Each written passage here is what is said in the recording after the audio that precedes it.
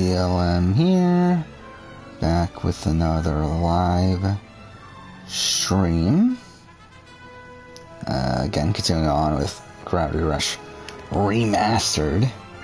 Let's just load right in, might as well. I forgot what that blocks off recording right there, but whatever, who cares. Again, just loading in the save real quick. Should be good. Alright, and again, just double checking stream. And we are good. So, yeah. We're continuing on. Yeah, Big Brother premiere was tonight. So that was a lot of fun. Also, made a video I didn't plan on making today. That took up pretty much the entire night. So, that's something. But yeah, we're going to continue on here. Again, right where we left off. Start chapter 10 or 11. Anyway, pretty much halfway point in the game. I'm going to try to finish it tonight. We'll see if it happens. I need to remember the controls again because I don't fucking remember. Oh no. Okay, how do we do this again? Alright, well that's something. Yeah, Big Brother was a lot of fun. I thought it was a pretty good premiere. I mean, typically Big Brother premieres aren't that good to begin with. So, I mean, it wasn't that hard to beat. What I was expecting from it, but what are we supposed to do here? I guess not that. Hey, Underdog MLB? Yeah. Yeah, just talking about Big Brother premiere. What am I doing right now? I have no clue what I'm supposed to be doing. Whatever. I was just land on... Okay, not what I wanted to do. Hey, Carsonian. I see some new people here in stream. Yeah, premiere was definitely interesting. I thought, for the most part, it was pretty good. I think at the end of the day, like, yeah, we're still lacking a lot of information about a lot of these players, but I do think for the most part, it's definitely better than last year. I mean, it's definitely better than the 22 premiere. But, dang it, was it that hard to beat, but...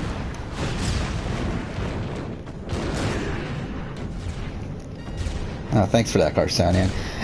It still weirds me out that people actually watch my videos. And obviously, like, interacting with people here on Twitch is really interesting, but...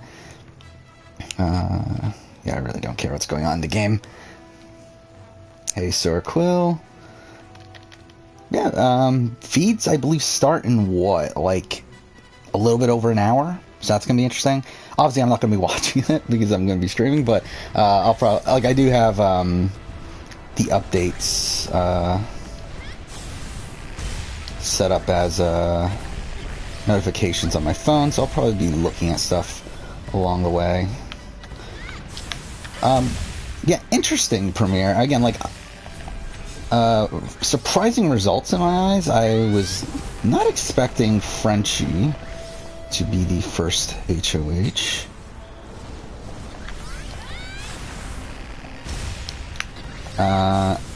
Which, I'll be honest, like, I think him being HOH is kind of one of my worst case scenarios. I mean, like, he did talk about how he's going to target the men first, which, that's fine. But, I think Frenchie's team is probably the least favorite of mine. Mainly because it has Frenchie and it has Brittany, who are two people that I'm not a big fan of on the cast.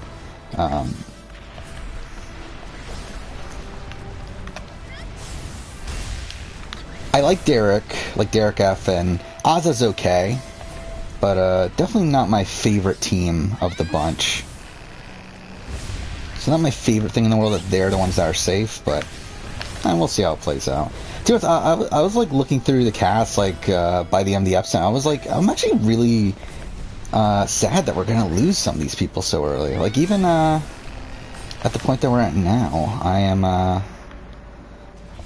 I do really like this cast. I know some people in the chat yesterday were talking about how they didn't like it. I don't know. I just like this cast. It kind of reminds me of it reminds me of like BBOTT in a way. Which always felt like a really unique cast. And obviously, like, this is the same casting director as BBOTT, so obviously that's a major reason why. But, no, I do really, really like, this cast so far. Who are my early faves? I mean, I really like Sarah, but I don't think she's gonna do well. Especially, like, I don't think she can, like, the fact that she was obviously the last pick for her, for the women, I don't think that's a great sign for how she's gonna end up blending in here. But, I would like if she did well. I'm worried for Xavier at this point. Again, Xavier was my winner pick. I'm not feeling great about Xavier after his premiere. Not that he did anything necessarily wrong, but I don't know. I don't really... I get the vibe that I should have gone with Kylan over Xavier, but we'll see. We'll see how it plays out. Alright, let's just drop.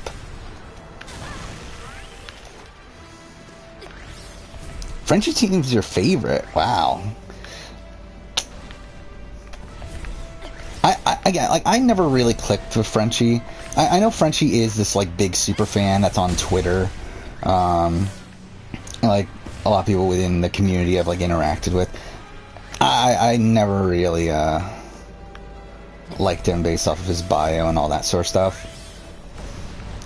My favorite team is probably Christian's, which is kind of ironic considering I didn't like Christian in the preseason. But, again, like, he has Sarah, he has Xavier. I mean, to be fair, I don't know about Alyssa anymore. I was really high on Alyssa based off the bios and everything, but at this point, I'm not feeling great about Alyssa. Even though I think she is actually probably a bigger fan than I expected her to be. But, I just don't know what she's going to bring entertainment-wise to the show. Like, she kind of feels like one of the more bland people on the cast. Is there no health anywhere? Because I really need health.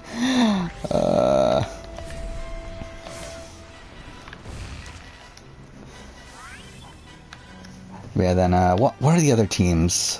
We got, was it Whitney, Brent, Derek. Oh yeah, by the way, Derek X is someone that, I'm pretty high on at this point. Because I do think, in retrospect, I probably would have gone Derek as a winner pick. And the problem was we had no footage at the time, so I really didn't know how he was going to come off. I felt like there was definitely a chance he was going to be like a really socially awkward guy, but based on what we've seen now, like, he does seem like a really likable guy. And a guy that I could definitely see doing really well, but again, obviously didn't see that in the preseason, so oh well. Okay. Alright, let's see. Oh yeah, Hannah is another one that, yeah, my opinion of her went up quite a bit. I still have the same, like, hesitancies with her and the fact that she is very young, but again, she seemed to be a pretty big fan, and I just hope that she doesn't overplay. What are we doing here?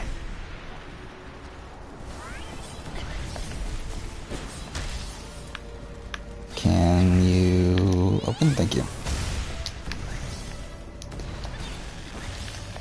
Yeah, let's see, who else is there? What team is Hannah on, anyway? Was she on Whitney's?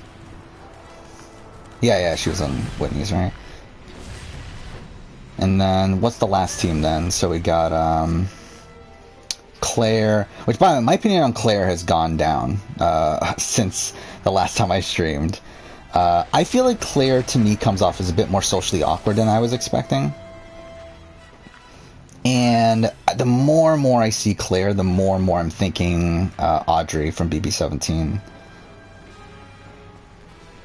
Which is not great, but I could be wrong. And I hope I am wrong, because again, I really like her, but I just not getting the greatest vibes from her at this point. But yeah, well, it's her, Kylan. Who are the other two?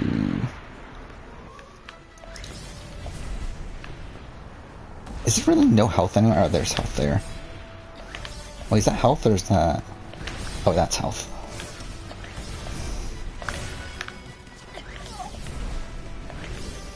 but... Well, that didn't do what I wanted it to do, fine. Whatever. Again, I'm really far behind on chat right now, so apologize if I'm not interacting as much. I'm trying to get through this fight real quick before I get caught up.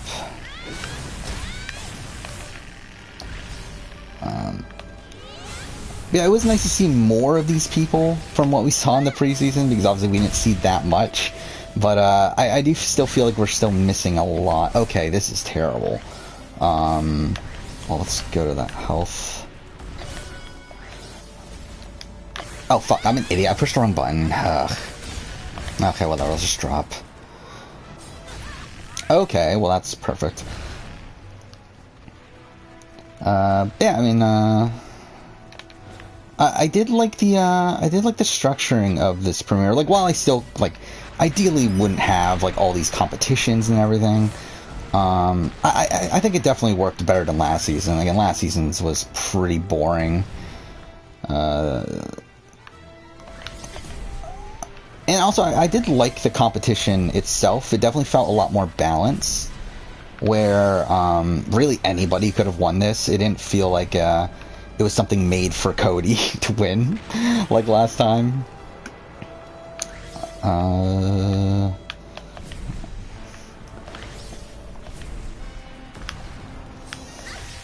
Ah, shit. Ah, fuck off. We had it.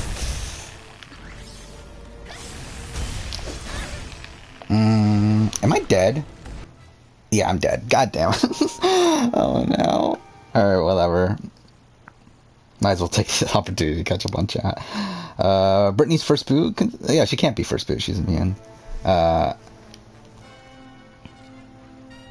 it's definitely, like, I think this cast is definitely a lot more game savvy than I was giving them credit for. Like, it definitely feels like there's a lot more... Oh, yeah, Tiffany is someone, in my opinion, went up on quite a bit through this episode. I was very surprised that she seems to know what she's doing. But, again, not really... Still, like, we still don't really know that much. Also, the thing about Xavier, too, is that, like, he's lying about being a bartender, which I find interesting. I don't fully know if it's believable or not. Like, to me, when I see Xavier, like, he doesn't really feel like a bartender in my eyes. Like, the model part, like, I think he can get away with. Because, like, we obviously see that he also has done modeling, so it's like, it makes sense. But it's like, I do feel like the bartender element of it seems a bit strange to be part of the story. Oh, fuck, I just realized we had to start this all over again. That's really annoying. Oh, no, we didn't start from the beginning. Okay.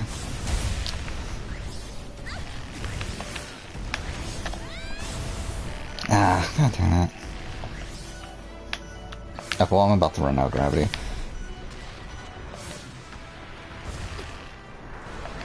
Obviously, like, I do think coming up, like, telling everyone that he's an attorney is probably not a great look either, but, I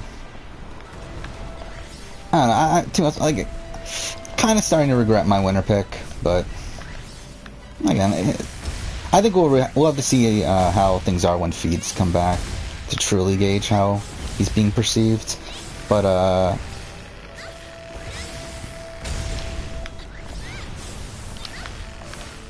also, something else I question is Christian had a lot of trouble, obviously, like with the final part of the HOH. Like when he was trying to win HOH, his stat kept on falling, and it very much seemed to me like he was being sabotaged.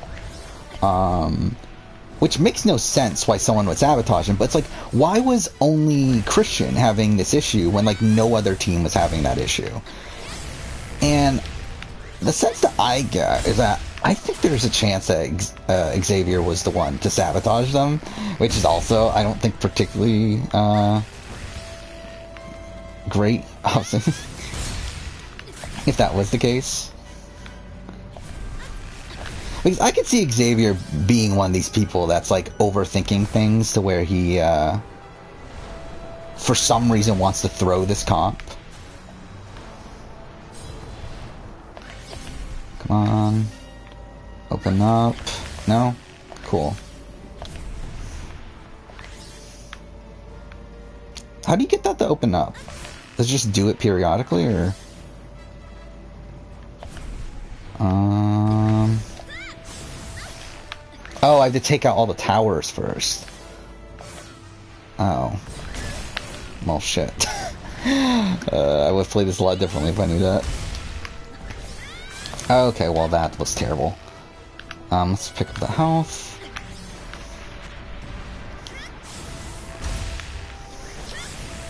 Yeah. But yeah, I definitely feel higher on Kylan right now than I do Xavier. So again, maybe I made the wrong pick again. But whatever. It's really, like, with winter picks, I haven't had the greatest luck recently. Like, I did somehow pick Cody, which I still didn't even remember I did until someone mentioned it in chat. But, okay, there we go. Now it opens.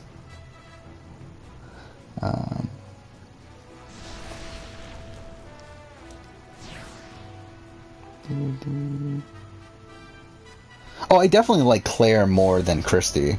I talked about this on stream before that. Like, Christy is someone that I was not feeling great about by the time she was getting kicked off. Okay, that was bad. What a waste. But I'm pretty happy that, well, I'm not happy, that's not the way to phrase it. I'm... Well, okay, I happy is probably the word to say. I'm happy that we got Claire over Christy. It still sucks for Christy, like, I feel bad for Christy, obviously. But I think from a game standpoint, it'll definitely be a lot more interesting to have Claire around. Considering, I think Christy is one of these people that didn't know what she was doing. Okay, can you, like, not do that? Okay. Well, we need health again.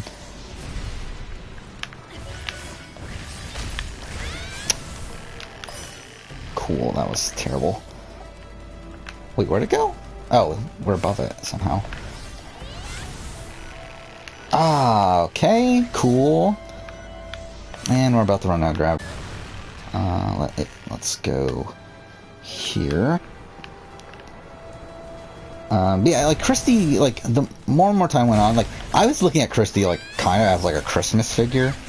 Like, I felt like she was one of these people that was gonna really, okay, this is terrible. Really rely on, like, loyalty and honesty, and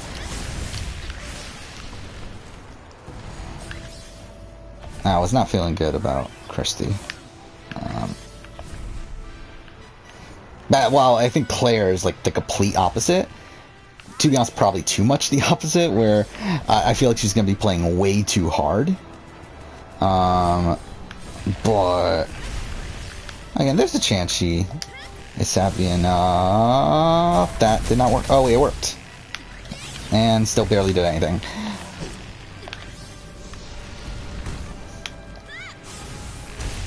Okay.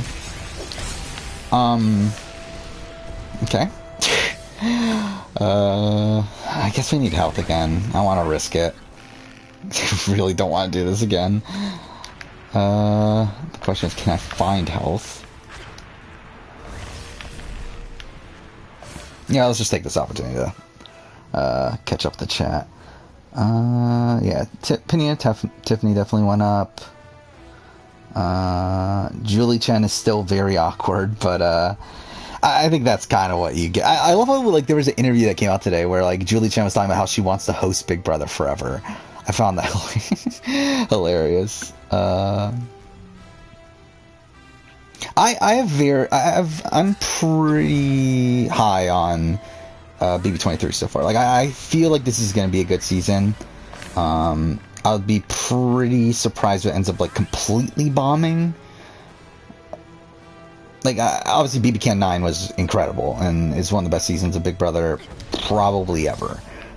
But I don't know if it'll live up to that, but I definitely feel pretty confident overall.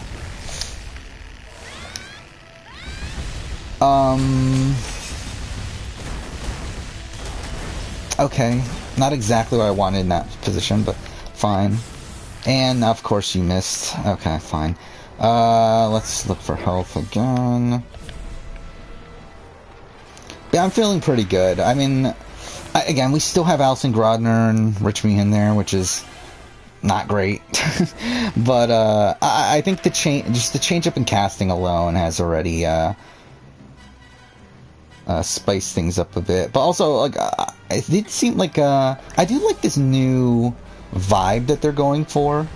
Like, I do like the new logo. I like the wait, what? Okay.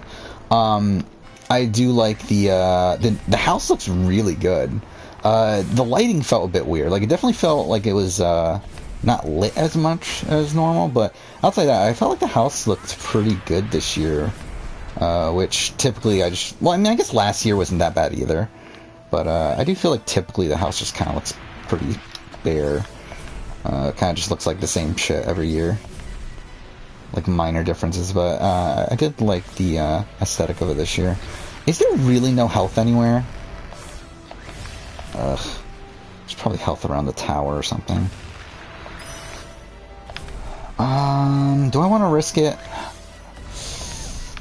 I probably could risk it. But I don't want to risk it. Come on. Oh, we did it. We did it. Okay, good.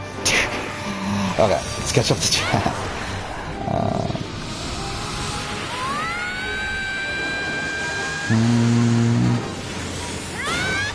Yeah, definitely. Yeah, I picked Josh. By the way, yeah, for BB19. That was a funny one, because like I did not think Josh was gonna win. Like, I picked him as a winner pick just because like I didn't really have anyone that I was confident about, and Josh was my rooting interest preseason.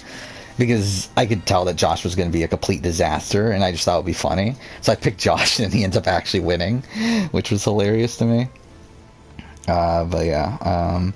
Yeah, Travis is interesting. I think Travis is one that, obviously the first impression was very bad, but then like as the preseason went along, I kind of got a bit more confident on Travis. But then after his premiere, I don't feel as confident about Travis.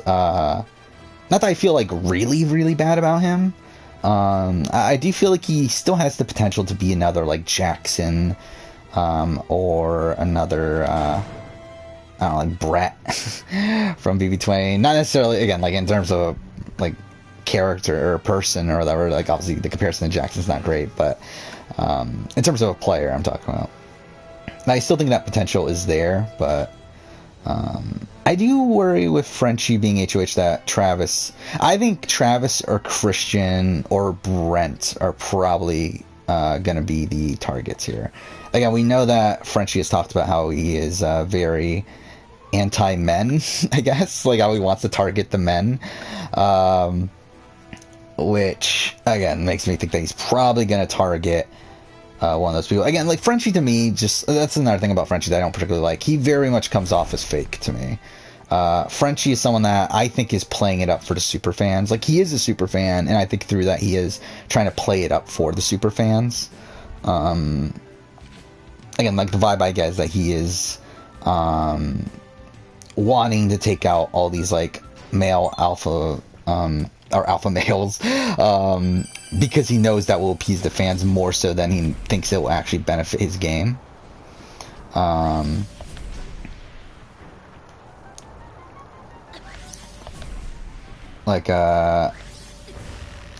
Yeah, I don't feel great about Frenchie in the long term.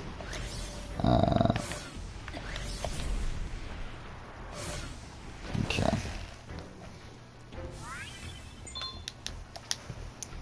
So yeah, I do think probably like a, I mean, I'm anti-alpha male too in terms of the Big Brother game, but I don't think that's necessarily in Frenchie's best interest this early on. I think for Frenchie, he should be wanting to align with it. Again, like, that's the thing, is like with Big Brother, is that like obviously like what the super fans want isn't the best move, but it's like the best move is to align with these strong alpha males that are going to win competitions. And if you're not one of those alpha males, then take them out towards the end game.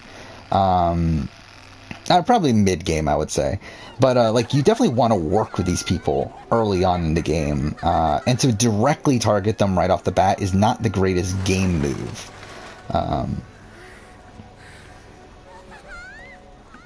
Yeah, I could see Frenchie being like a Paul from BB Can too. I think that he needs to be the villain. I mean, I think that could be a thing.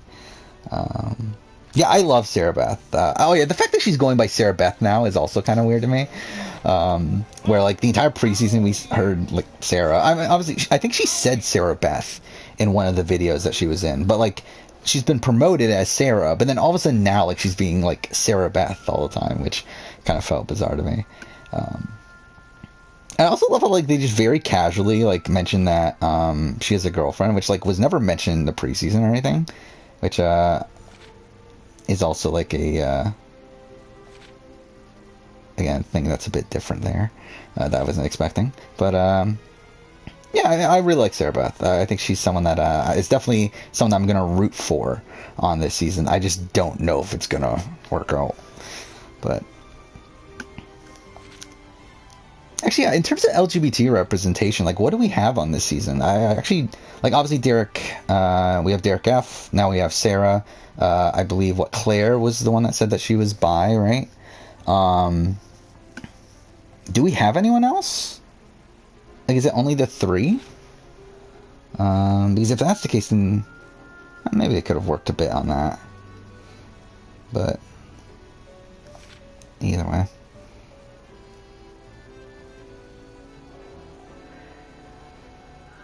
I don't know how the live feeds work for Canadians. That's something I haven't really paid attention to. Hopefully you get it. I mean, like, I forgot, like, how's it been in previous seasons? I forgot how it's worked out there. I do remember there was, like, frustrations over it, but I don't remember if they ever, like, did anything about it. Okay.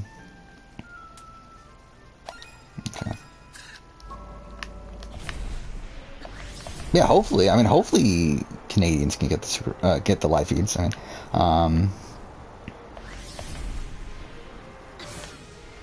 like I actually don't have Paramount Plus anymore, which is fine. Like I got Paramount Plus for the Challenge All Stars, but I did stop getting Paramount Plus. And to be honest, I'm probably just not gonna bother because like at this point I don't have much time to watch the live feeds anyway. So I just feel like for me it's probably best just to keep up with it through Twitter and yeah, just through like videos people post and all that stuff, and like obviously the updates and everything. I really don't have much time to actually spend watching the feeds themselves. And to be fair, I haven't really watched the live feeds like consistently like since actually I don't even remember what season was it.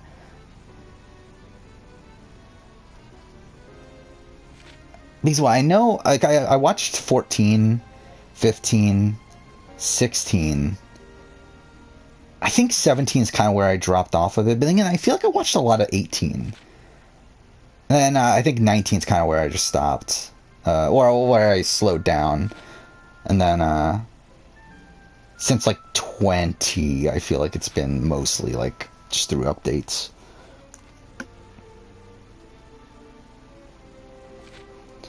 Yeah, I mean, entering the house in 4s isn't ideal, but I get why they did it.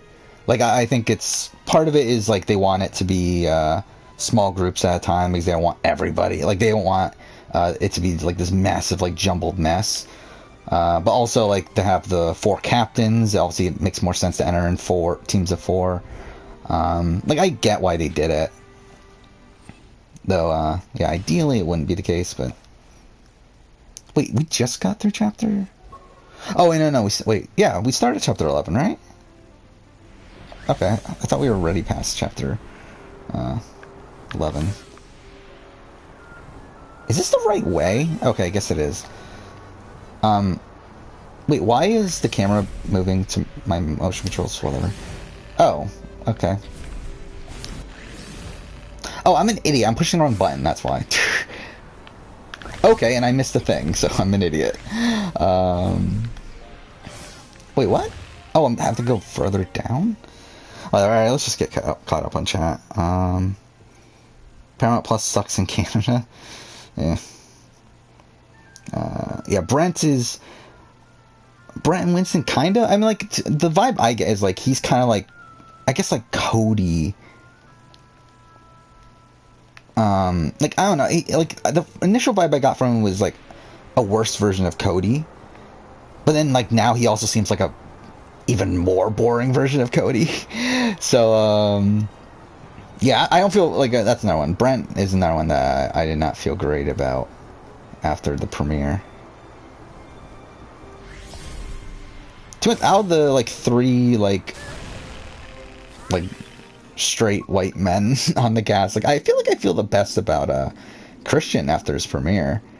Though I also feel like Christian seems like like, if I were to guess who Frenchie's gonna target, I would guess Christian. Like, Christian to me seems like the person to go after here, considering Christian was almost HOH and almost single-handedly won it for his team there. Where, again, like, the only reason he didn't win was because the puzzle kept on falling. And I feel like there could be this, like, stigma that, or, like, this persona, or this perception, that's the word I'm trying to think of, that builds from this, that makes him the target here. Where they're going to think, oh, this is our one chance to take him out. Because obviously that's very important in week one. Like, I feel like to me, Christian seems like the easy person to target.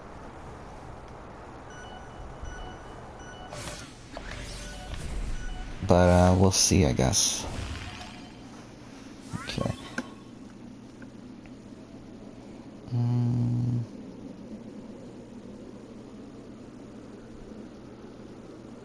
Do I think it was the right move for Frenchie to not take the 2 weeks of safety? Yes. Probably. I mean, like, I don't, like, I probably would have gone for it, if I'm being honest. If it was me. But I think realistically, it isn't the right move. Like, I think if you're looking at probability and everything, I think it's much better to keep yourself safe for that 1 week than it is for the chance of keeping yourself safe for the 2nd week. Again, there's just so much downside there that it wouldn't be worth it in my eyes. But, like, I think, like, if I were to see that comp, the throwing the dice, like, I would, like, instantly think, like, I feel like I could do that. Like, why not try? By the way, I do think even though, like, I've talked about this before, I would not be good at challenges typically, especially, like, survivor-based challenges. I think I would have done very well at this HOH.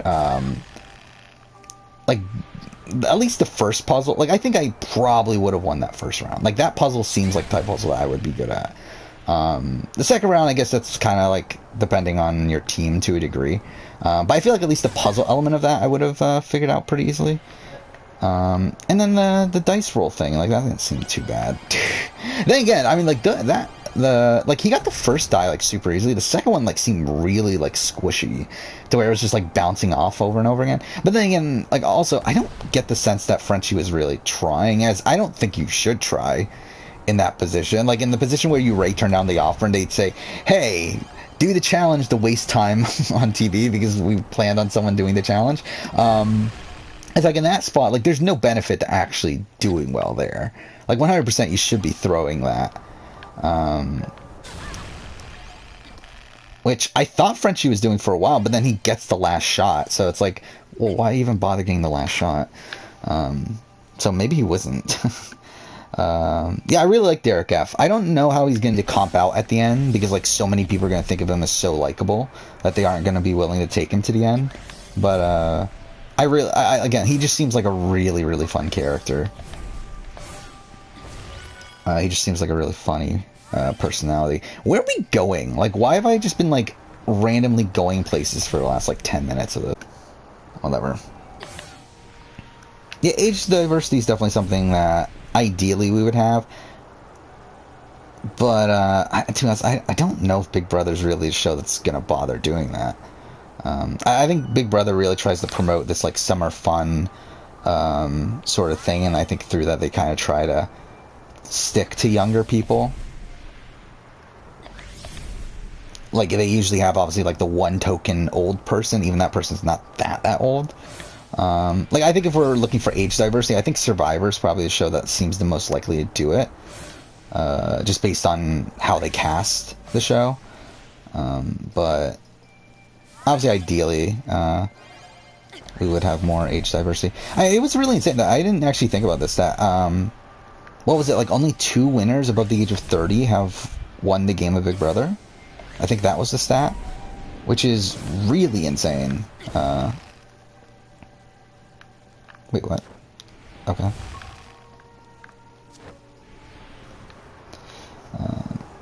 Yeah, I mean, I think just in general, Big Brother likes to keep it young. So yeah, I wouldn't expect more age diversity.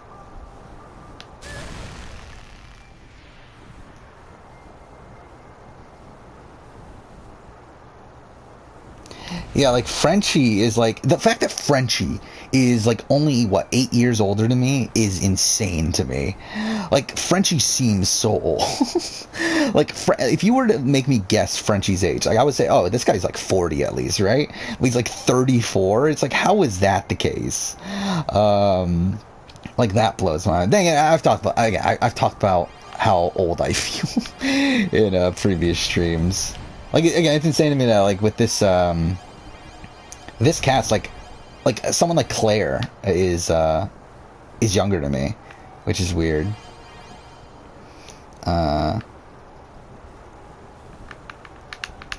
Yeah, like even like what, Derek X is younger than me, right? Like obviously Hannah is. I feel like there's someone else. Well, Travis is younger, and I feel like there's someone else. Either way, but I think like what, a third of the cast or so is younger than me, which is bizarre. Or maybe over a third. I think it was like 6 people. I think about it.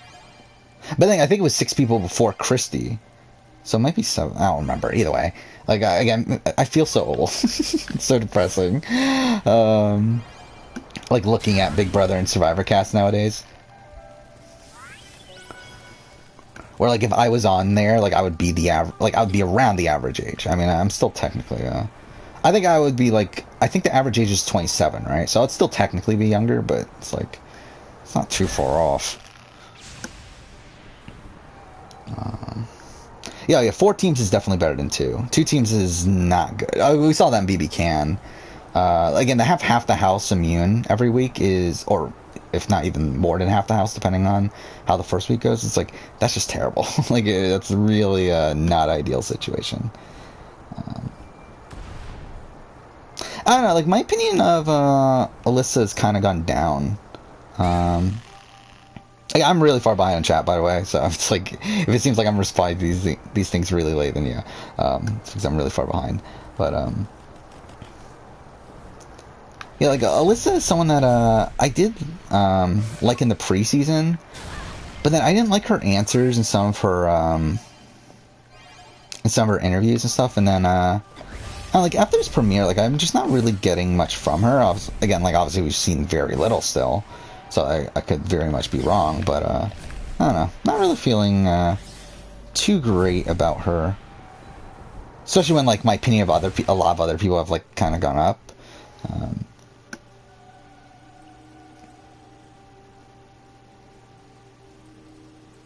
Yeah, Travis being... Oh yeah, I forgot about that too. Yeah, Travis was the last one picked, wasn't he? Yeah, that's not a great sign for Travis too. Yeah, I think one of those perceived alpha males are going to be the target here. Where am I going?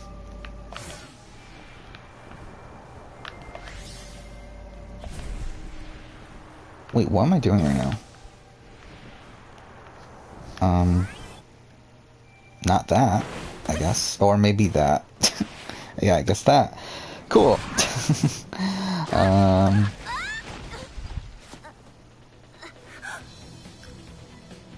No Raven again.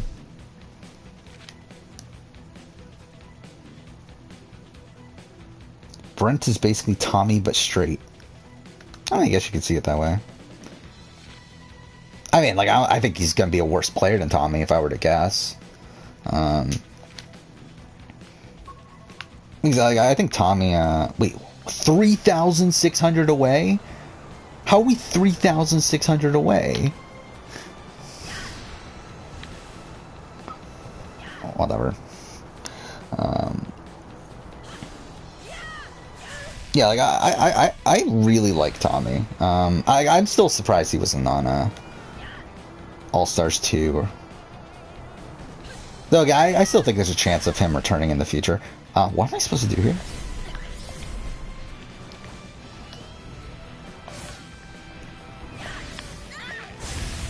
Like, I think, okay, well, I guess that don't work. I think Tommy's still a player that has a lot of potential in the grand scheme of Big Brother.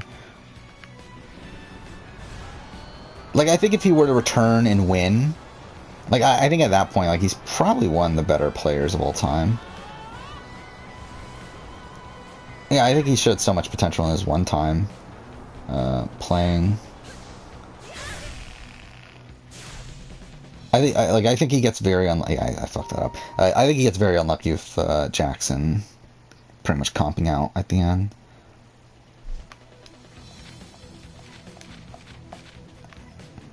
Okay.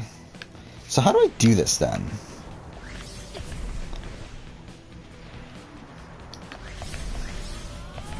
Oh shit, wrong button.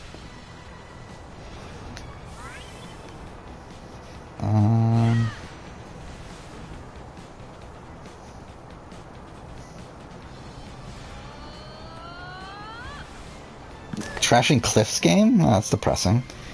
I think Cliff is like one of these people that gets like so much hate for like no reason.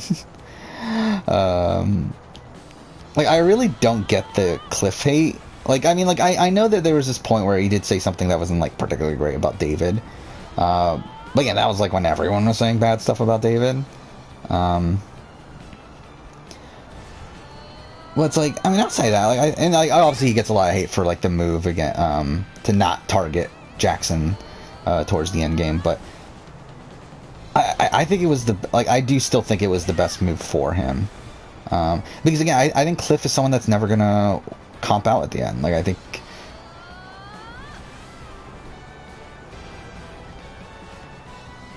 think Cliff, I think Cliff was kind of fucked either way.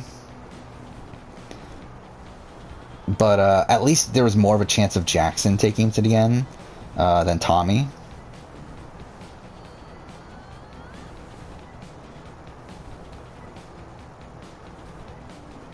But either way, like, again, it was still not a great chance either way. Okay. Barely got that.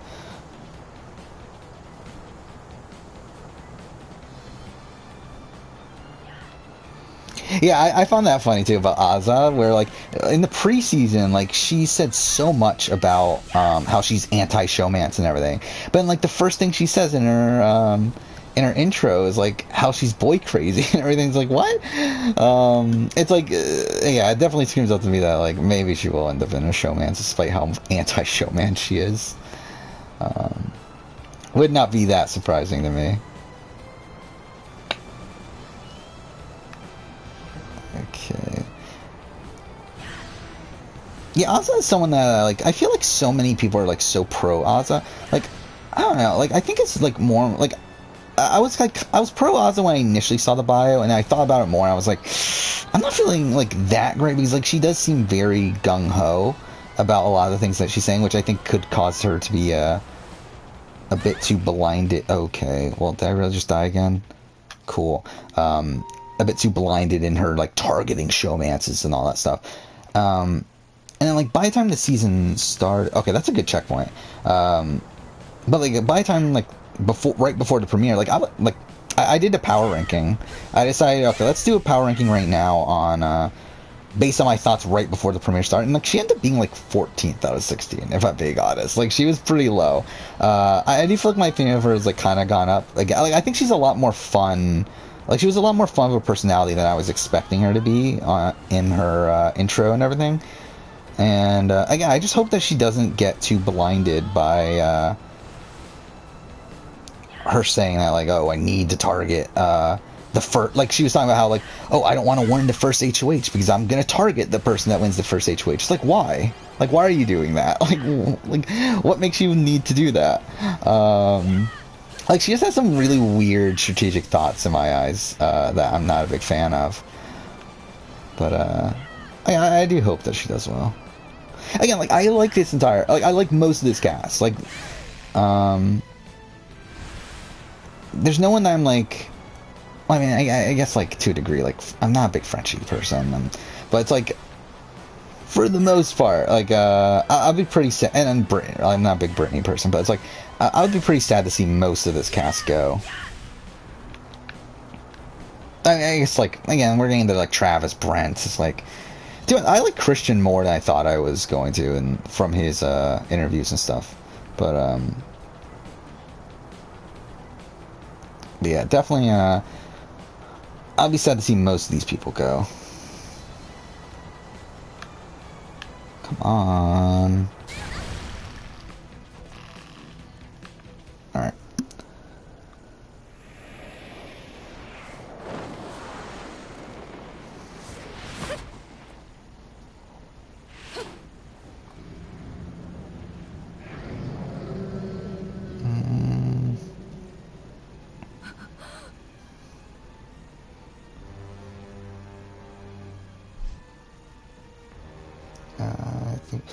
Like, I would definitely not do... I don't think I would do well in Survivor. I've talked about this in the past. That I think I'm a very high variance player on Survivor. Where it's like, I'm either like one of the first few boots, or I'm someone that can get stuff done at the merge, but then, even then, I don't have much confidence in, like, being able to get to the actual end. Unless at that point I'm, like, a goat that isn't well liked. I don't have a great outlook on how I would do on Survivor. Yeah, if I were to guess, like, I would say Oz's pre-jury, but I hope I'm wrong. Yeah, I think Christian to me is like Diet Tyler. I think Christian seems like Tyler if Tyler knew nothing about the game. That's kind of the sense I get from Christian. Hey, the main squeeze. Yeah, I like the episode. I really like the premiere. I mean, like, I like the premiere as a premiere. Like, it was a good Big Brother premiere, but that's because most Big Brother premieres are really bad. I think, like, if I were to do a Big Brother premiere ranking, which I'll never do because it's really boring, like, this would probably be one of the better premieres.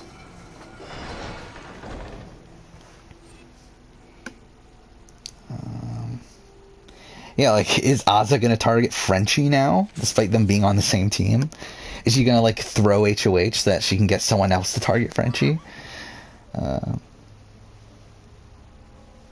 Yeah, that's kind of the vibe I get, too, from Azza's, like, a more competent, Kemi. I think it seems to me that Azza's more of a fan than Kemi was, coming into the show.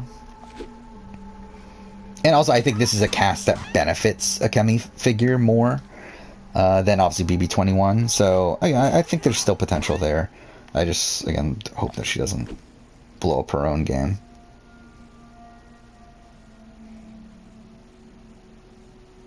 Who did I put last in my power? Oh, Brittany. Brittany was last power rankings.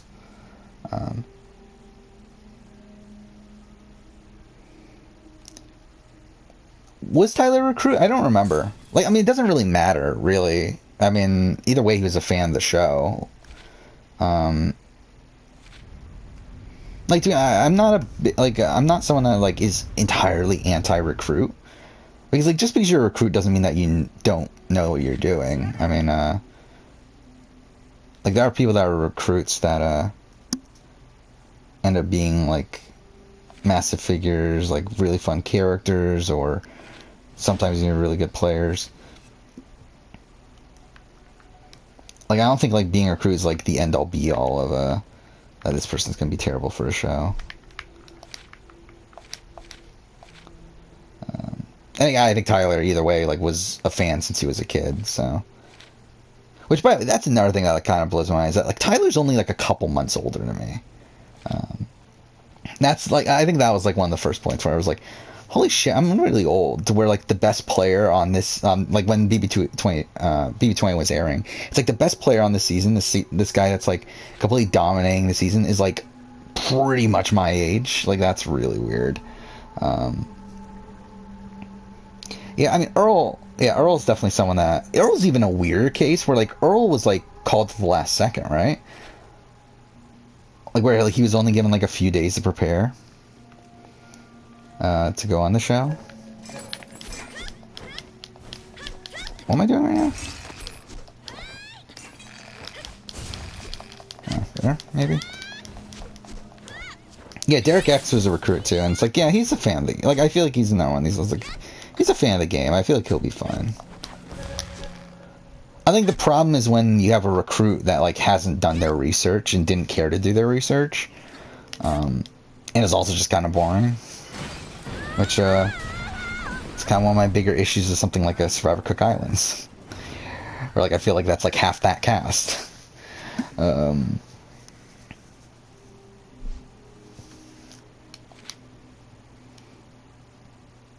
Yeah, Survivor Fiji. Yeah, like almost the entire cast was recruited. Yeah, except for Gary. Which obviously that worked out splendidly to have Gary on the cast.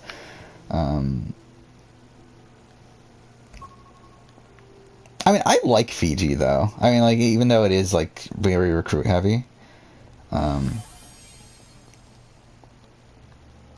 think like that's the one massive pro that came from the casting of Cook Islands, is that at least it forced them to add diversity to the cast, even though again they did it for the wrong reasons.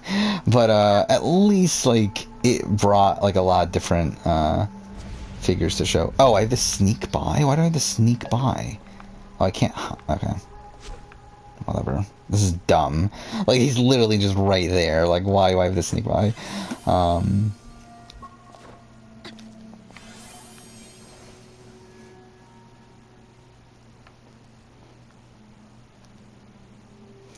Yeah, the worst is like I think the worst is like a recruit that like thinks that they're a super fan.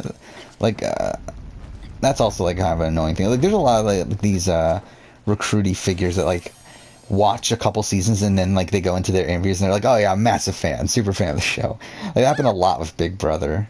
I think Annalise, like from what I understand, Annalise was actually like a fan, right? Oh wait, I'm an idiot. I just did the same thing again. Yeah, I didn't know what a veto was, but like, so like, I believe Annalise was okay. Well, that didn't work. Okay, good. I was hoping they would reset me.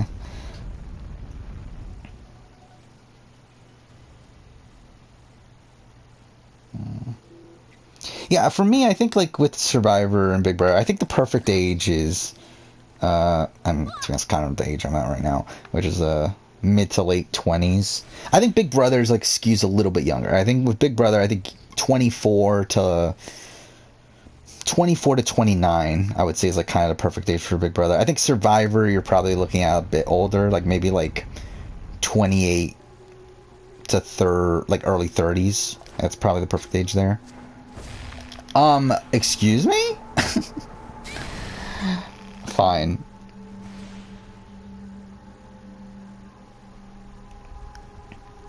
Though, it is funny that, I mean, it's still so weird to me that we're getting 3 20-year-olds on Survivor 41. And then we're getting a 19-year-old on 42.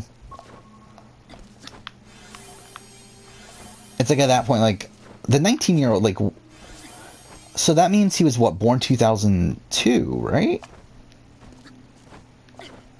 Which, like, that's, like, pretty deep into the show, right? Like, that's already, Marquesas in Thailand. That's so weird.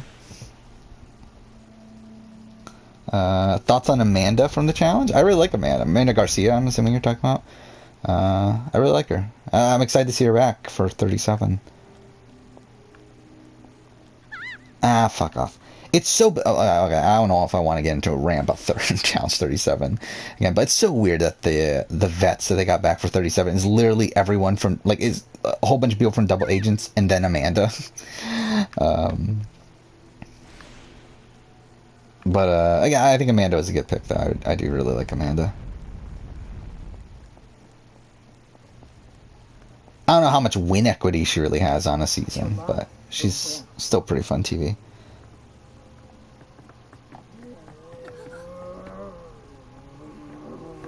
Yeah, that's another thing. Yeah, like the autism thing for Brittany, like that really came out of nowhere.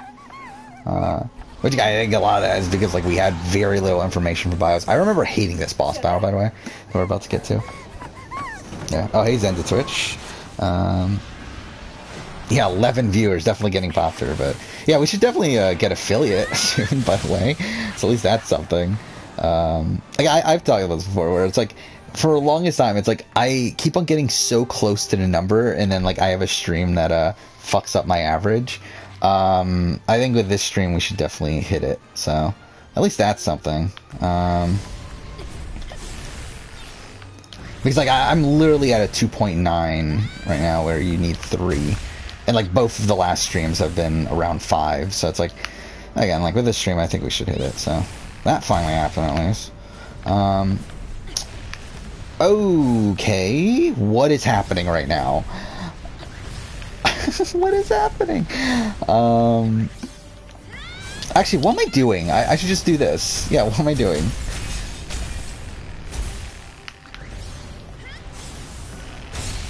There.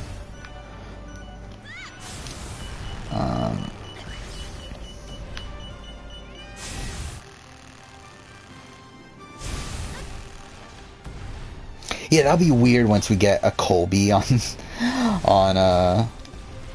Survivor.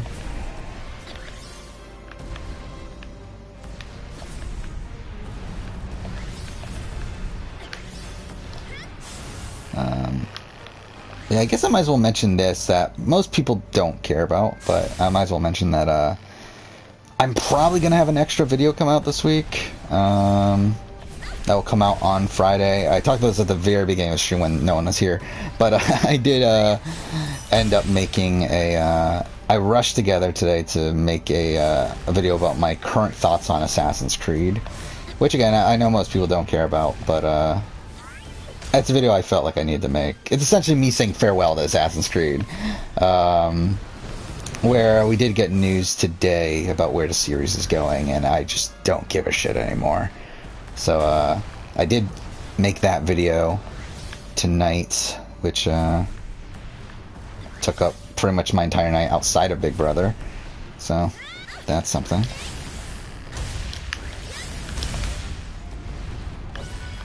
Where'd it go? Or am I just supposed to destroy these guys now? Wait, what's this pointing me to? Okay.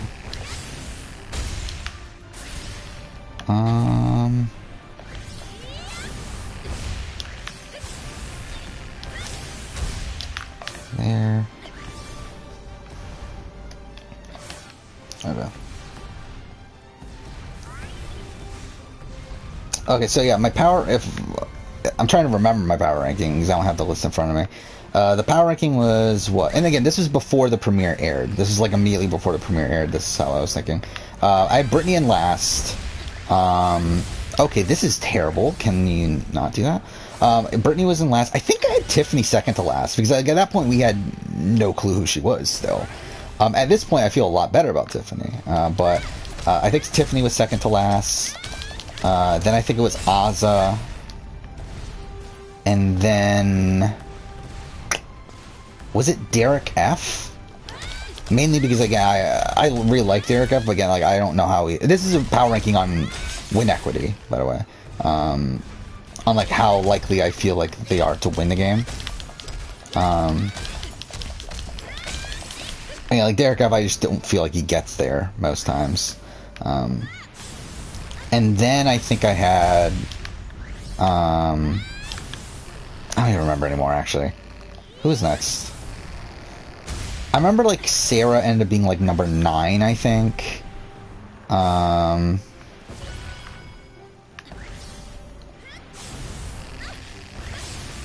else did I have? I really don't remember. Like, okay, who was at number 1? Because, actually, I think maybe I did have Xavier still. I think I still had Xavier, but... I remember I did, like, contemplate switching him out for Derek X. But yeah, I did put Derek X 2. I think I put... Wait, no. I think Claire ended up being number 5, right?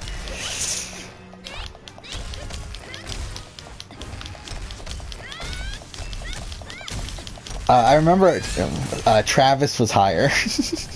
Like, Travis was within the top half, I remember. Because, like, I was feeling decent about Travis coming into the premiere, and now I would bump him way down, but, oh, Frenchie. Frenchie is, I think Frenchie was number 12 or 13, somewhere around there.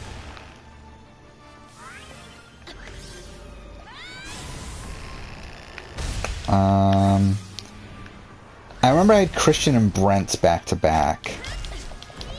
I think they were like 10 and 11 then? I don't remember. Again, like, it's tough to do it, like, to remember offhand. Like, Kylan, I remember, was number 4? Or was he 3? Might have been 3. Yeah, because Alyssa was 4. Alyssa was 4.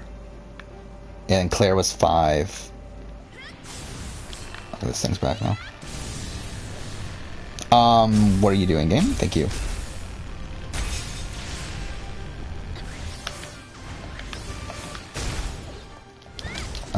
That should only leave a couple more spots. I probably could piece it together if I really thought about it. Oh, yeah, Whitney. So Whitney was probably around 8, I think. I think I had Whitney above Sarah, I remember. You see, I've been getting a little bit higher on Whitney as well.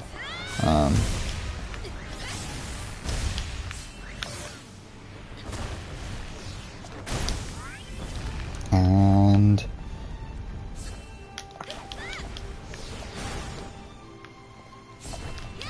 then Hannah was right above Whitney. So she was so she must have been 7. And then I think I'm only missing 6 now, right? So who is that? Oh, it must have been Travis then. Yeah, I think that's the ranking then. Right? I think that was everyone. Again, like, obviously I said it in a jumbled mess, but I'm pretty sure that was the entire ranking.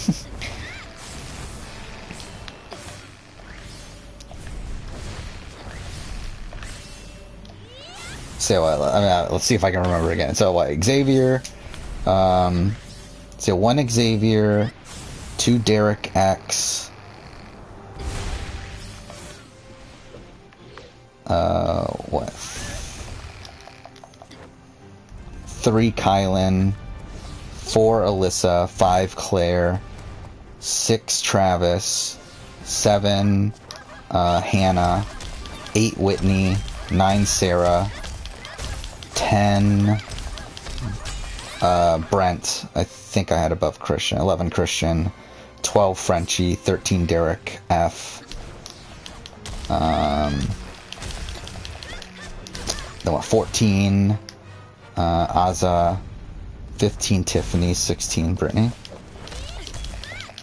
Yeah, obviously that would change now. Like, I would definitely change a lot of people around now, but that was how I was feeling right before the premiere. Again, like, if I were to do it now, I would probably bump Derek X up to number 1. Kylan would probably move up to 2.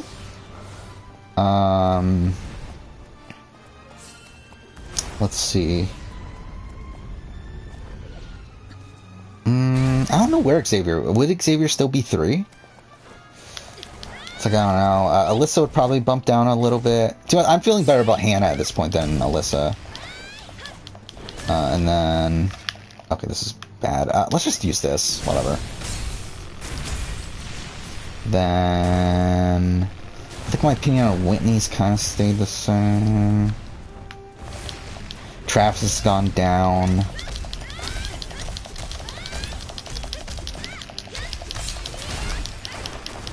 Tiffany's gone up, but I don't know if it's enough to, like, really put her, like, super, super high. Like, she's definitely not gonna, like, despite my opinion of her going up, like, she's not gonna be, like, top 5 or anything, but she's probably still, she's probably top half. Probably, like, actually, I don't know, because, like, maybe she will be, maybe she would be top 5. I don't know, but, like, the age thing is still a thing that you have to factor in there. Like, even though, obviously, it's, like, she's not that old, she's still much older than the majority of the cast. And I still think that's a thing you have to factor in there. What the fuck?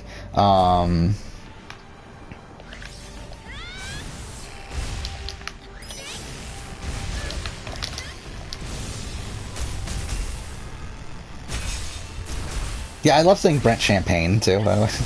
Actually, I don't think I've even said it this entire stream, but yeah, like whenever I think of Brent, I think of Brent Champagne. Yeah, Brent's kind of stayed the same. Christian,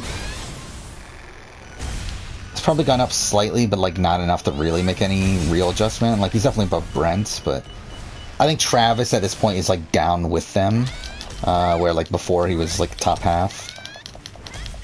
I really got Jackson vibes from him by the time of the premiere. And to be fair, I still get Jackson vibes from him, just I don't think this is a house that benefits a Jackson type.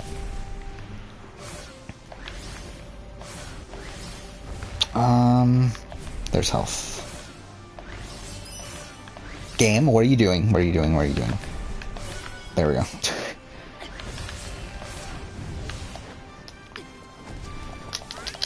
No, hit him. Thank you.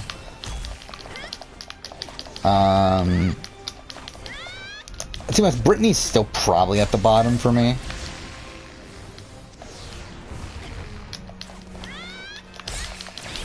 Frenchie's still probably bottom half. Derek might move up a bit just because like other people, my opinion of other people have gone down.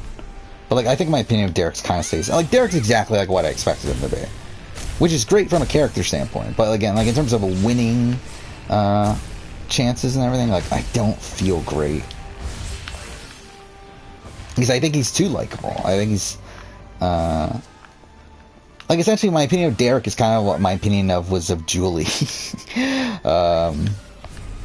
Julie Vu from BB Can 9, which obviously that worked out perfectly. I definitely got that prediction right. But I think with Derek it seems like it's probably going to become a likelihood, considering he is at least safe for this first week, which I think will give him time to find some room to maneuver. But again, like I just don't know if he'll have the ability to navigate the end game. How is this not dead yet? I've hit it, what, like... Okay, whatever. Let's just do this again. Oh yeah, I did love, the cut the fish. Which, like obviously if you don't know, on the live feeds, they cut the fish whenever there's, like, they talk to... Or at least they used to cut the fish. I don't think they've done it as... Like, I think recently they've have a different, thing to cut to, right? Again, I haven't watched modern live feeds that much. So, yeah, at least that's what they used to do, is to, like, cut the fish whenever they, something they don't want shown gets shown, and obviously they can't have Whitney cursing on live TV. Ah, fuck off. I need to land somewhere, so let's go here.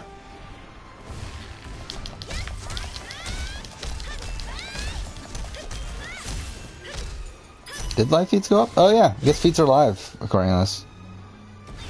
Yeah, they're a bit early. Well, actually, no, I guess... I mean, they are early, but, like, they're not that ridiculously early. About 10 minutes early. Yeah, I know, I think Taron Armstrong's streaming right now, right? Which, again, if I wasn't streaming here, I'd probably be watching his stream. Oh, fuck off. Okay, they gave me the one I didn't want. Now this is wasted because there's no other enemies near us.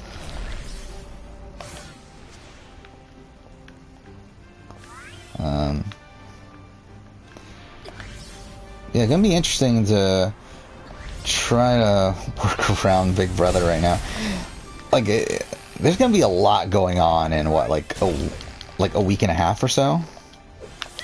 Because obviously Big Brother just started. We still have Survivor South Africa airing on Thursdays, and then we're also gonna have Australian Survivor in what, a week and a half, a week from Sunday, right? Are you fucking serious? Okay. But yeah, a week from Sunday, which, by the way, they would be going to fish a lot if I was on Big Brother. How far back did it put me? It better not have, like, restarted the entire fucking thing. I don't know why I just did that, too. That was such a waste. I did not mean to push that, but whatever.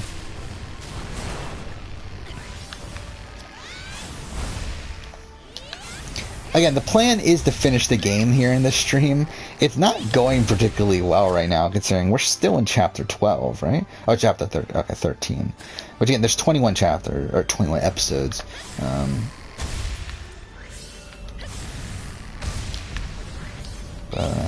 Still gonna try to finish the game here. And based on my last playthrough, we were about 3.5 hours away from the end, so hopefully same thing here, but we'll see. To be honest, I think even if I don't finish it here on this stream, I think we'll just move on anyway to Gravity Rush 2 next time. Because, like, I don't really care enough. like this playthrough here is, like, more of a formality than an actual, like, thing I needed to do. Like, Gravity Rush 2 is the playthrough I'm going to take a bit more seriously. But, anyway. Yeah, like, Whitney cursed when she, when she, buzzed in the first time and got it wrong.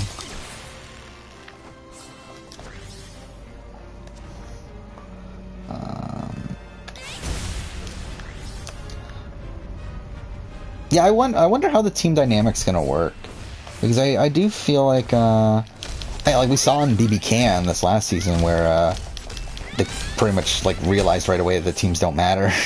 So I wonder if that's gonna be the same thing here. Then we know that the teams are gonna last 4 weeks, though. Like unlike BB Can where they gave up on it after week 2, like here we do know it's gonna last 4 weeks. So it's like, but then again, they don't know that. So I guess I don't know. Whatever. Like I do wonder if a similar thing will happen where like a major alliance will form that kind of just says screw it to the teams, or if they're really going to actually try to work together in teams. And like how are the team captains? I mean, to be honest, like the team captains don't really matter anymore, right? Like outside of like them being the ones to pick the teams, like they don't actually do anything at this point, I don't believe. Like, they just so happen to be the ones fighting for... Like, they just were the ones fighting for HOH and the ones that picked the teams, but I think at this point, they're just, they're all on, like, equal playing field, so... I don't think the captain element of it will really end up affecting too much, unless someone that is a captain tries to make an alliance with all the captains. But I think, more than likely, it's not going to really amount to anything. I need to get health, because I don't want to do this again.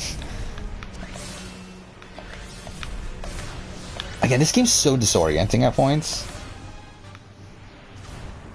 Okay. Well, I definitely thought I was going to hit that, but whatever.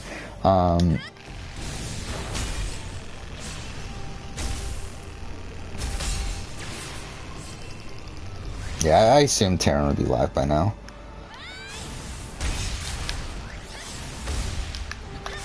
Example, like I did watch part of his stream when he was reacting to the premiere.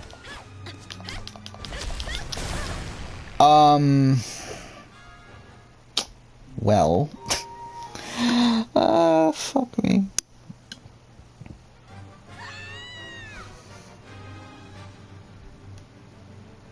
Imagine if a team gets oolonged.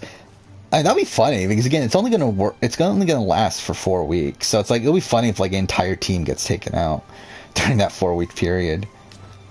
This is so annoying. I really have to do this again. Ugh. Okay, cool. Yeah, what team is the most likely to get oolonged? I mean, I guess technically, Frenchie's team can't get oolonged at this point. I mean, I guess they technically could, it would have to happen after Twist is done. I don't expect these teams to really end up mattering too much in terms of alliances.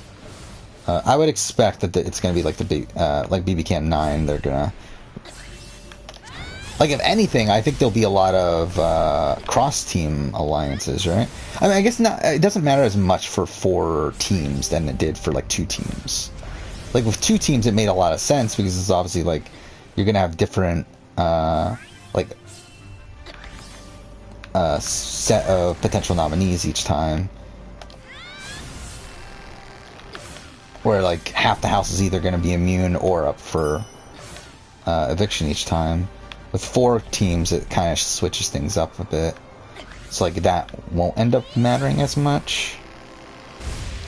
To have like an inner team alliance. At least not one to the extent that we got from BB Can. Alright, let's just do this. Oh, fuck off. Okay. Whatever.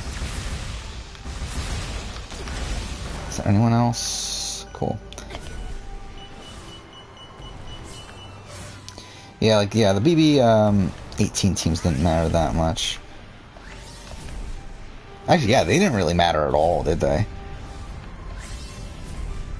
So yeah, I don't expect this one to matter that much either. But then again, BB-18 also had vets, so it's like the vets became like the core of the alliances. Where like, I mean, like again, that could be the team captains this time, but like I very much doubt that. I don't think the captains are gonna feel that much loyalty to each other like the vets would coming into BB-18. And I'm about to die again, so let's try to get health this time.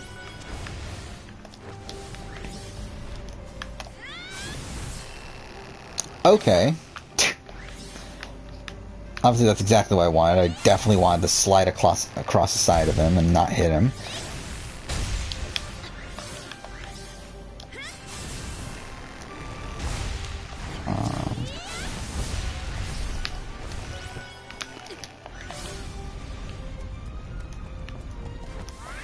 Yes, if the entire team gets Oolong, like that's pretty much like, to a degree, more than likely it's them being screwed over by the twist to begin with.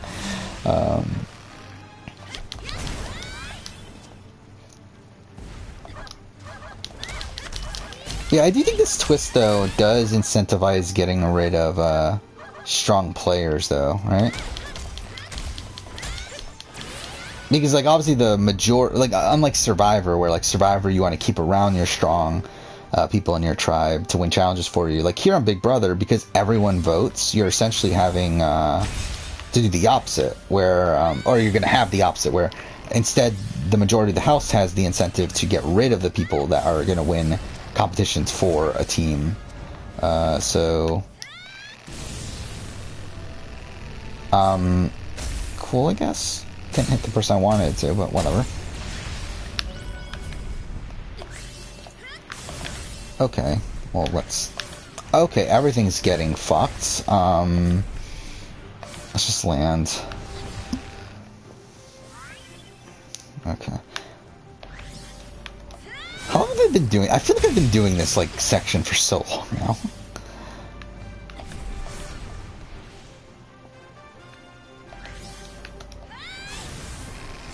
Okay. Okay, well, obviously that's what I wanted.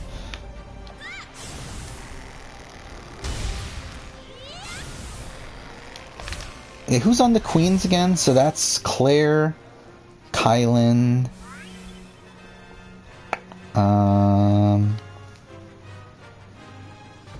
Who are the other two? I don't remember anymore. Claire, Kylan, Travis, and... Who's the girl that she picked?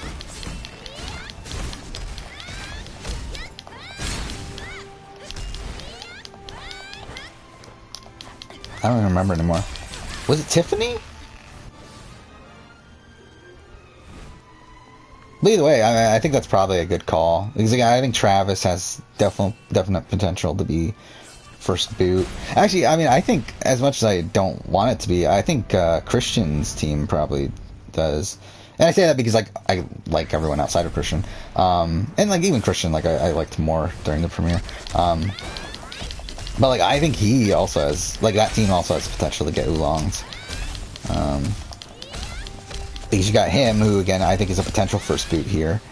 You have Xavier, who I think can come off as a bit threatening, I would guess. You have Sarah Bath, who again is always going to be a... I just love how I naturally called her Sarah Beth there. But I think is always going to be a potential early boot. And then you have Alyssa, who could also be a potential early boot, depending on how she is... how she gets along with the rest of the players. I need health. And I don't see any. Fuck off. How many enemies are there? Why does it feel like there's so many enemies in this time?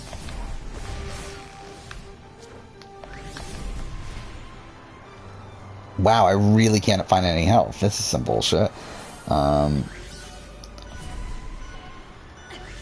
Yeah, I did find that strange too. Yeah, they went with what, Joker, Ace, King, Queen.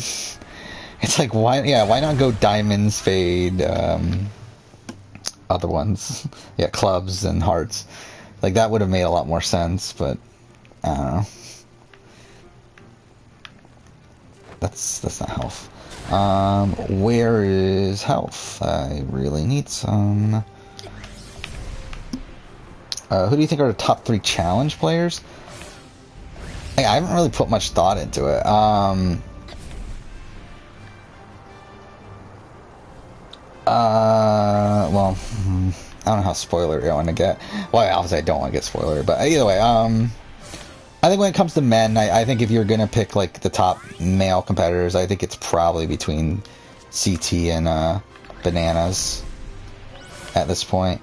And then I think if you're going women, it's probably what, between Laurel, Evelyn, and I guess Emily, but like I feel like Emily, we just like haven't seen it, and even Evelyn, like I feel like yeah, I mean, I think there's an argument for Kara as well, but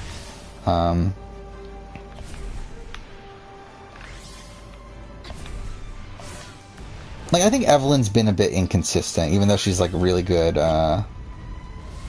She is like a really good physical competitor, but she's like been a bit inconsistent in the seasons that she's been on. That feels tough to like have her as like the top of the top, but.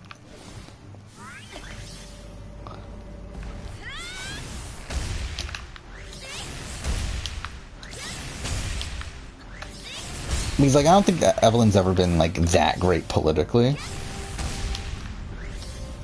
Like there's definitely points where she's good. Like I think she's one of these people like probably has a better like strategic mind than she is actually able to execute on those strategic ideas.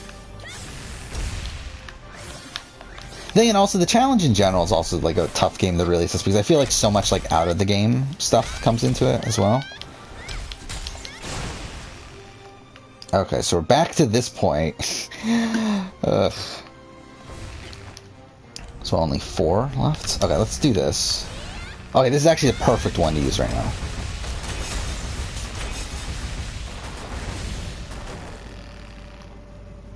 Wait, who's left? Oh, wait, this guy's left. Okay, I didn't even see that.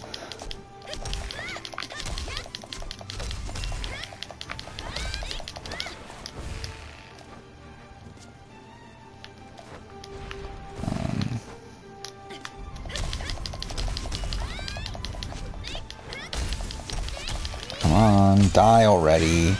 Thank you. Alright, we got through that section finally.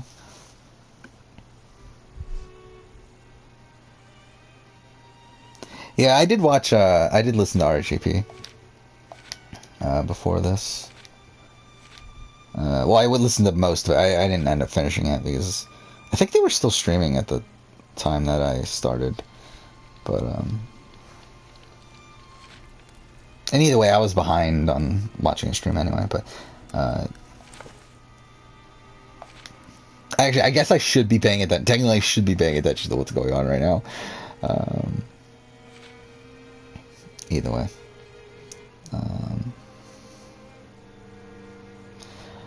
Derek X seems like someone that is very... Like, one, he's a fan.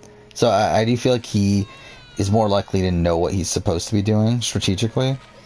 I think he seems like a social enough guy to where I don't think he's going to be an initial target.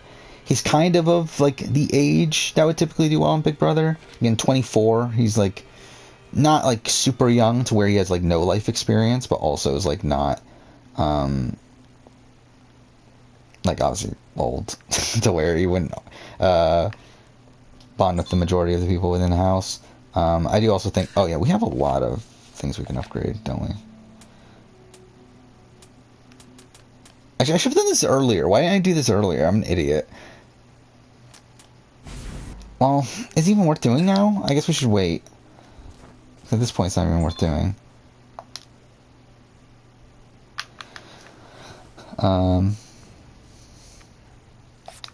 Yeah, whatever. I guess that's not where I'm supposed to go. Where am I supposed to go then?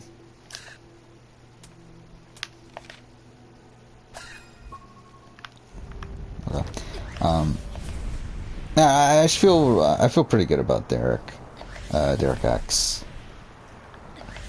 I feel like, and like even though like he didn't seem to do that great in the puzzle, I don't know if he was throwing the HOH. But I do feel like he's one of these people that, like, I think he could turn it up by the end. Like I don't think he's like I don't think he's gonna be someone that's like completely out of it physical comps, and then he could probably win some mental comps.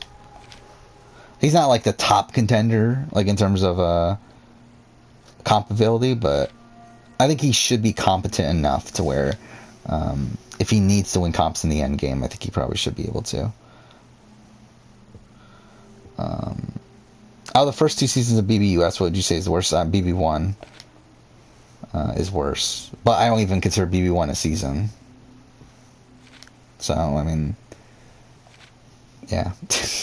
It's like I think, oh yeah, my BB2 retrospective came out today. I did see that the reception to it was a bit lukewarm, which is kind of funny because like I looked at the comments and like none of the comments are negative, but like the like to dislike ratio is like not great. So it's like I assumed it was based off of my opinion of like BB2 being one of the worst seasons. Yeah, I might have said it. I don't remember if I did say it in the video or not, but I might have said that BB2 is the worst season, which by that I mean the worst outside of BB1. Like, BB1 is the worst season, but it's like, it's a season that I don't even consider a season. So, if I did say that, that's probably why. Oh, yeah, the beginning. I forgot about that. The clips and, I didn't talk about that. The clips that they showed from, again, because like we knew from preseason that they said that the team captains are going to see footage from preseason, and like that was a bit worrying.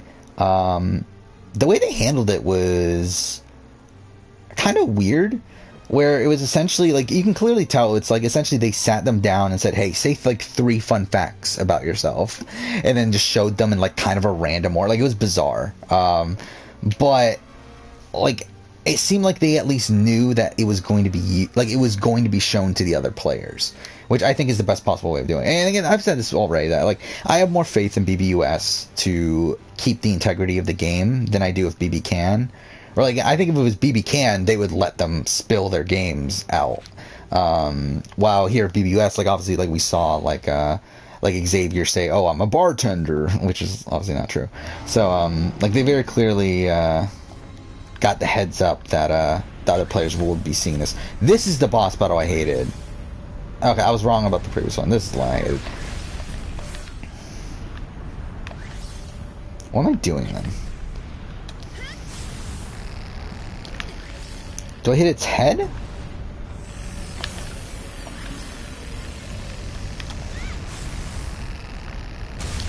Maybe? Oh, I didn't even see that there. What the fuck?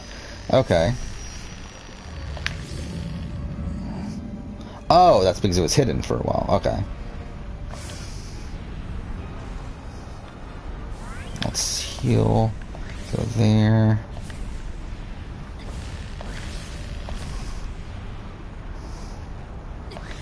Gonna wait for it to show back up and then we'll use a special attack. Then when does it show up? Oh, my luck, it's gonna show up right when I lose gravity. Oh shit, what? Oh.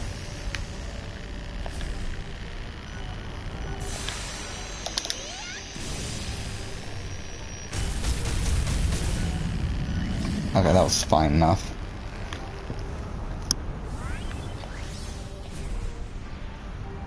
Oh yeah, and like yeah, yeah, that was funny. Yeah, the Kylan to Xavier dichotomy there, where like yeah, he's saying that I help underprivileged kid, like talks about working for a charity and everything, and then yeah, Xavier, yeah, I'm a bartender.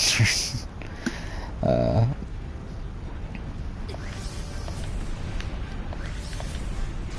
but yeah, I do think it was handled well enough. Like it was handled in a way that I don't think it's really going to affect much. So, like, I'm fine with that. Which I assumed that was going to be the case. Even in BB Can, when it happened, it didn't really change that much, so... It actually works out pretty well. Of course, it gives me back my special right after the thing disappears, but whatever.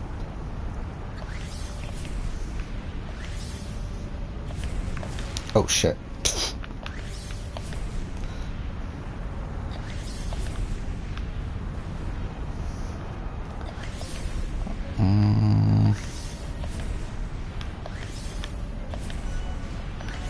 Oh, fuck off. Okay, well, let's drop. Well, I should probably drop up here if I can get there in time.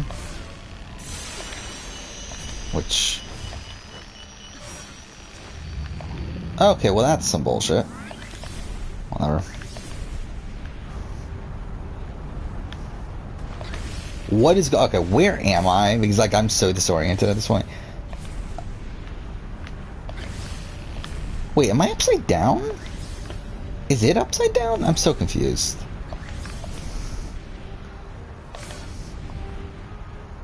Wait, no, I'm not upside down. Because I'm falling down now, okay. And I'm about to run out of gravity again, because that's obviously ideal. Come on. Alright, this actually isn't terrible.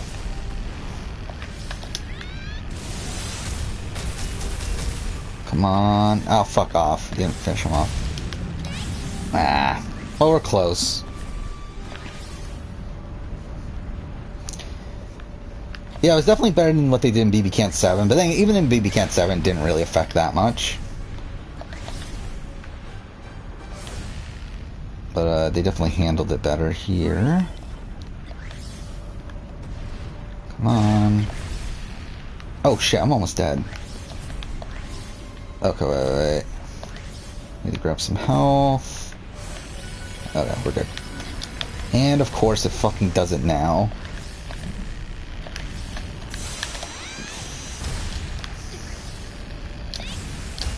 Okay, we got it. Alright, we're good. Hey, finished BB2 today? Alright. Yeah, and that's what I said. Like, I think Nicole played the better game for what I'm looking for in a game. Like, I fully understand why Will wins, but, like, I do think Nicole is the person I definitely would have voted for. Wait, what? I have another fight? Wait, I have to fight it again?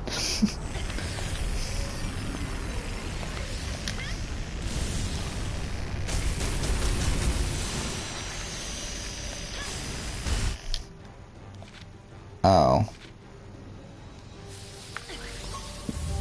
Okay. I definitely know what's going on here because I'm definitely paying attention to the story very closely. So that's the one downside of playing games on stream, and like when I like potentially plan on doing videos on them, is like I'm barely paying attention to the story most of the time. But who played worse, Tony in Game Changers or Sandra in Winners at War? I would say Sandra in Winners at War. Like, I think Sandra in Winners at War made the most unforced error. I mean, I don't know who played worse. Like, the thing is, like, I think Tony had a bigger target on his back coming into Game Changers than Sandra did into Winners at War. Where, like, Sandra coming into Winners at War, I don't think was like the #1 target out there. While I feel like Tony coming into Game Changers was the #1 target.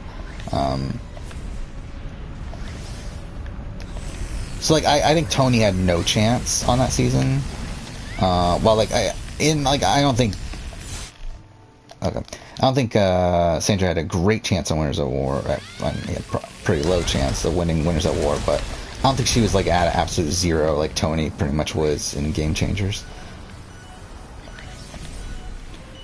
But if we're talking about like who technically played the worst, probably Tony, technically. But I think Sandra made the most unforced error there.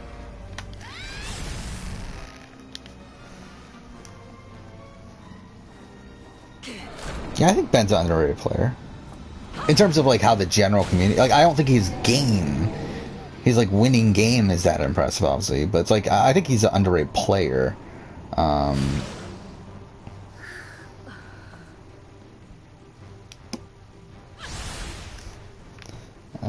Okay, we need to do it one more time.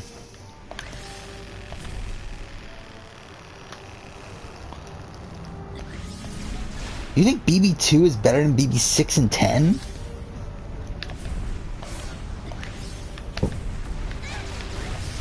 Okay, I guess. I still stand by. BB2 is my least favorite season of the show. I mean, I get outside of BB1.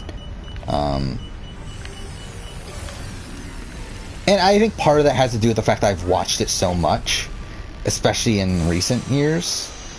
Or like I've watched it 3 times in the last 2 years. So like I think that has like really kind of soured me on it. But even then, even before those rewatches, it was still like second or third to the bottom. So it's not even like it was that high before that. So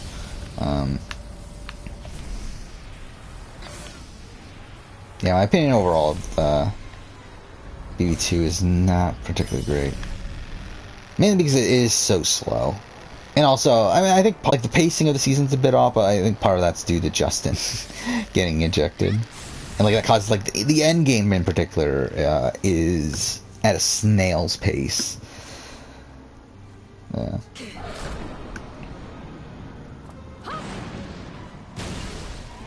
I mean, like the thing about Sandra is, I think she came into both Game Changers and Winners at War knowing that she couldn't win. So, like, I do think that kind of affects, like, how she was playing the game, but, I mean, I still never found her first 2 wins that impressive to begin with. Yeah, like, everyone gets lucky in the game. Like, everyone has luck involved in their wins. I think just in general, it's, like, one of the things that people don't really recognize enough is how much luck plays into Survivor and Big Brother. But also, I do feel like Sandra's games, especially her Heroes vs. Villains game, like her Heroes vs. Villains game is pretty much reliant on her failing at everything she tries to do. And by her failing so much, she ends up getting into her best winning position. What am I doing now? Should I be saving? I haven't even bothered saving this entire playthrough. But, whatever. Like, we should be fine because there's an autosave, but whatever. Don't really care enough. I don't want to bother because, like, if you save in this game, it obviously takes you to the in-game, like, PS4 menu, which, through that, because I'm streaming off PS4, it'll block off, the stream for a bit, which I would just rather not bother with, so. Not what I wanted to do. That was a complete fucking waste. Whatever. Oh yeah, I didn't talk about that. Yeah, they raised the prize money to $750,000, which is like, why not $1 million? Like that felt really weird to me. Like I was like expecting $1 million the entire time. It's like they said, oh, we're going up by 250,000. It's like why? It's like why not $1 million? Like Big Brother's budget is like so small to begin with. It's like you can afford $1 million as the prize money.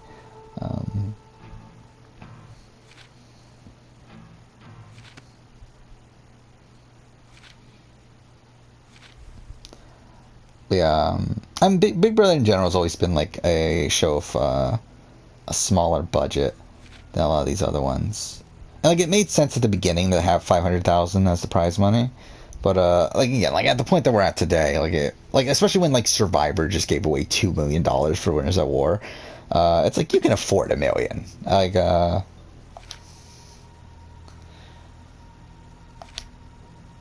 Like especially because like I personally like I think Big Brother's more secure than Survivor at this point in terms of like even though I think Survivor's also very secure in it lasting a while, like I feel like Big Brother's probably the most secure of the three CBS reality shows.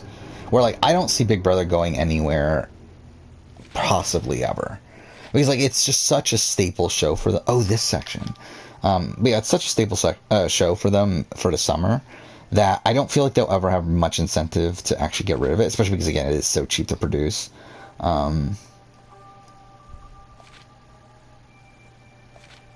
Well, like Survivor, like there's a lot. Like we kind of saw like last year where we got a Big Brother season, but not a Survivor season. Like there's a lot of other like things that come into Survivor's production that can definitely cause some. Oh, can I not? Yeah, okay. But that was obviously great.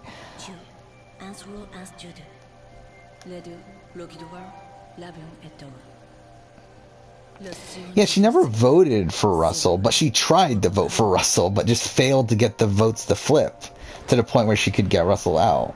It's like she tries to flip over to the hero side at the merge, but is unable to get them to believe her. And because she fails to get them to distrust Russell, she ends up like obviously having to side with Russell at that point. And then she tries again the very next vote, where she tries to flip to the heroes. And like whenever Amanda goes home, like she tries to flip to heroes, but Russell at that point had flipped Candace. And because Candace flips, she's not able to flip because like at that point, they don't have the numbers either. So it's like again, she succeeds in Heroes and Villains because she fails at everything she's trying to do.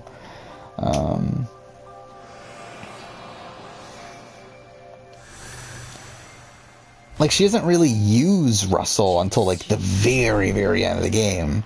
Where like at that point, like everyone's using Russell. Like everyone knew Russell had no chance of winning the game.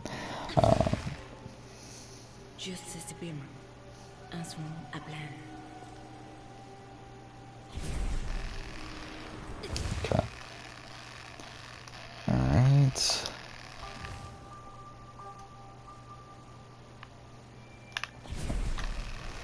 I mistimed that. Okay, yeah, I did mistime it. I almost had it. Yeah, that'd be fun. Like if they like continuously increase the prize money. Okay, I'm an idiot. I was not paying attention, but somehow I made it anyway. But yeah, that'd be fun if they like continuously increase the prize money by like really arbitrary amounts until they eventually get to $1 million. I do feel like the 750,000 though is probably the stay, right?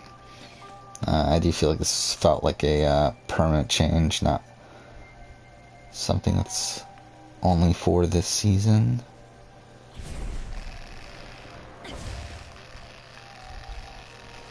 But yeah, I wasn't expecting them to actually increase it. Like I was expecting like it to be a temptation or something. Where like, oh, if you take this temptation, then if you win, you'll double your money. Like kind of similar to what happened with BB6, where in BB6, if you got to the end of your partner, then the prize money is $1 million, but it's not naturally $1 million. Like that's kind of a similar thing to what I was expecting. Okay, fine. I recovered.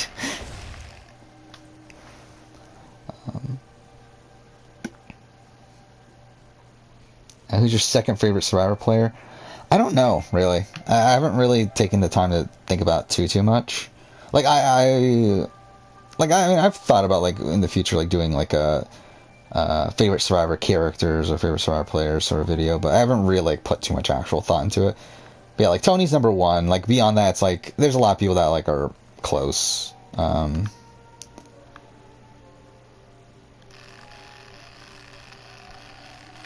So I'm trying to think through like chronologically if I can point. I mean, but then it's tough because it's like there's people like like if I'm going to like I can say someone like a Sean Rector. It's like I love Sean Rector, but it's like, is he really gonna be like a top 10 Survivor player when like he's only played once? And like again, like he's a great character, but it's like I don't know if he's like really gonna be top 10 or anything. I do like Boston Rob. I'm not like, but it's not like a thing where it's like he's like a very clear like top 10 sort of thing. But considering like he's obviously been on now what, 6 seasons if you include IOI.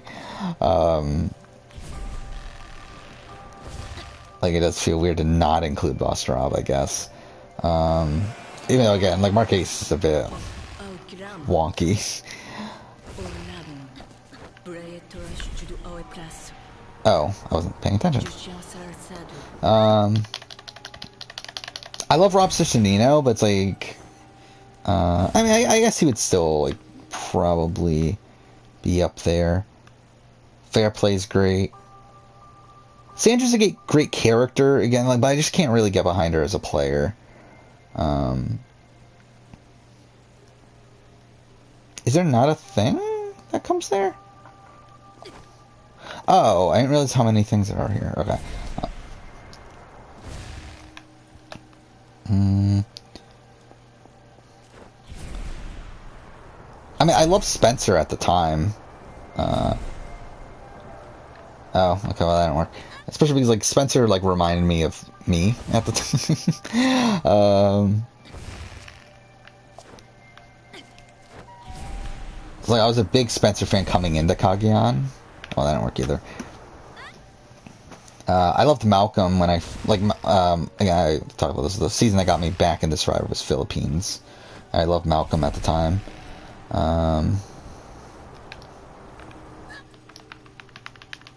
Let's see. I mean, I love Kim, but, like, I don't know if Kim, like, I love Kim from a player standpoint, not really a character standpoint. I guess Parvati would be top, like, Parvati would have to be top 10, I would think. No, but like in terms of like picking like a definitive like second person, it's like it would take a lot of thought. I feel like to really like actually go and pick that person.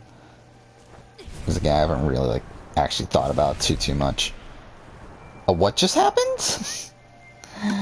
Fine. Coach is great. Coach is a great character. Russell Hantz is a great character, but who else is there? I love Marty, but again, like Marty's another one of these people kind of like Sean Rector, where it's like it's kind of tough to really say that they're like my favorite Survivor, one of my favorite Survivor characters when they've only been on one season. I don't know why I just did that. I literally just did the exact same thing again.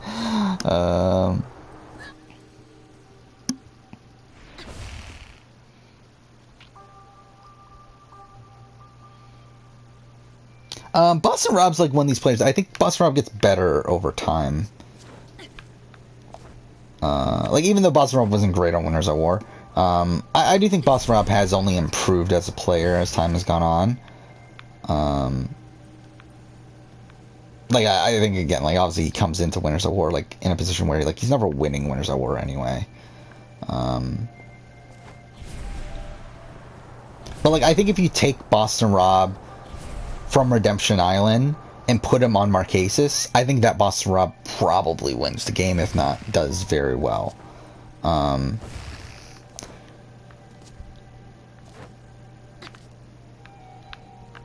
Yeah, I think definitely if you take Boston Rob, Redemption Island, and put him on All Stars, I think he definitely wins the game.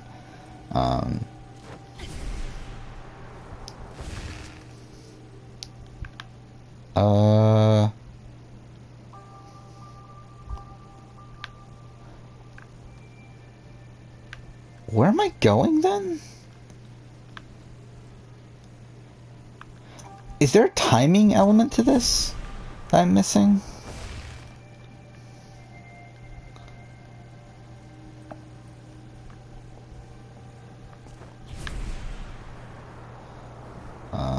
Yeah, I do find Boston Rob though to be a very tough player to assess, just because again, yeah, it did take him 4 times to win. For me, that doesn't mark down his winning game, but I do think when like having as a player like on my top players of all time, like it's very tough to figure out like where I should be putting him. Because I think there's times where I'm like, okay, he shouldn't even be in the top 10, but then I think there's also times where it's like, yeah, I do think he has, like, I think Boston Rob is one of these people that, like, I think he understands the game in a way that, most people don't. Like, I think he understands the game, like, from a, like, basic, like, strategic level. I think he understands the game more than most people. The problem is that I just don't know if he's able to execute most times that he plays the game, especially, like, I don't think Boston Rob's ever able to execute on a modern cast. Which is obviously a massive issue.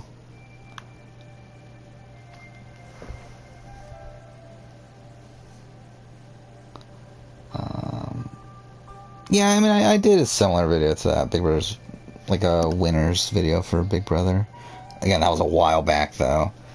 But I don't think my opinions have changed too much. Like, because what, that was before BB21, right? So it's like, I mean, I think the only difference is that Cody is probably going to be on it, if there is one. But again, I don't think they're going to ever do it. Like, realistically, I don't see it as super likely. Where do I go here? Oh. Wait, is that going the right way? Okay, it is.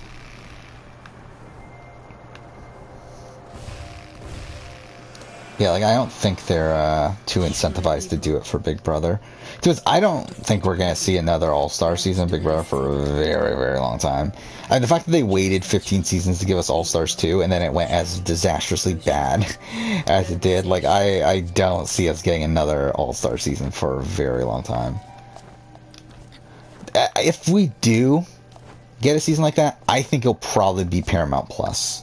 Like, I think if we get, like, an all-winners Big Brother season, I think it'll be, like, a special season they do for Paramount Plus or something to that nature. I don't think we're going to get a regular televised version of a Winners at War-esque season for Big Brother.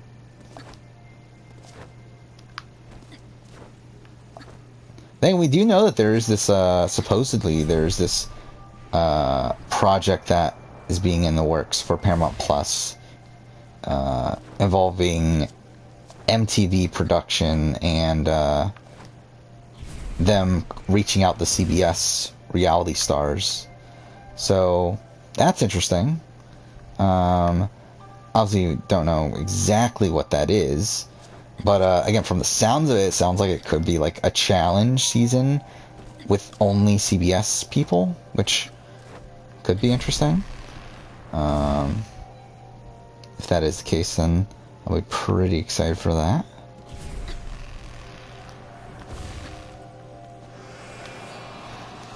I don't know how they would brand that, though. Either way. Yeah, Big Brother US production sucks. Namely Alison Grodner and Rich McGann. They do suck, but I mean, like, it's like I do. I again, like, in comparison to BB Can, like, I do like that they seem to hold the integrity of the game at a higher standard. Again, like, there's BB like 8 and BB 13 and 11 that, like, very questionable, but outside of those things, like, they typically do stick to the integrity of the game, which is something that BB Can production doesn't give a shit about. So at least there's that, but I do feel like in general, like, it does feel like Alison Grodner and Rich McGann are kind of just sticking with the same sort of stuff over and over and over again at this point. Yeah, so this is all set up for Gravity Rush 2, right? Like what this person's talking about right now? What am I doing right now? Oh, this.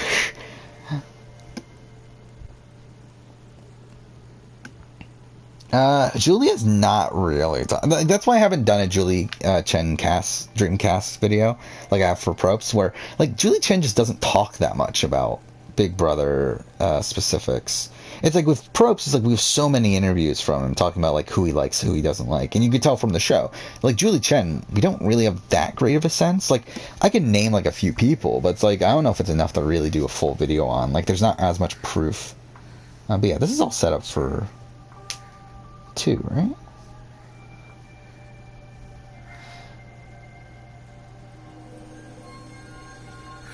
Yeah, like and I'm pretty sure like Julie Chen just likes whoever the casuals seem to like. Like I don't think there's any like one too surprising there. I know she was a big Tommy guy, right? Or Tommy, whatever. She was big into like Tommy from BB21. I'm pretty sure.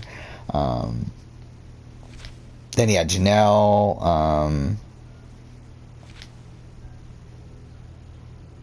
I'm just thinking through things. Yeah, I really don't know. Like it's kind of tough with Julie. Like Jeff, I mean, I'm pretty sure she loves Jeff and Jordan.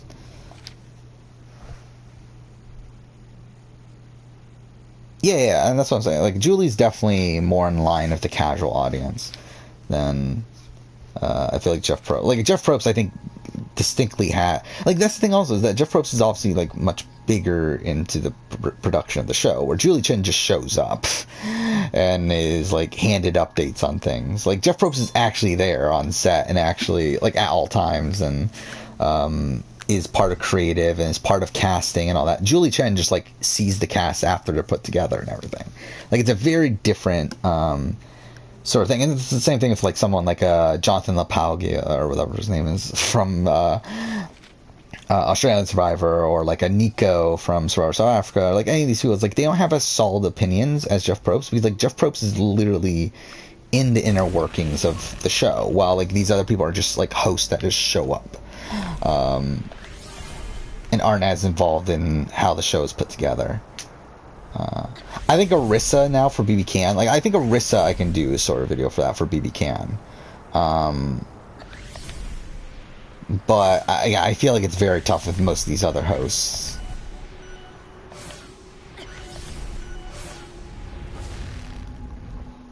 All right.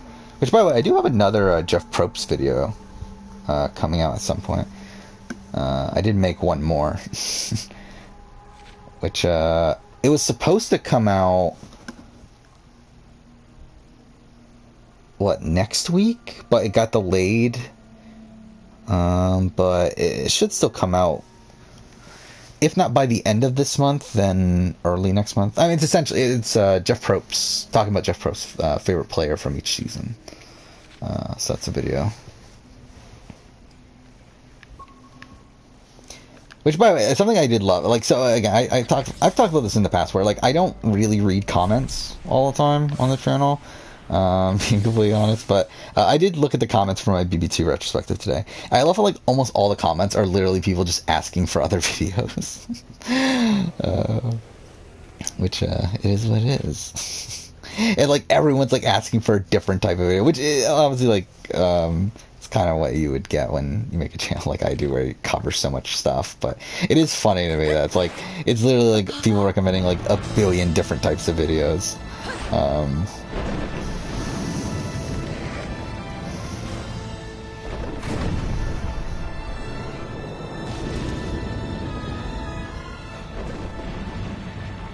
Oh yeah, for me, Rissa Cox shows up. Yeah, Rissa Cox Streamcast would be interesting. I don't really know who it would be right now. Like obviously, Aika would be on there. I feel like it's clear she likes Aika. I would have to do a lot of research. Like Anthony Douglas would be on there, right?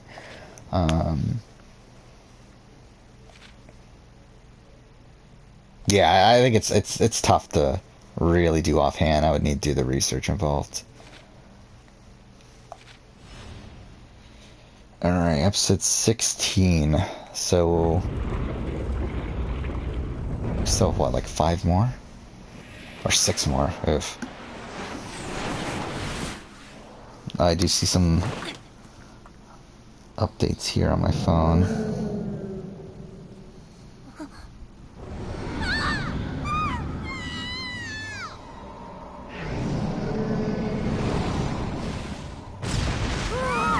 and the updates pretty much give me nothing. I'm talking about the live feeds.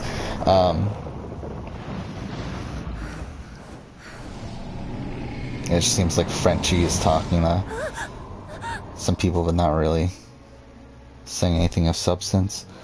Yeah, I don't know. Like, dude, I haven't thought of that much on, like, am I gonna wait for the 20-year anniversaries of all these shows to get caught up?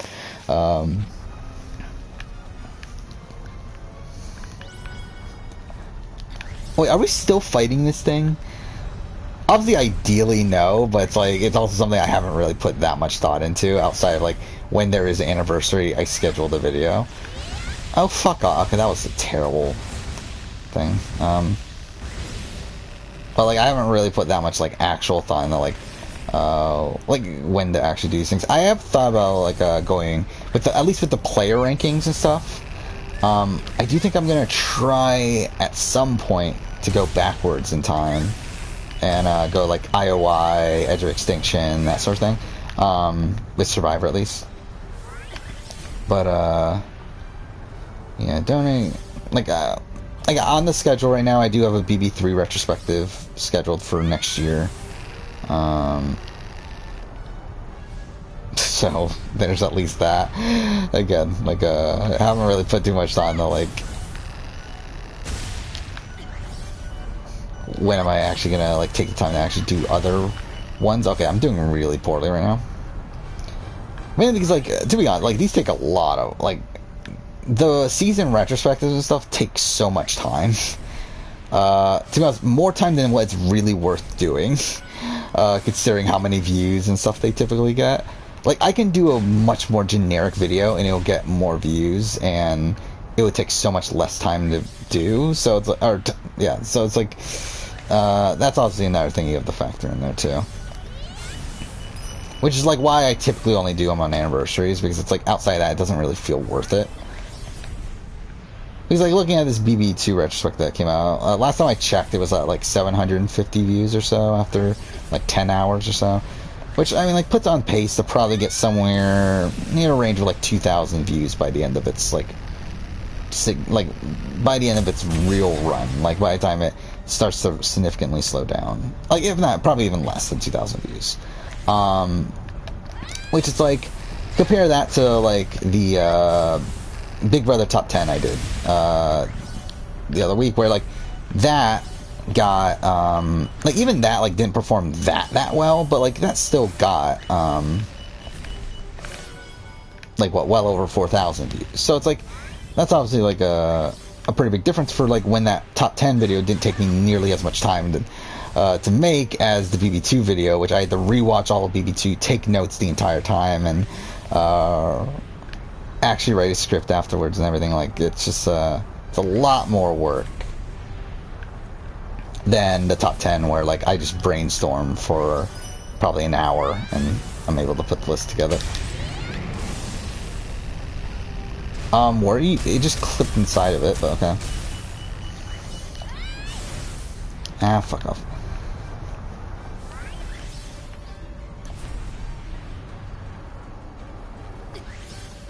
Travis and Christian are clicking. Like that seems about right. Pretty much what I would have expected. Yeah, I'm expecting Travis and Christian to get together. I'm expecting Kylan and Xavier to get together. Because something I did notice is that after the HOH comp, like Kylan went out of his way to hug Xavier, so I do feel like that's probably going to be something. Anyways, I kind of called that before season. Again, I kind of assumed that they were going to be like a Ty and Jed sort of duo. And yeah, I still feel pretty confident that's going to happen. Okay. Oh, I died? Oh, I wasn't even paying attention to my health. Okay, well, that's my own fault.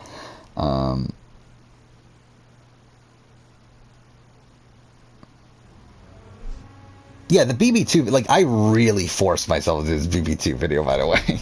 Like, I really did not want to do it, but I knew that this was the time to do it if I was going to do it. And I, like, again, like, I know I'm going to do these 20-year anniversary videos for Big Brother and Survivor, so it's like, Whatever, I'll just do it now. Like, obviously I did the retrospective before, but it's like, it wasn't in the same style that I do them now, so it's like, I just felt like I needed to do it, even though I didn't really want to. Like, it really pained me to, like, to boot up episode 1 of BB2 again. It's like, ugh.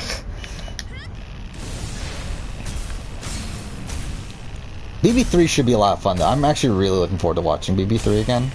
Obviously, that's still a ways away at this point, but, I haven't watched BB3 in a while, so should be interesting.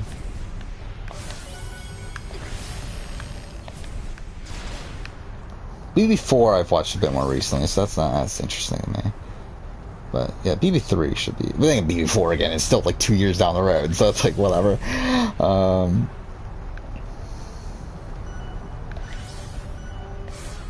Okay, let's drop. Okay, well I wanted you to. Fine. All right. I want the thing to refill.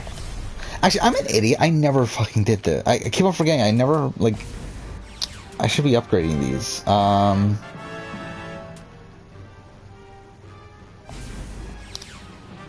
Let's just do that for now. I think health, I'll wait until my health is low, so that way I get the boost of that as well.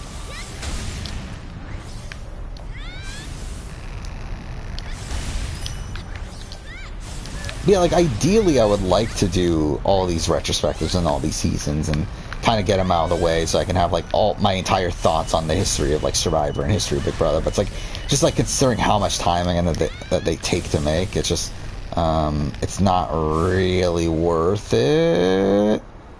Am I about to... Okay, cool. I guess at this point I might as well do the health thing.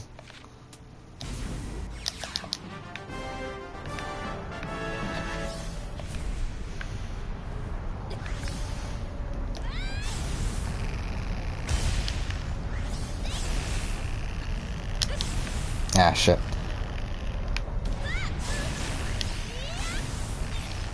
It's even like a lot easier for like Survivor than it is for Big Brother. Because like again, Big Brother is just such a longer show, so it's like that makes it even worse for Big Brother. Or like Survivor, it's like the Africa retrospective that I just did. Like I just recorded the Survivor Africa retrospective the other day, and it's like that took a while to make, but it's like not to the extent of Big Brother. Like Big Brother, like that took me what, like over a week I think to watch the episodes alone, and then obviously put the okay, well that was lovely. And there's also a lot more condensing of Big Brother as well, because it's like obviously Big Brother, it's like I kind of go by week instead of episode by episode, so it's like I usually have a lot more notes than what I actually end up putting in the video. Well, like with Survivor, I mean, like it's the same thing with Survivor, but it's like there's a lot less to condense though, because okay. Oh shit, I'm almost dead again. Well, that was terrible. What the fuck? Okay, it didn't even reach him in time. You know what, let's upgrade health again, because I was going to do it anyway. Cool. That was terrible.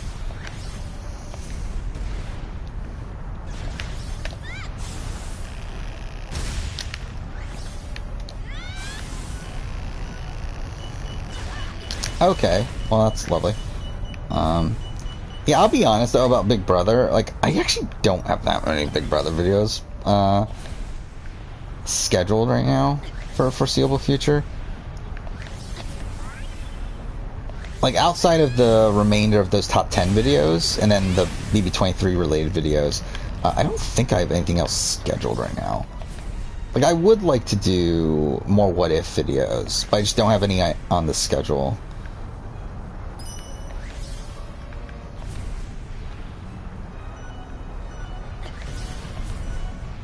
Which, yeah, I mean, like, I could, like, add them to this. Like, I've said this already. I have the entire rest of the year scheduled at this point.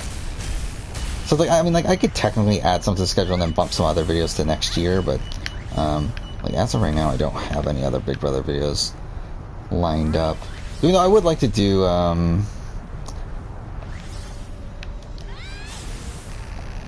feel like there's a lot of, what-if scenarios to go through with, like, the end game of Big Brother seasons. that I haven't gotten around to doing yet.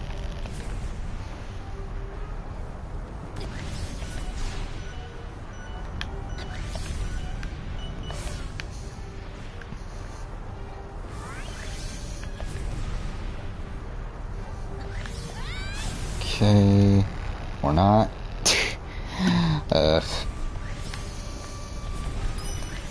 What, BB Final Jurors ranking?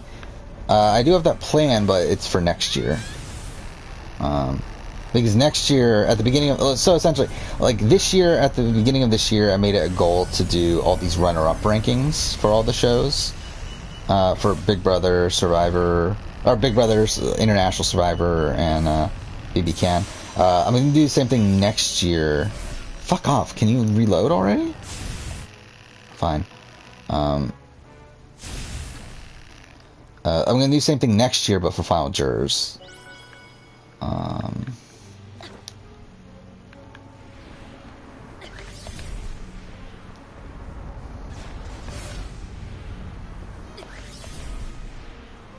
Say like Big Brother Canada, Big Brother US, and Survivor, Australian Survivor, Survivor South Africa, and then an International Survivor one.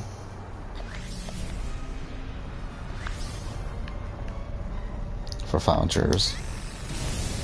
I still haven't decided. Well, I mean, like, yeah, I'm not really at the point where I'm working on it yet, so it really doesn't matter right now, but I typically like to start the year off with some sort of Survivor ranking.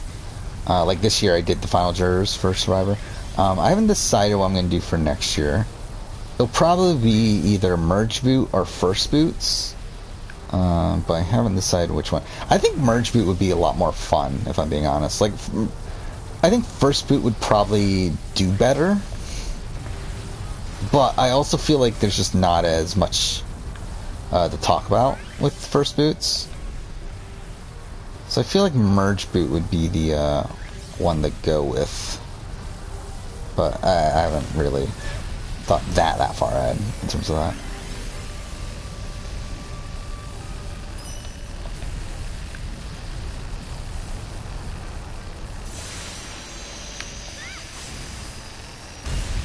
Okay. Yes, I'm definitely seeing a pattern in how he moves, because I'm definitely paying attention to the patterns of the boss here. Third Boots. I mean, it's not out of the realm of possibility at some point. Again, like, being completely honest, like, I could definitely see myself doing, like, a second boot video at some point. Obviously, it won't be immediate future, because, like, obviously there's more prominent ones to do, but I would not be shocked if, by the end of my YouTube career, I do a, second boot ranking. Again, third boots, I think that's where we're getting a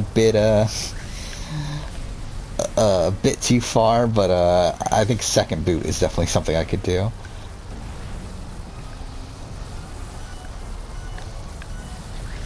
Can you, like... Okay, well that's annoying.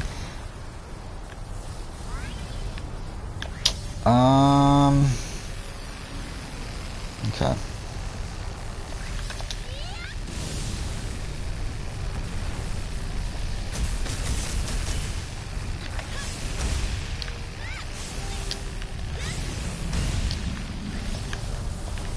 Okay, that didn't go terribly. Ideally, I would get some health, though. Which I can't seem to find.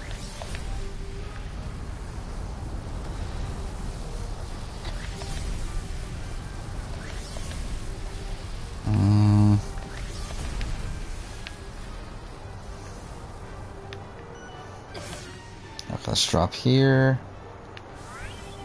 Heal. Wait, oh. I was thinking the wrong direction, but whatever. Actually, to be honest, that might actually be beneficial to do.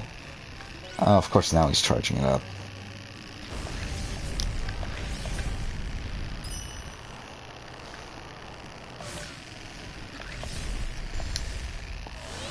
Oh, fuck off. Of course now he fucking uses this attack. Yeah, this is pointless.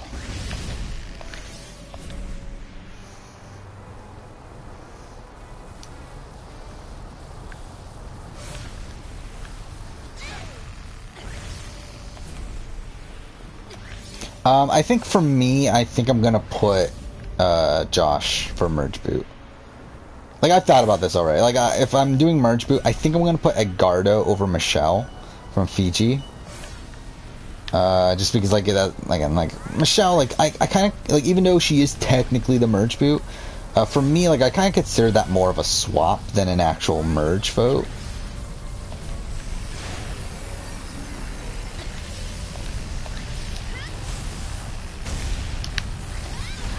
Actually, I guess that's another thing I could do, is, like, rank the swap.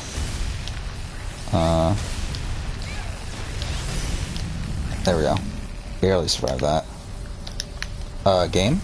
Why don't you let me do it, you fucking piece of shit? No, no, no, no. Okay. Oh my god, we almost died there, too.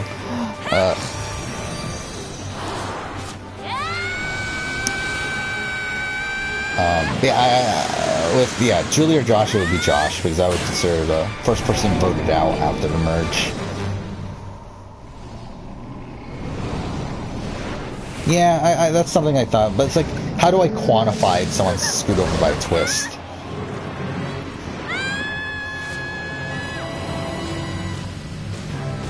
Like, would it just be people, like, directly screwed over, as in they went home, like, solely because of a twist? Or is it, like, if someone gets screwed over, like, as in, I can't think of a great example right now, but, like, if something, like, happens to when they're, like, if their alliance member got screwed over by a twist, and then, because that they proceed through the game with less numbers, and then, get taken out that way. It's like, it's kind of like,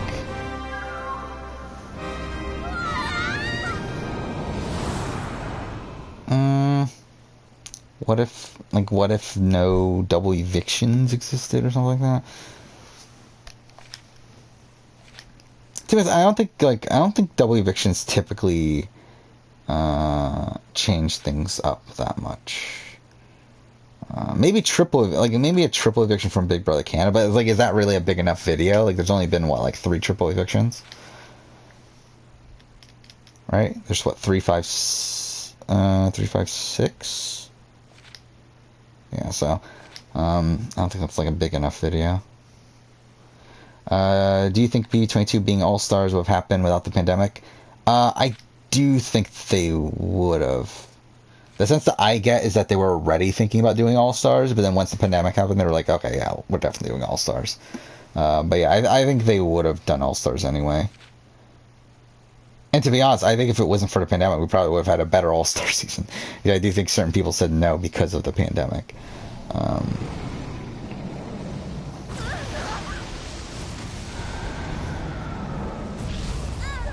Yeah, Danielle Reyes said that she would have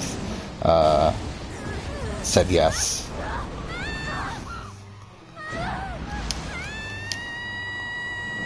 So it's like, I do think really, like, I think people think that we got All-Stars because of the pandemic, but I think really the All-Stars, like, I think All-Stars got screwed over by the pandemic ended up happening at the same time.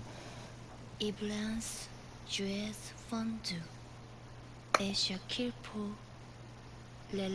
is insane though. Like, I still, like, I'll be honest, like, I didn't think we were gonna get All-Stars 2. I really wasn't. I was under the mindset that, like, we were never gonna get another All-Star season ever again. And to be honest, I'm under that mindset now. But I did not think that was gonna be the case. But I did think that was also gonna be the case before. All right, episode 17.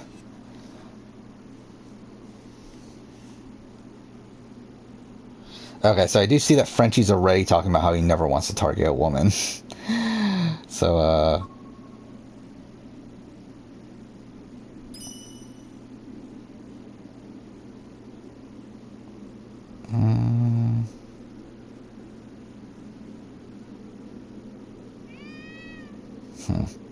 yeah, so it's really all I'm really seeing of much importance. But, yeah, I mean, I think Frenchie's probably going to target, like, Christian or Travis. This seems like the move that he would make.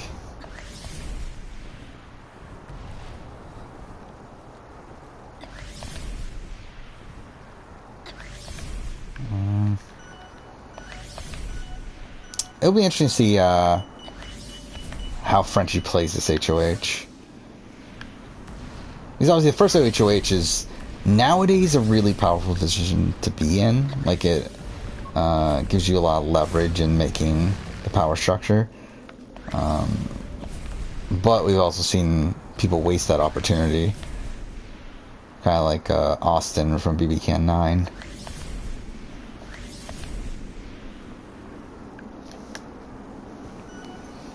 Like, I would assume Frenchie knows what he should be doing, considering he is a massive fan, but then again, he also said that Derek took Cody to the end, so I mean, who knows? Yeah, I mean, I would say, like, I don't think he should target one of the alpha guys, at least. Really, I think he should be making some sort of deal with them. Wait, what am I doing? Oh, I'm supposed to keep killing you. Okay. But, I mean, to be honest, I don't think it's the worst move either for him to target the alpha guys right now. It just feels like if he does, he's kind of doing, like, the dirty work of, other players.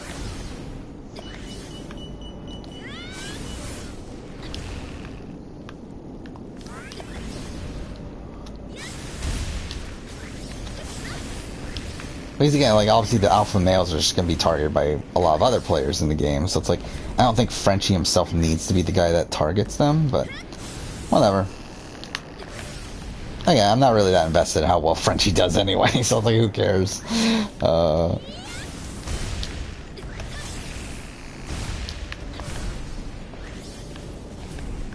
damn. Oh, I'm an idiot. I have a special attack.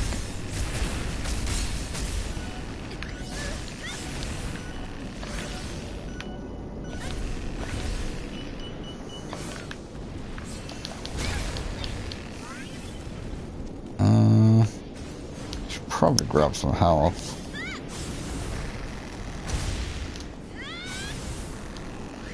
Yeah, Janelle's definitely overrated. Mind you, I think Janelle's like kind of like gotten so I feel like she's gotten notably overrated to where she might be underrated by some, but I think just in general though, obviously, like in terms of like the Twitter and all that sort of stuff, obviously she's overrated.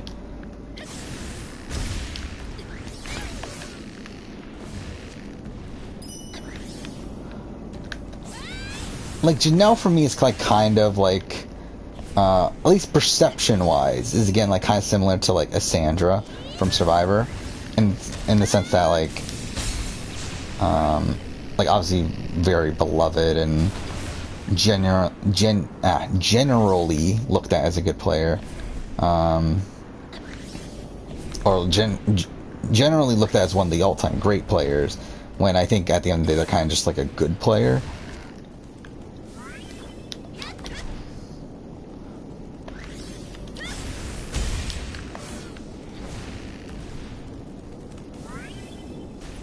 Is that all of them? No, we still have 2 left. Where are they? Okay.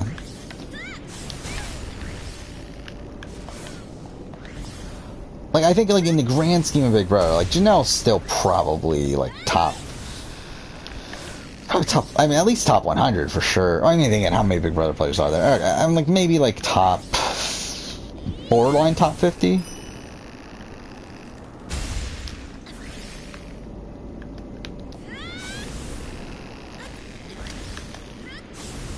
Okay, well that was lovely.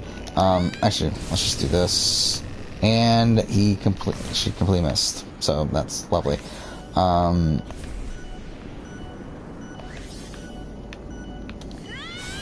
gonna make it. Oh, that's some bullshit. Got right next to it before it ran out. And I completely missed the target. There we go. Or not. Cool. There we go. Alright.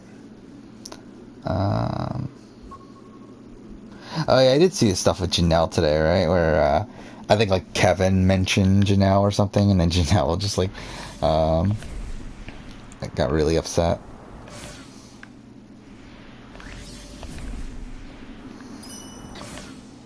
Is this going up?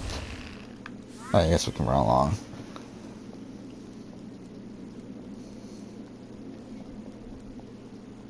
Oh yeah, and yeah, messing with Nicole Anthony's mind. So that's I don't get the hate that Kevin gets. Like, is Kevin like, I don't get why Kevin gets so much hate. Like, I get that he didn't play well in BB22, but it's like, for him to get like as much hate as he gets, like, is really bizarre to me. Like, I guess it's just because like Davon hates Kevin now, and like BB Twitter loves Davon. But I don't know.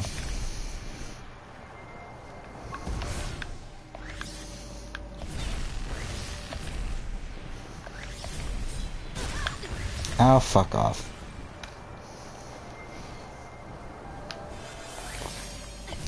I saw some stuff about Jeff. Like, I saw some stuff about Jeff like a while ago. Like, was there anything recent?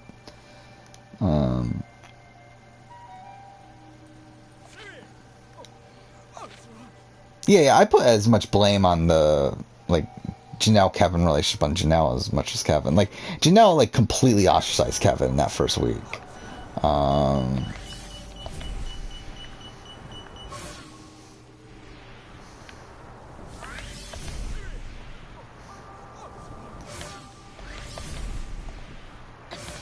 Okay, there we go.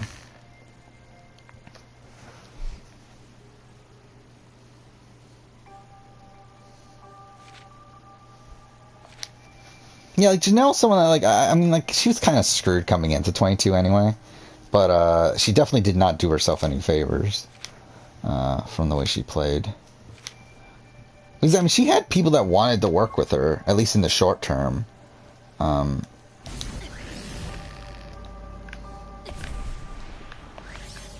Wait, what am I doing?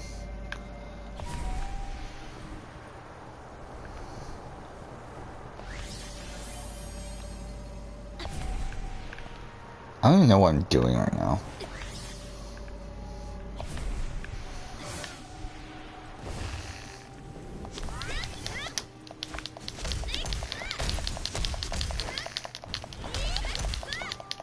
Yeah, like Cody was someone that wanted to keep Janelle around.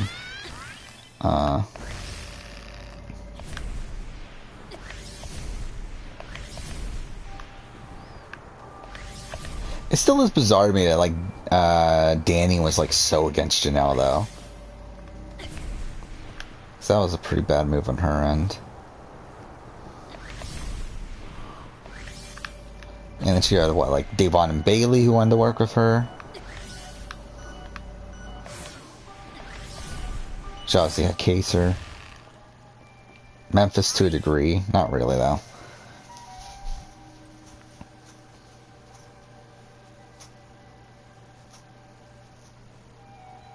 Oh, yeah, had Tyler, too, at the beginning. Yeah. And, like, she definitely had, like, she had the potential to make a deep run. I don't think she was ever winning, though. Like, I don't think she was ever gonna... oh, I remember this fight for some reason. It's probably not a good sign if I remember the fight. But I do remember this fight.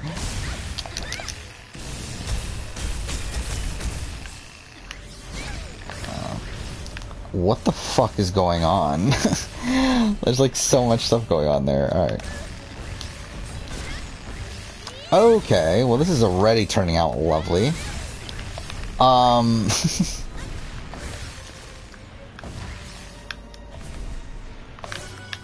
Fine, that was like such minimal health.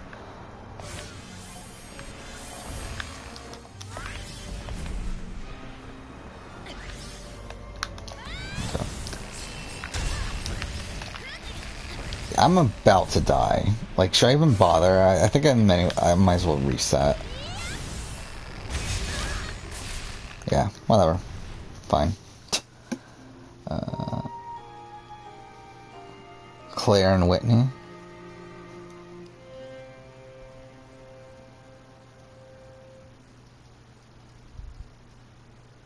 I love Kaser. Like, Kaser's one of these people that's like, no matter what Kaser does, I'm gonna love Kaser. Again, he played terribly in BB22. But I'm still always gonna love Kaser. Oh, I love how Frenchie's talking about how much he loves Rockstar. So, that's something. Tony on Big Brother would be insane. He would do terribly. Like, I don't think Tony would do well on Big Brother. I think Tony would lose his mind on Big Brother. Wait, I just realized they put me this far back. Well, that's some bullshit.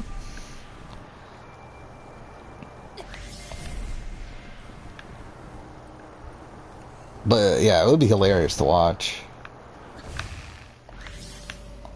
Like, I can't imagine him doing well. I mean, like, Tony would essentially be an even more erratic version of Cappy from BB6.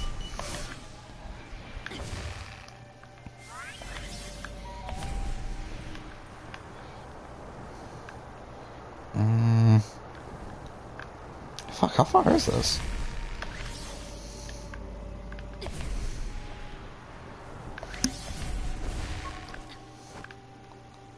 Cool.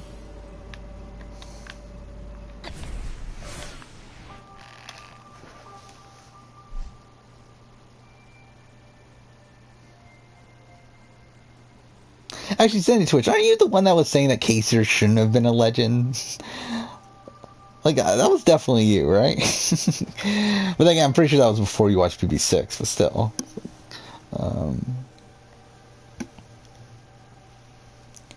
Yeah, I mean, yeah, I would love to see Kaser actually do well at some point. Like, yeah, like at this point, like he's died. Like I don't think there's any chance we get Kaser back on Big Brother again, but it'll be nice to see.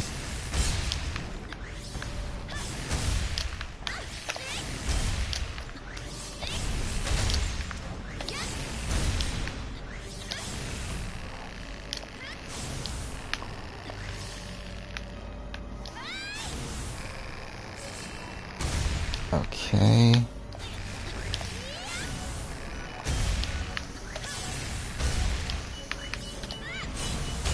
How many hits do these things take? Okay.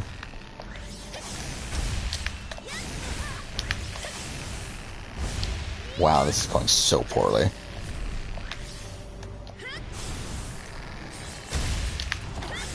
Oh shit, shit. No, actually, what's this?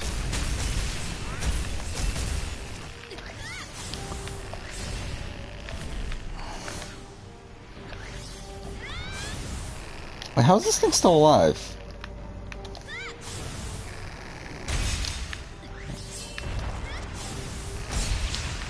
Okay. This is better last time. Ah, shit.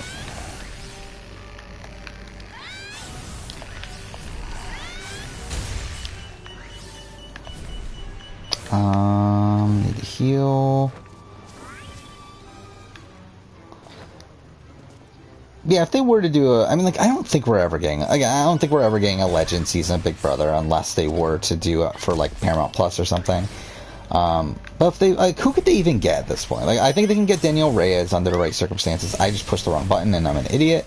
But I think you can get Janelle probably. I think if they like specify it is a Legend season in the casting process, I think they can get Janelle. They can probably get Kaser in that circumstance.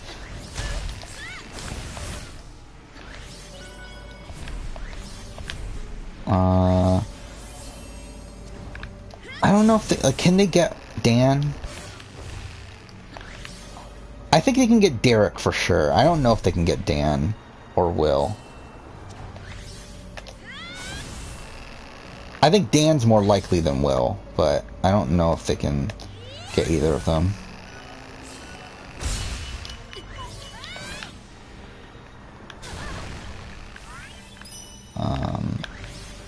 Like, it'd be cool if they get like June and Allison, but I don't think they want June or Allison.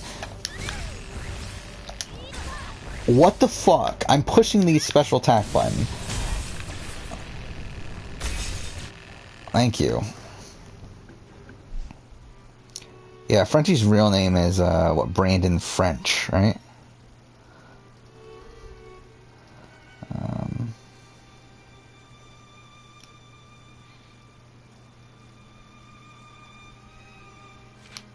Yeah, I would love Jason Guy for a Legend season, but I don't think he like. I don't think he actually. I don't know.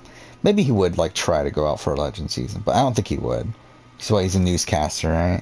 It's like I'm sure that's like a job that's not super easy to leave. Um,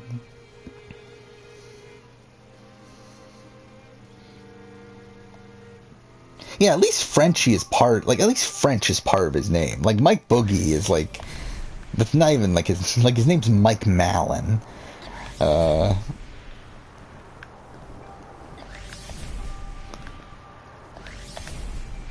so at least he's not just like randomly putting another word into his name.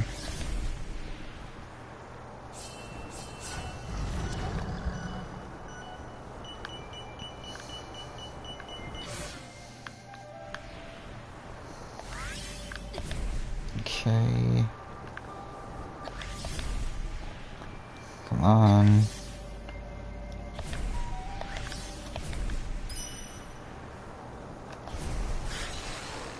I forgot that was a thing, by the way.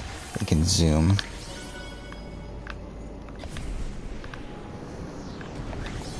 Of course.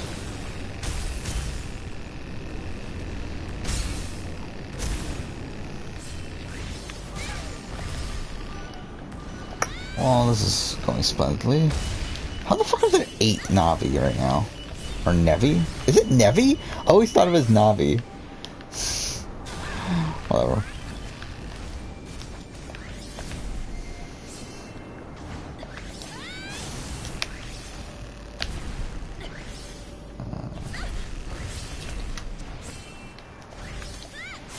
Yeah, I doubt Danielle and Jason were in consideration for BB13, though. Dude, I think they got who they wanted for BB13. Like, if I were to guess, like, I would say that those 3 pairs were the 3 that they tried to get from the offset.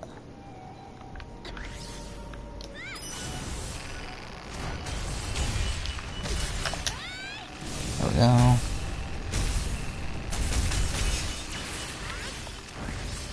Oh shit, how did my health go down so... Did I just die? Yeah, I did. Okay. That's lovely. Yeah, like, Jeff and Jordan were locks on BB13. I mean, they were never doing BB13 without Jeff and Jordan. I wouldn't be surprised if they did BB13 just to get Jeff and Jordan. That I think Dick and Danielle were pretty big locks. Brent and Rachel are probably the ones that weren't as secure, but even then, like, I felt like they were obviously such massive figures on just the previous season, so it's like, I feel like more than likely all 3 of those were their top picks. Because, like, who else would even be there? It's like, I mean, like, I know Dan and Memphis and, like, Hayden and Enzo were part of that, like, preseason thing that they were hyping up, right? But it's like, to have a male-male duo, they would also need a female-female duo, which, like, doesn't seem like what they were, that there were any female-female duos they were really looking at, so...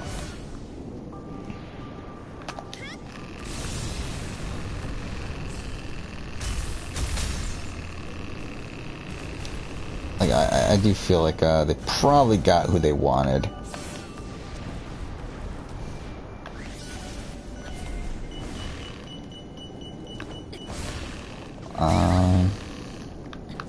Yeah, I've never gotten the sense, too, that production loved Jason Guy.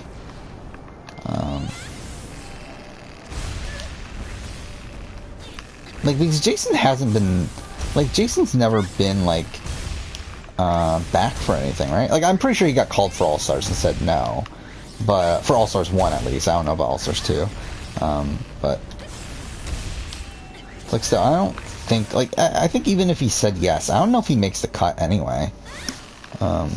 Oh, fuck, I died again. Ugh.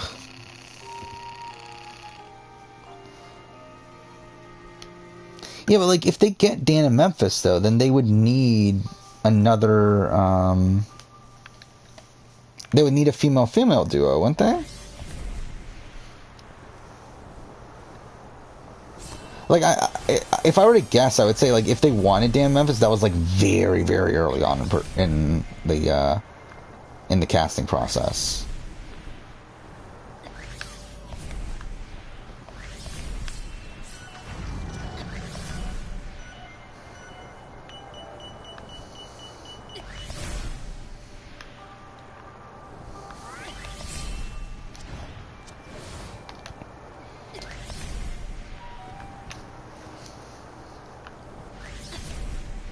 Yeah, Jason would have declined anyway, even if he got the call.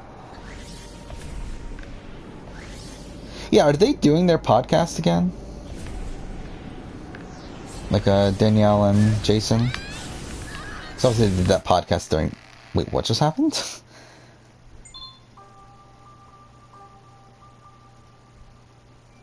What? Okay, I don't know why the fuck that just happened, but whatever.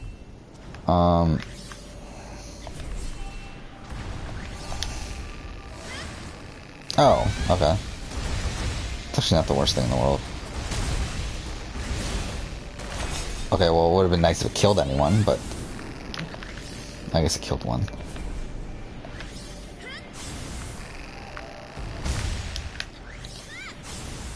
Cool.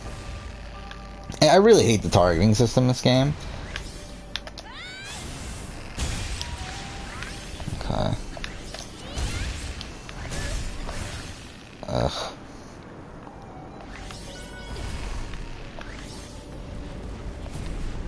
Well, that's lovely. Yeah, I knew that they did it for BB4, but like BB4 like was still at the point where they were catching up with everyone. So it doesn't really count.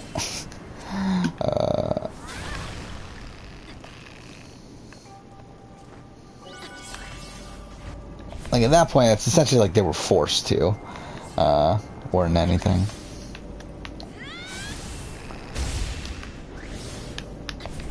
Yeah, like outside of All Stars, like I don't think he's really gotten the call to be in much. Like I believe he worked in casting though, right? Like I don't know, I don't think it was big. I don't know if it was Big Brother casting or not, but I know he worked in casting at one point. Okay, now I wanted, but fine, I guess.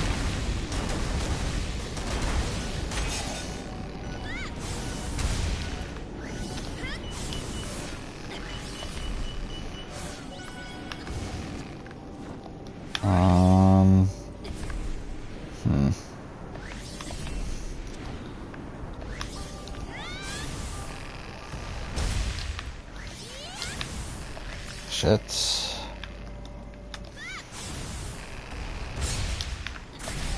Okay. How are there still 4 left?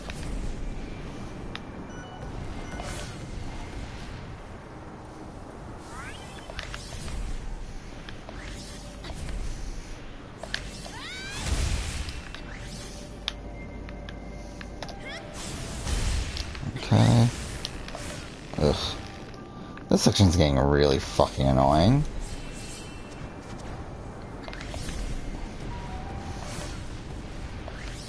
Wait, that just disappeared?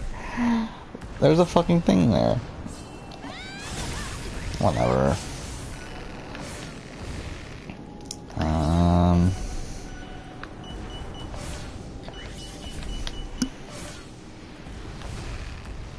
I mean, if we really, really need to, I'm gonna just go ahead and use the upgrade. If we really need health at one point.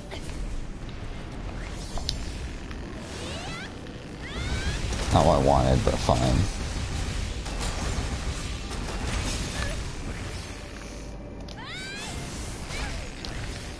Shit. Okay, well, let's do it now. Oh, we only have enough for one more. Favorite Big Power player, Caser? Probably. I mean, I don't know. I got like I don't really think of like favorite players that much. But like, if you were really forced me to pick one, it probably would be Caser for Big Brother. He was definitely my favorite player when I was a kid. I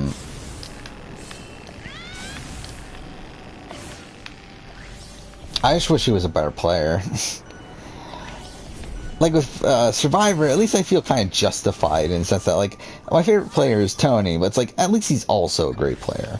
Like with Big Brother, it's like it's tough because it's like Kaser's not a great player, but yeah, it probably would be Kaser.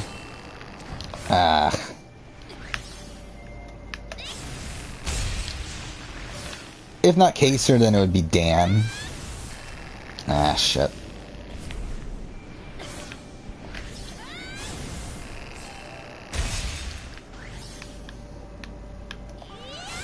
Shit.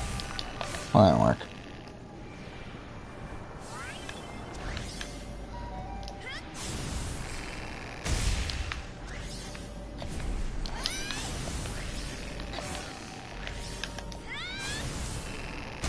Come on.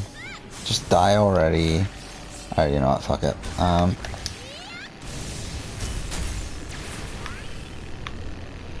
don't know where the fuck this is taking me, but whatever. Alright. Can this game be done already? Thank you. Got that done. I really liked Zach at the time. Yeah, I know I said Dan in the past, but I think I kind of forgot about Kaser. I mean, I guess it probably would be Dan, just because, again, like, at least there's also the fact that Dan's also a great player. But I think those are probably the top two. Yeah, I love Zach at the time of BB16. Like, he was my winner pick for that season. I was rooting for Zach, but again, I don't love like how he acts outside the show, but so he's still a really fun character for the show. Wait, where am I going?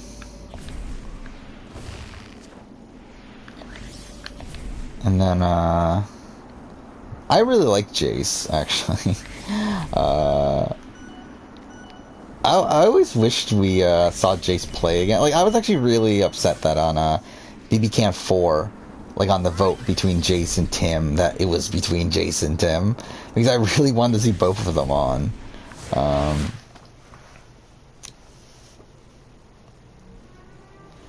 I mean, like, realistically, it's like, I would have probably preferred Tim anyway over Jace, but, like, I still would have liked to see Jace play again.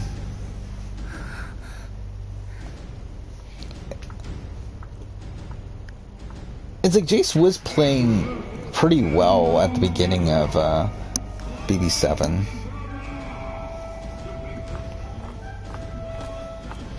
Like, you definitely tell he learned from BB5, but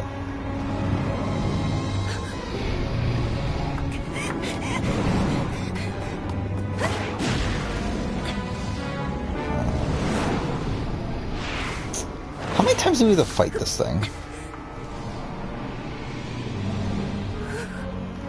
Actually, that'd be funny if they ever did like a Redemption Island-esque season for Kaser. Or I guess a BB19, I guess, like Kaser instead of Paul. I don't think Kaser would be able to do what Paul did. But,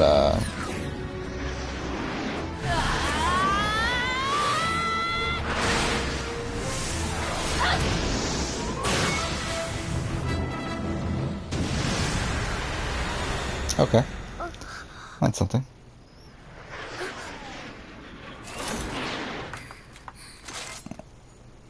Yeah, Jace did play in the veto. I always hate the term backdoor. Like, it's such a dumb, arbitrary term. Like, for when people say, oh, it's not a backdoor because they played in veto. It's like, it's just dumb. Like, it really, like, it doesn't fucking matter. Like, I always hate it when, like, that's a point of contention.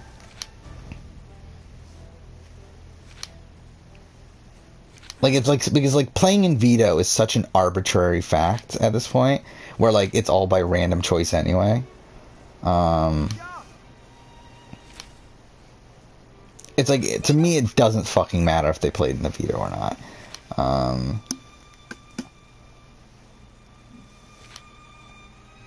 And also, like, technically, if you, like, watch the show, the first time that the term backdoor is used on the show is by Karen. where she's backdoored at the final 5 in a situation where she played in the veto. So I always found the term like backdoor to just be kind of dumb. Like the entire like fandom's obsession with like, oh, it's not a backdoor if they play in veto.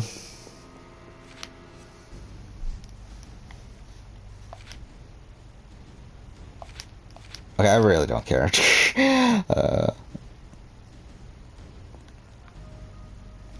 Where am I going now?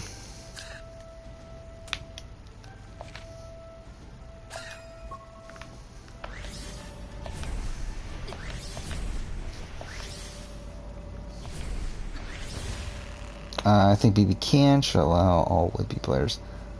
Dude, I could see BB Can doing something similar to that. Would they? Probably not. But like I think if any show is going to, it'll probably be BB Can. That would bother doing a twist like that. I mean, who do we have at this point? Like, we have what? Like, Nate and Scott, which is like, both of them are kind of like, whatever. You have, what, Kirsten McInnes. Jason Veronica? What's her name, right? That was the name of the BB Can 4 Italian girl, right?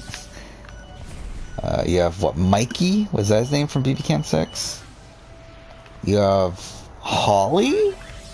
Right? From BB Can 7? That was her name?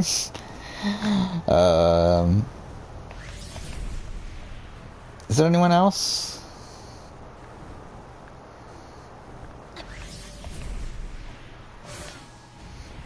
Okay.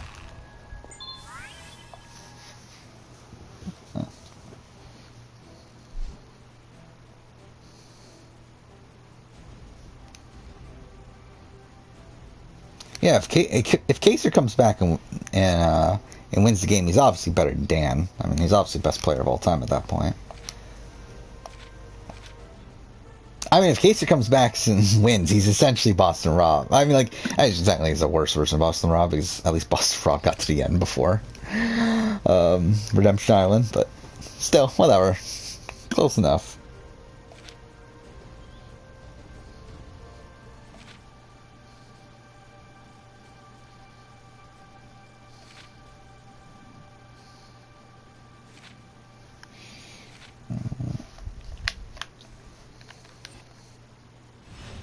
Okay, episode 18.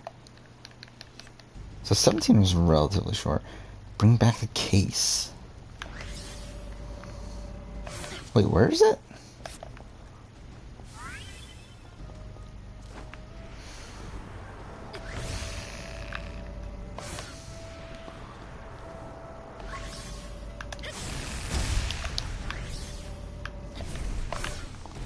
Ah, fuck off. Well, that's... okay. Obviously that worked out perfectly.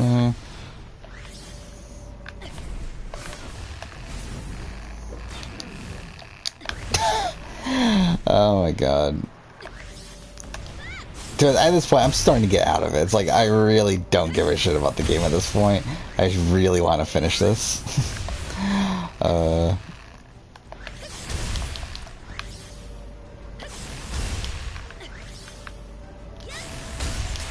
Alright, there.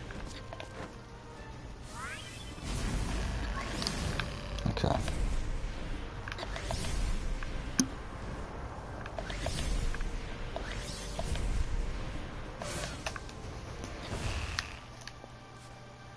Alright. Yeah, Big Brother early boots. Yeah, Kaser probably wins that, right? I do want to do that video. I do want to do a early boots Big Brother casting video. Actually, I don't have scheduled right now, but I would like to do that at some point. And the thing is, like, making a realistic one. It's like who's really coming back as an early boots from recent seasons and stuff? It's like, because obviously, like, they're not going that far back outside of like Kaser. It is hilarious though that Kaser's an early boot 3 times at this point. Really 4 if you want to consider his 2 boots in PP6. I really don't care. Like, I really don't give a shit about the thing here. What am I doing? Oh, I do remember this.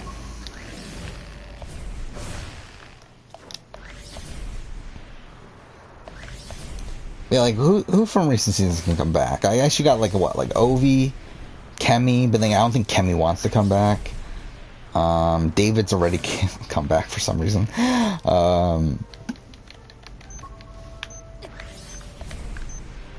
Sam, I guess, if you really want Sam back, from BB21, but it's like, is anyone clamoring for Sam Smith return? I guess you got, like, Swaggy. But again, I don't think Swaggy wants to play again.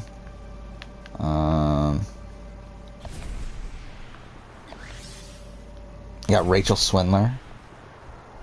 Which I'll be pretty okay with a Rachel Swindler return.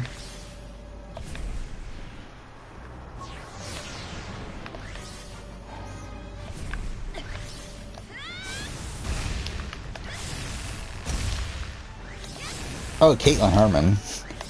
Yeah, the fact that Caitlin was not on BB22 is also kind of surprised. I mean, obviously, there was like a bit of controversy with her, but still surprised they didn't bring her back, considering how clear it was that they really liked her.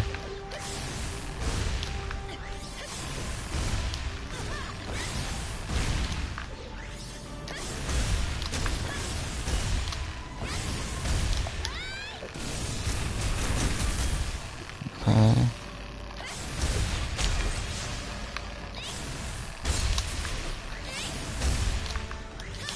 I guess you got Jessica from BB19. Possibly Cameron.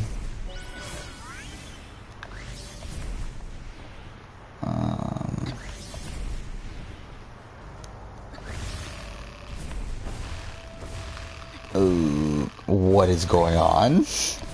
Whatever. I'm pretty sure it dropped the bomb, right? So, this guy. Actually, is this a bomb? What was it supposed to be?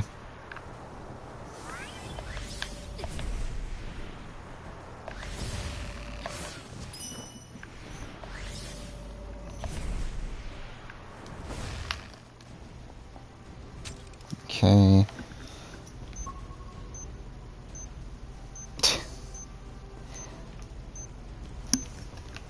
Yeah, Howie's not great in retrospect. I think Howie's someone that I remember I really liked Howie as a kid. Mainly because I was such a big, like, Sovereign 6 fan. And obviously he comes back for All-Stars, and, like, really loved Howie when I was younger, but it's like, in retrospect, Howie is not, like, Howie has not aged well. Really on any aspect. Whether that be, like, from, like, him being a bully, or, like, from him being misogynistic, and being, a bit, too handsy. Like, definitely a lot of stuff about Howie that's not aged well.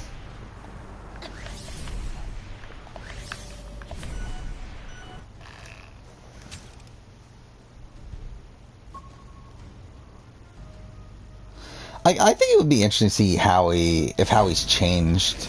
Oh yeah, there you go.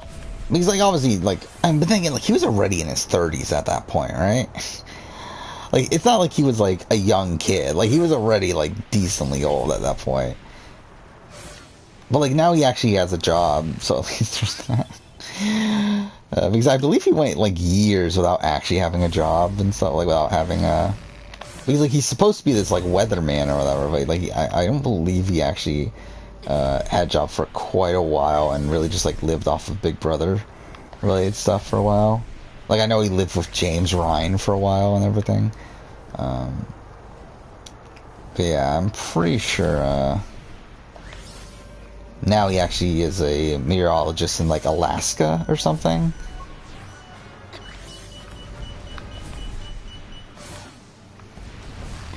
So, I mean, that's at least something.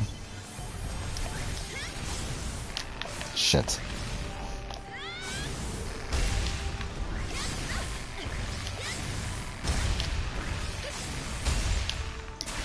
So, I don't know. He might be the exact same person.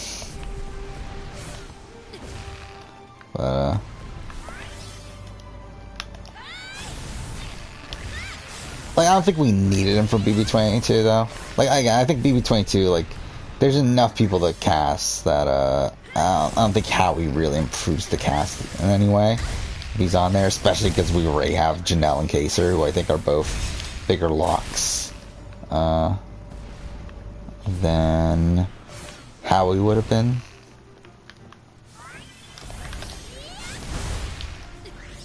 Ah, shit.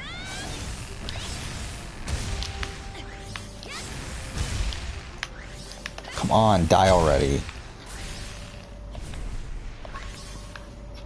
This is definitely a game that if there was an easy mode, I definitely would have turned on easy mode. He's like, fuck this, just let me get through this shit already. Yeah, but yeah, this game has no difficulty settings.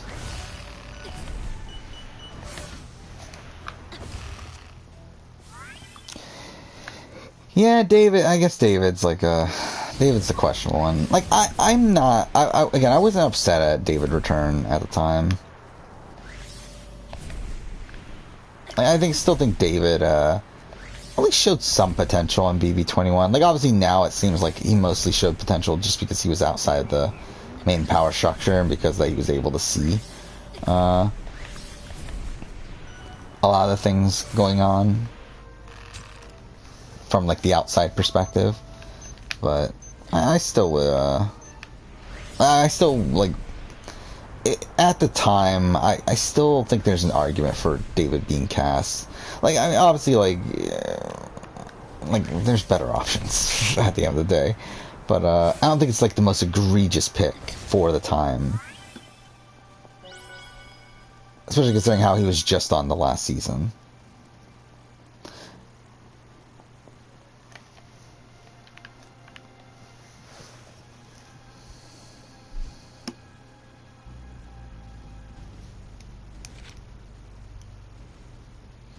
I mean, I think the thing is, like, again, like, David was just on the last season.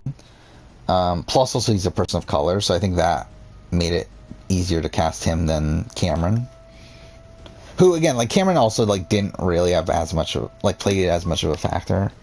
Or, like, I feel like David, like, there was a lot of sentiment around, oh, David got screwed. Like, when Cameron got taken out, I don't think there was as much, obviously, like, David, I think a lot of that comes from the fact that he was at least, like, on the show as part of, like, Camp Comeback and everything. Well, again, like, with Cameron, it's like he's kind of just forgotten about. Jody is a bit of a different case. Like, Jody, like, I thought there was actually a chance we would get a Jody return, to a degree. Like, obviously not a high chance, but I thought she would at least be in the casting pool. But, I don't know, I think Jody's really one of those people, kind of like a McCrae and like a Johnny Mac, where it seems like they just like using her as like a, like, kind of like as a joke, but like never actually take her that seriously.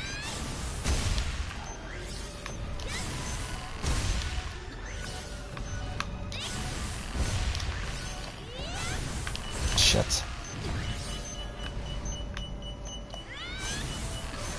Oh, what the fuck? Like, how did that miss?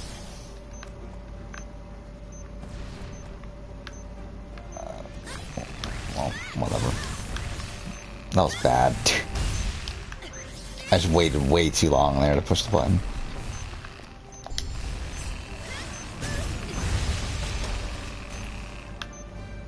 Wait, what?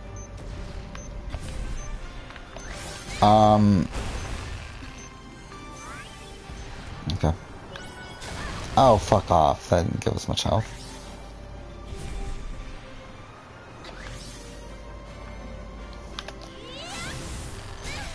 Fuck off.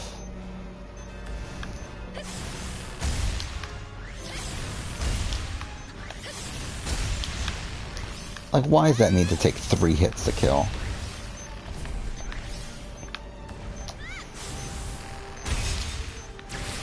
There's that. And...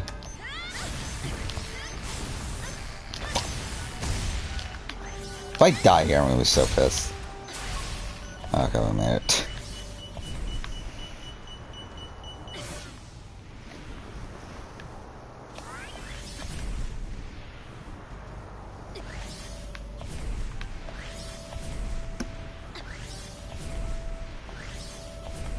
Yeah, it's like David's not perfect, but like I can definitely get why they cast him though.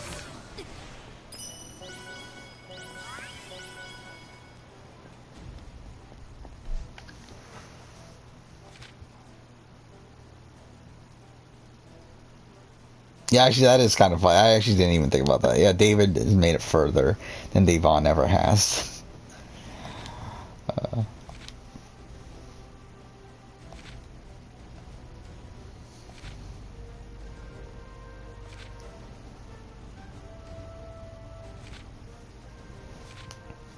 I forgot about the disruptor power.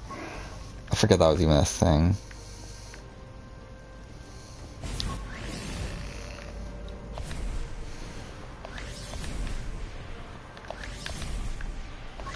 Just a lot of BB-22 is like kind of just faded from my mind at this point.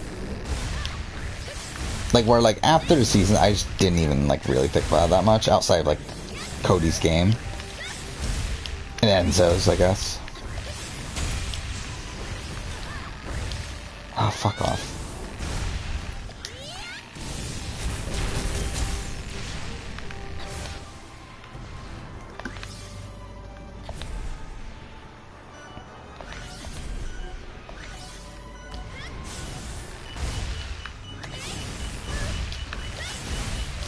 I'm about to die.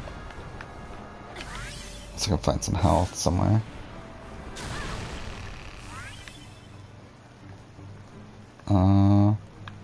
Some not health anywhere? Cool. Well, that's perfect.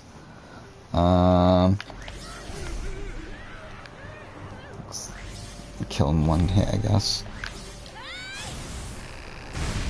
Ah, fuck off. I'm about to die. Yeah, I died.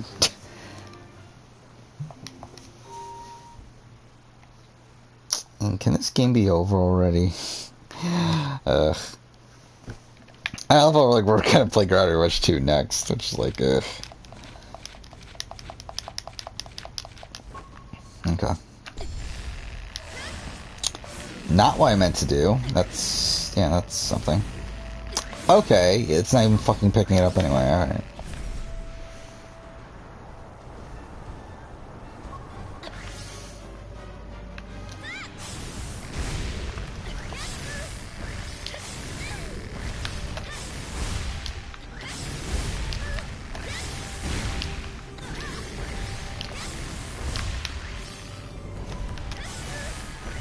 What the fuck?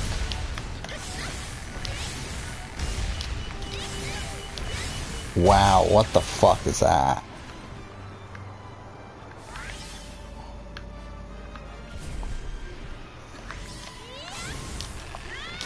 Fuck off. Okay, this is just terrible. I really need health.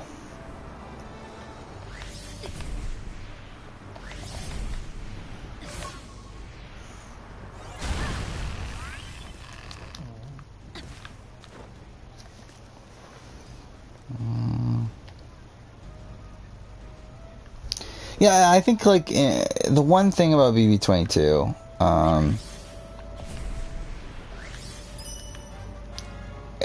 like I'm at the point now where like I would probably say BB-22 is my least, like it's BB-22 and BB-2 that are like my two least favorite seasons. But like the one pro I would have for BB 22, I mean, one, obviously the editing is just better because it's a modern season, but also the like I do think the gameplay of Cody is something that is something to at least watch on that season. But then again, I guess if you really think about it, it's like obviously it's much more interesting to watch Will's gameplay than it is Cody's, even though again I don't think Will's gameplay is as impressive as Cody's is. It's probably a lot more entertaining to watch. Well, I mean, it is a lot more entertaining to watch.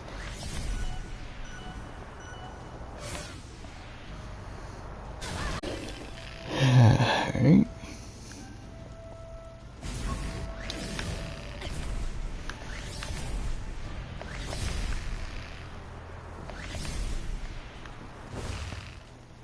Okay, there we go. Fuck that. To a degree, I mean, like, he got the same arc as Wu, except that he, like, didn't suck on second chance, like, on his second chance than, like, Wu did.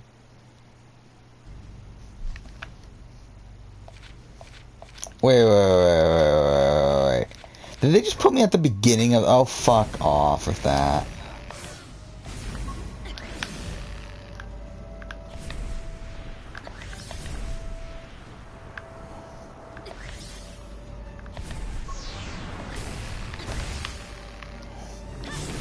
Or, like, I'm just not even giving a shit about finishing this. Like, it's like, fuck this. Like, I've played this game in the... Like, I've already finished this game in the past.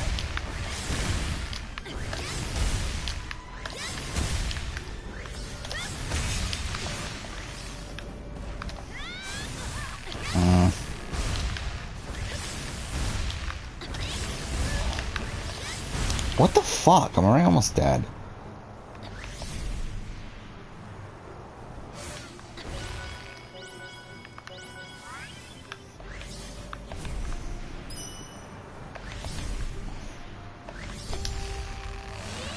Okay, pick the worst possible one, but whatever. Okay.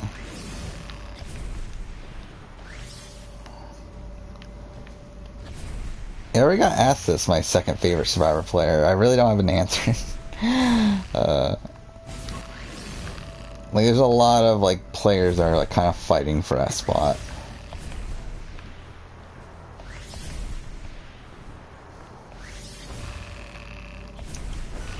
Oh, there we go. Yeah, you got, like, probably, like, Spencer, you got, like, Parvati. Let's have him in a better position this time. You got, potentially Boston Rob, I guess. Probably not, though. You got Suri.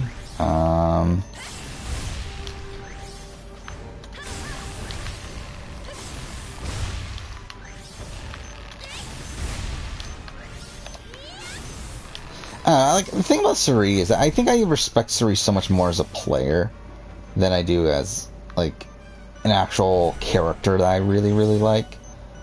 But I guess you can kind of say the same thing with Parvati, though.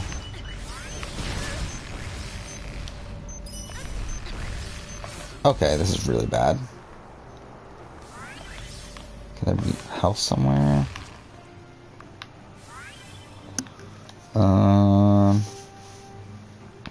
Who else would there be? And I really love Natalie Anderson the first time. I didn't love her on Winners at War, but I did love her in Someone Will Sir. I love Jeremy. Jeremy's probably up there.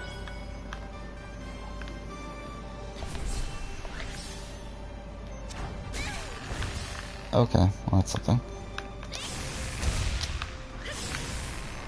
Oh, fuck off.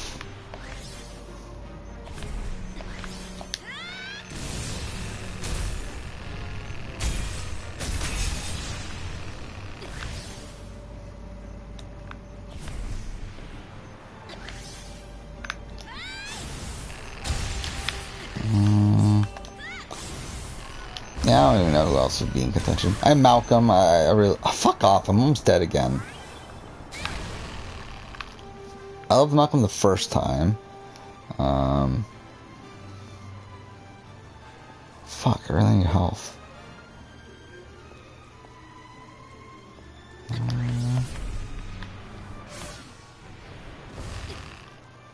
Do I have to hurry and take the Navi down?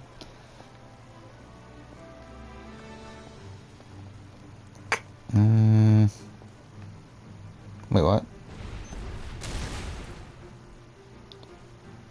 Oh, fuck off. Is that really a thing?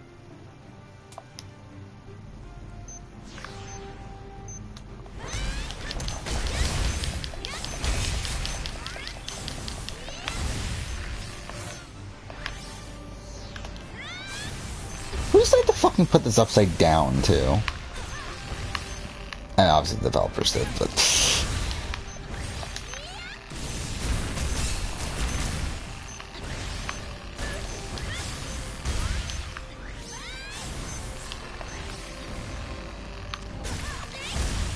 Ugh, oh my god, I'm really, like, getting annoyed with this game. I really don't want to fucking play this anymore.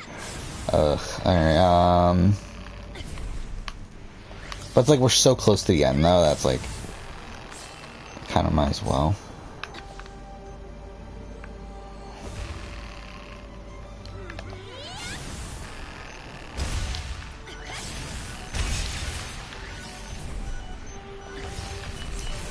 I really need health.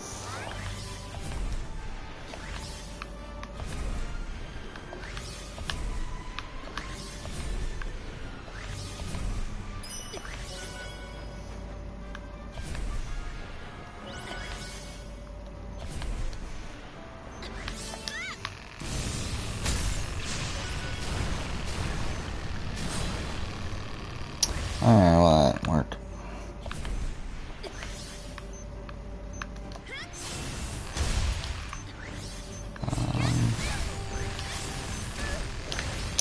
Wow, that was terrible.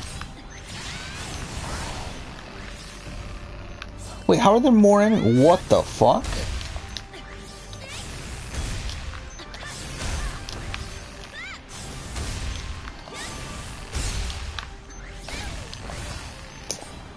Alright, well, that's some bullshit.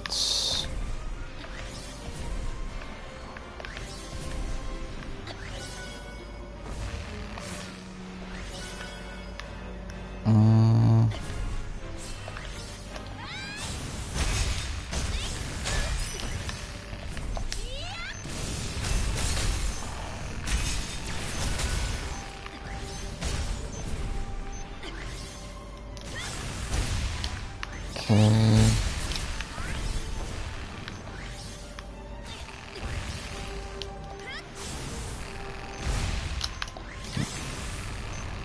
Oh, fuck off.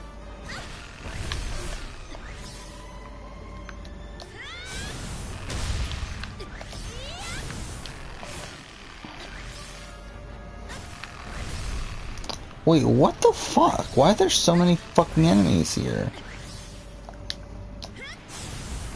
And they're all, like, really powerful enemies, too.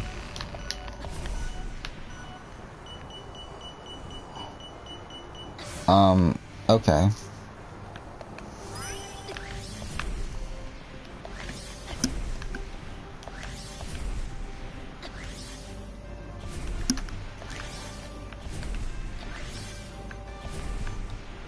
There's like I don't know, the targeting system in this game is so fucking weird.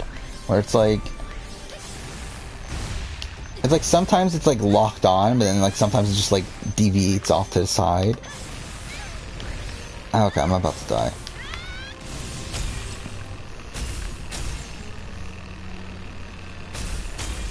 I forgot, there's a PlayStation, there's like a State of Play tomorrow, isn't there? I forgot about that until now. Not that it's gonna fucking right now, so the main thing to see from it's gonna be Deathloop. Who gives a shit about Deathloop at this point? Oh, fuck off. Okay. And we need health. Actually, do I have any? Fuck it, let's just do it. I don't care.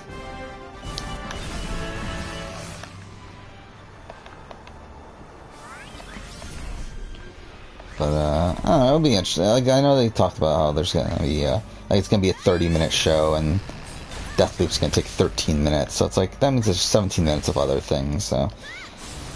I doubt it's gonna be anything that good, but, it'll be interesting to see if there's anything decent, at least. Like, I'm sure like, Little Devil Inside's supposed to be out, like, next month, so it's like, I'm sure we'll hear something about that, right?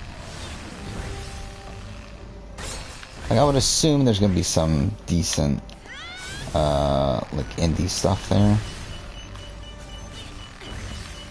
We'll see.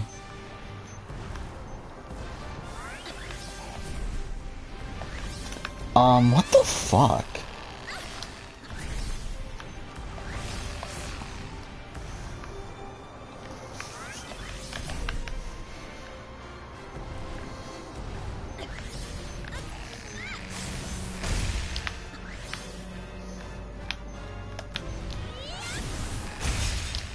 There we go. Ugh. That's terrible.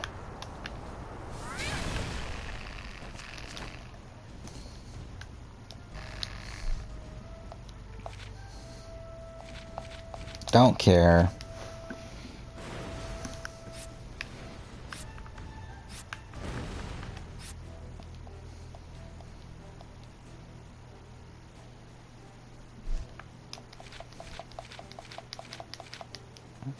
Okay. Fuck up, there's another one?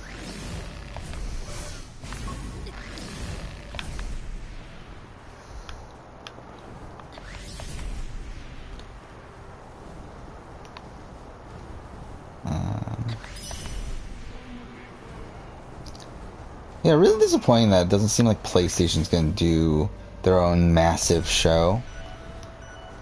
I think instead, again, we're getting like a 30-minute state of play, with already being confirmed that there's not going to be any God of War Horizon news at it, which is really fucking bizarre considering we still haven't heard Horizon's release date. Hey, what? I really don't know what PlayStation's doing. Oh, we might hear about Death Stranding tomorrow. Forgot about that. Not that that really fucking matters. Yeah, and they just like kind of just out of the blue just announced that Ghost of Tsushima director's cut. Wait, what am I doing? Or they even like they just like randomly released a trailer and then like a blog post about it. Just like, you know, why not save that for a show? But whatever. Don't care. 19. So again, there's 21 missions in this game. So we're kind of close to the end. Kind of.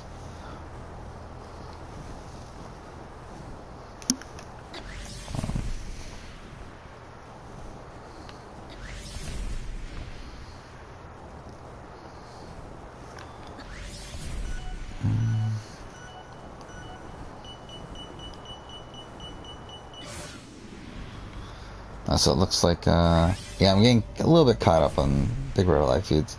So it looks like Whitney and Tiffany are going to try to make an alliance with Frenchie. As like an all-parents alliance.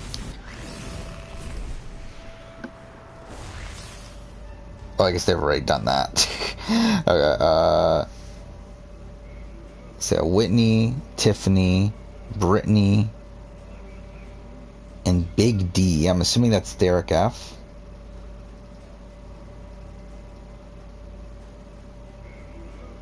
Wait, isn't that the entire... Wait. So that's like entire... That's the Frenchie's entire team except for one person, right? So it's Frenchie's team minus... Who's not there? Brittany...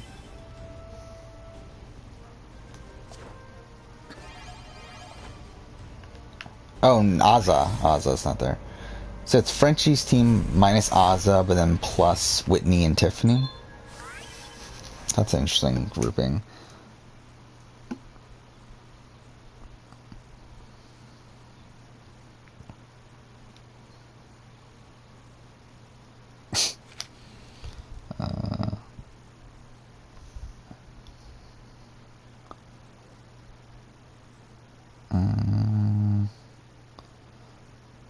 Interesting.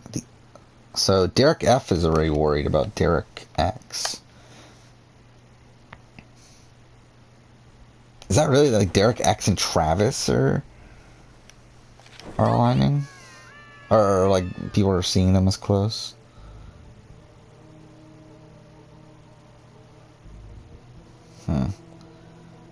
Interesting. So Derek X is getting like Derek X has some heat on him already. Kind of surprised by that.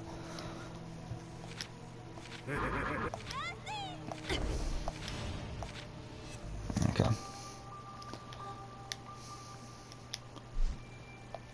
Don't care. Find all of Dusty.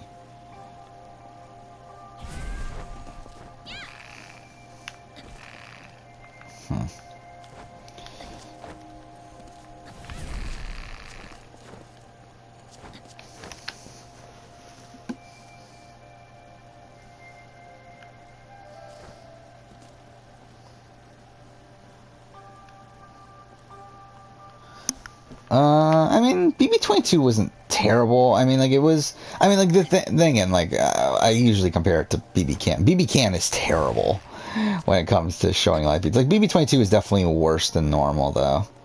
I feel like part of that was due to it being an all-star season. But,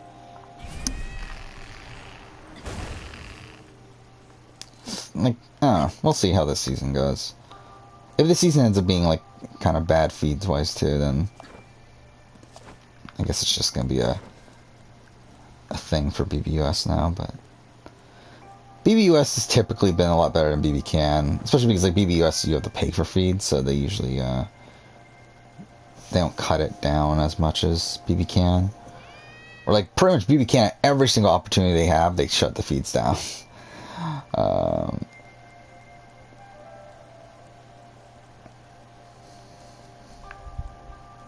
Ravens here.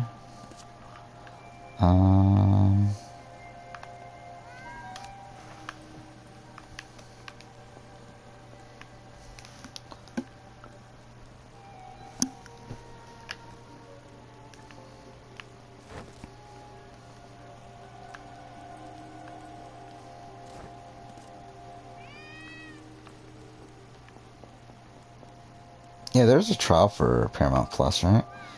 That, I think there was, like, a month free for,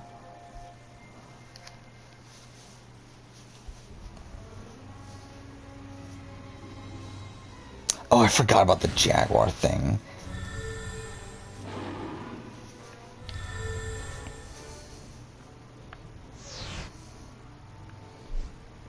I don't care.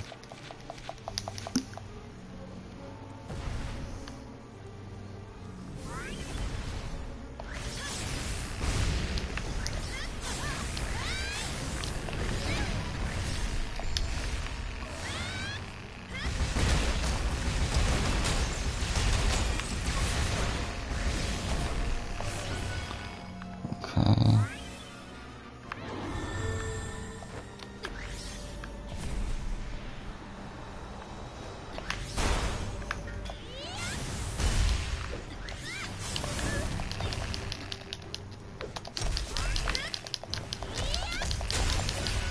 Wow, that was terrible.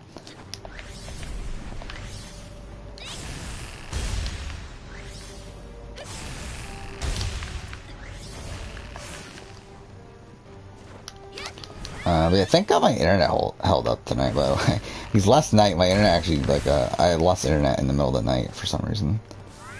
I was kind of worried that that was going to be a thing tonight, but it seems like it's fine.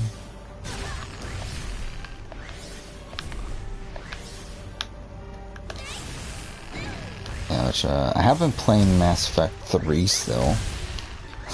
Which, I did actually play a decent amount of in the last couple of days. I think I played in there like 5-ish hours or so. Which, I'm kind of nearing the end of it, and it feels really depressing. But, I also gotta finish it at some point.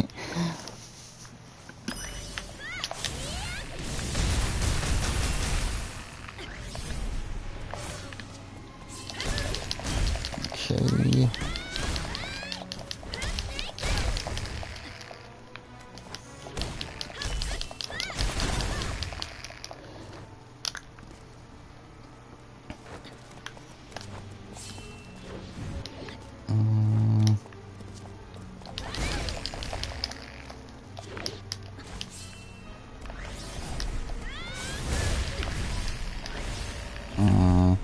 Let's grab the health.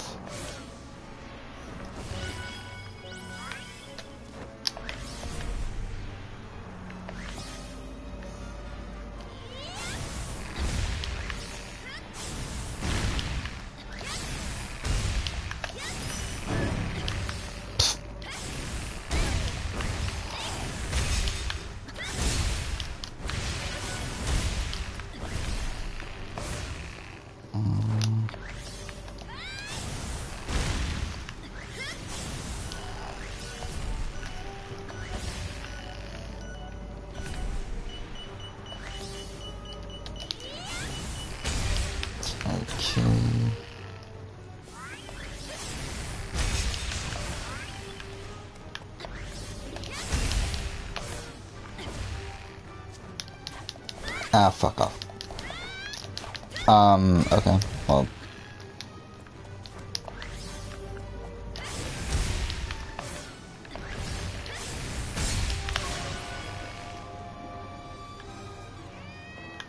How many more times do we really do 8 more times? If we do, that's really fucking ridiculous.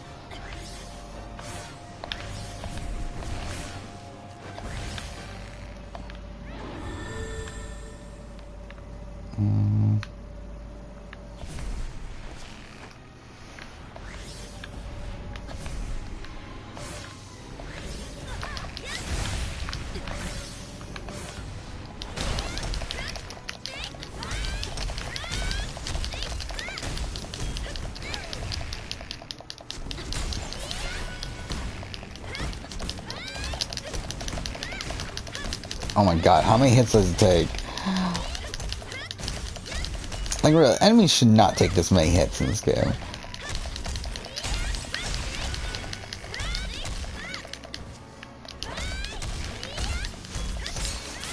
There we go. Kind of.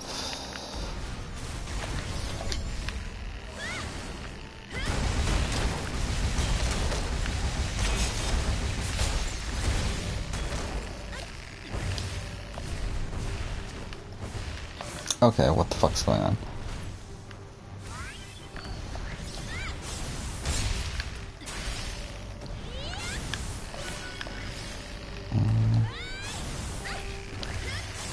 God damn it.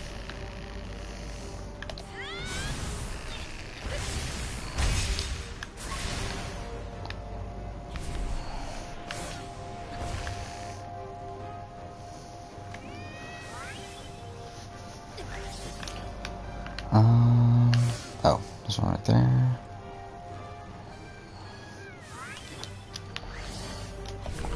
Yeah, pretty much, we're gonna end stream pretty much right when I finish the game. And hopefully that's somewhat soon, but we'll see. Again, this is another playthrough though, where, like, I'm pretty sure this playthrough is gonna end up taking me longer than my original playthrough did. For some reason.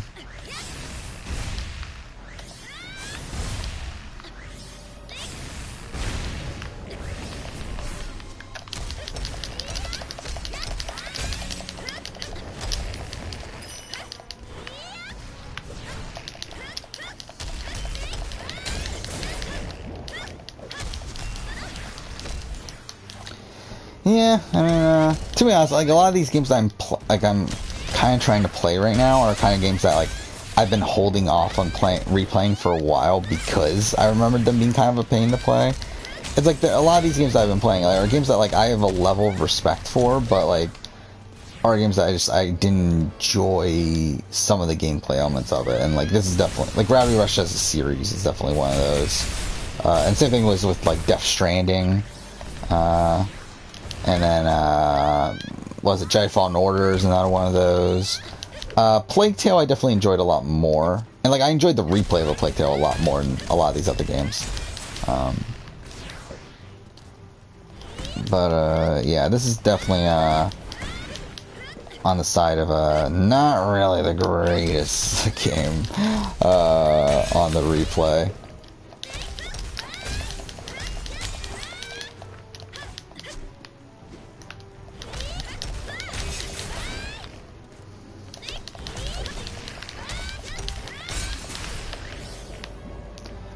Again, like, after we're done with Gravity Rush, like, we're gonna play this, followed by Gravity Rush 2.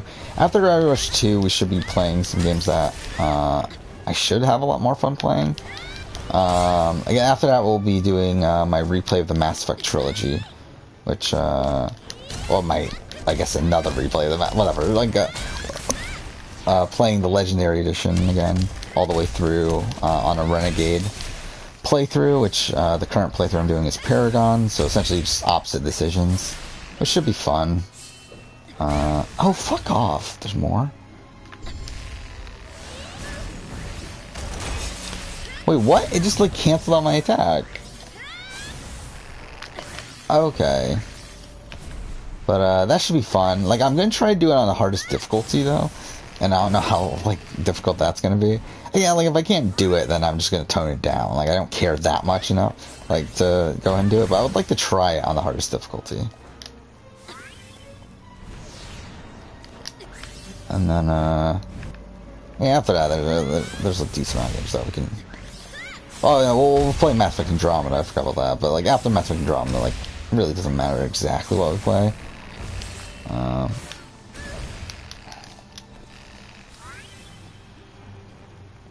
But we'll figure it out, obviously. Ah, shit.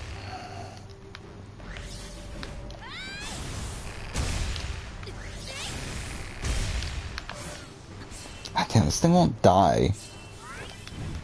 Okay, well that was terrible.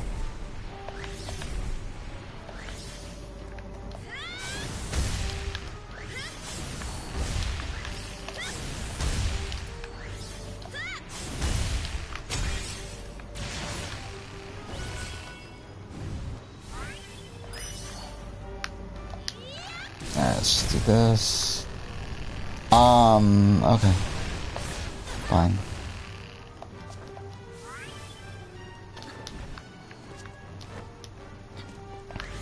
And to us, I think a lot of also the part that, like, why this isn't as fun as what could be is because I'm trying to finish it within 2 streams here. Like, I think if I really, like, took my time with it and everything, it probably would be a bit more fun than what it is now, where it's like I'm really trying to finish this in a specific amount of time.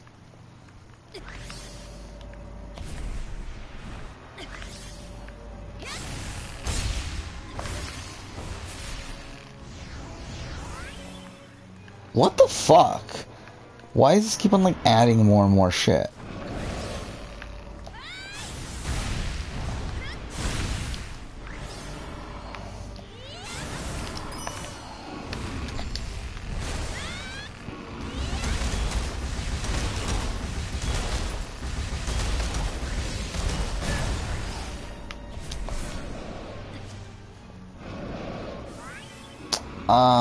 Okay.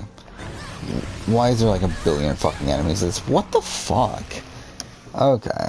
Well, that's lovely. To be honest, I'm really getting to the point where like I think I might just say fuck it and not even give a shit anymore.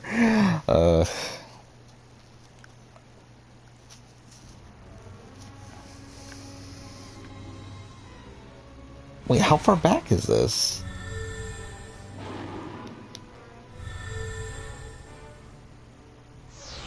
Are you fucking serious?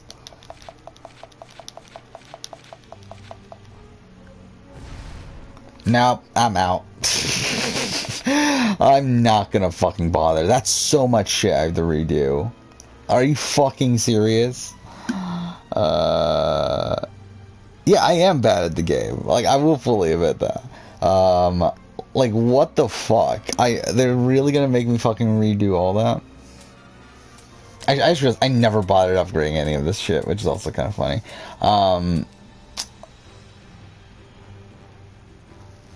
It's like, do I care enough? I really don't. Like, to redo all that. And that's so much fighting.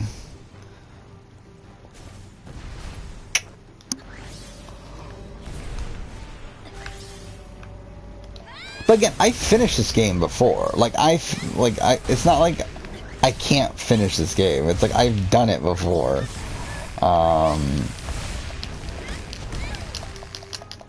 Yeah, this playthrough in particular is like really fucking annoying me though.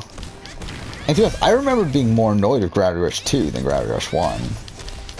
Because I remember like when I played Gravity Rush 1 the first time, I was like, oh, at least it's fucking short. And it's not like that bad. Like Gravity Rush 2 is actually like, oh, what? At least 3, like it's probably around 3 times longer than this game. Mind you, I think it's more impressive narratively, but and I think gameplay wise it's like on a grander scale, but like it still has a lot of the same complaints I have with this game. But like, I don't remember this game being this bullshit with enemies.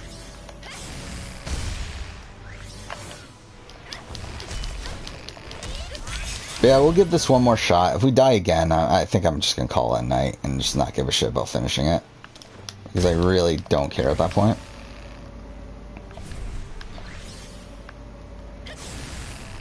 And we'll just move on to Gravity Rush 2 next time anyway.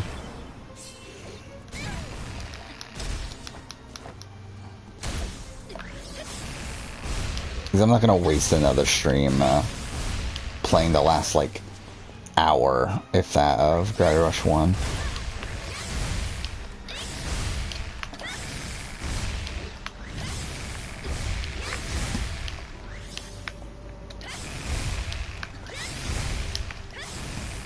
Oh my god, can this thing die?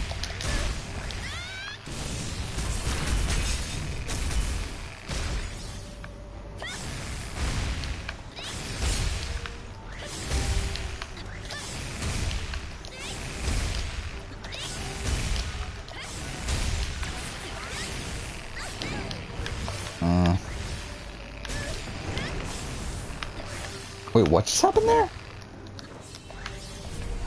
The game just like spazzed out for a second. How is it not dead?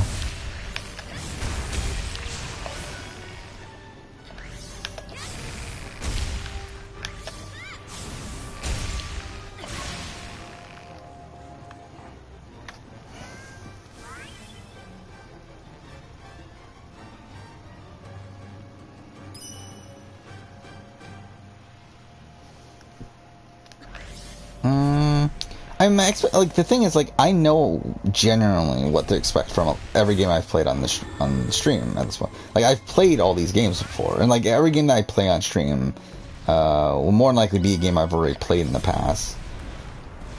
So it's like I remember, like, I've played this before, and I've played like things like Death Stranding before. Like, I've played all these games before, so it's like I have a general idea of what to expect coming into it.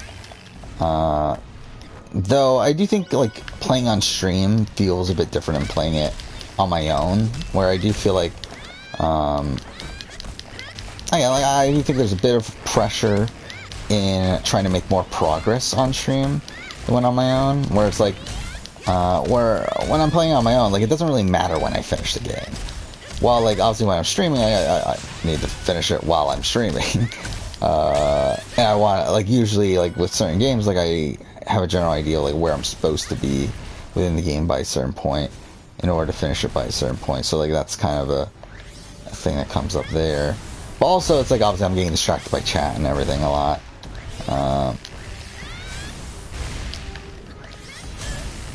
Fuck.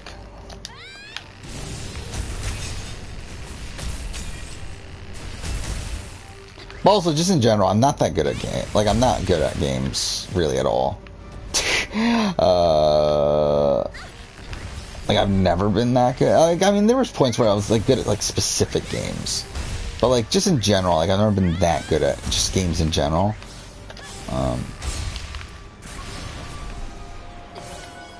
Okay.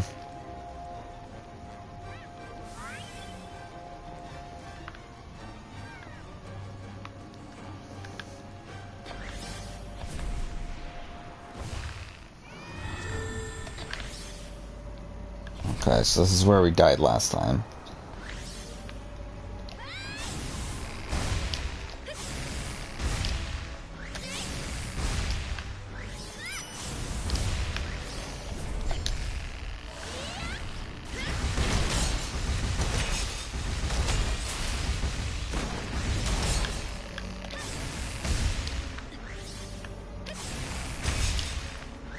Okay.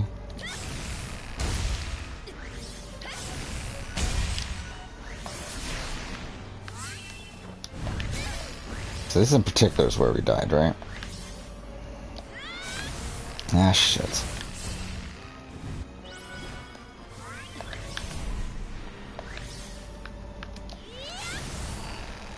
Oh, fuck off of that.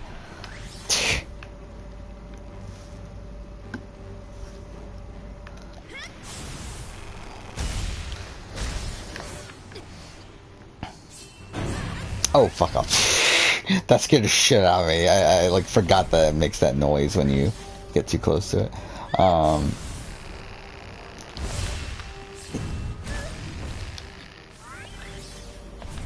Yeah, the thing is though, is like I don't play a lot of games. Like like a lot of the games that I play are games like this, like single player, story based games.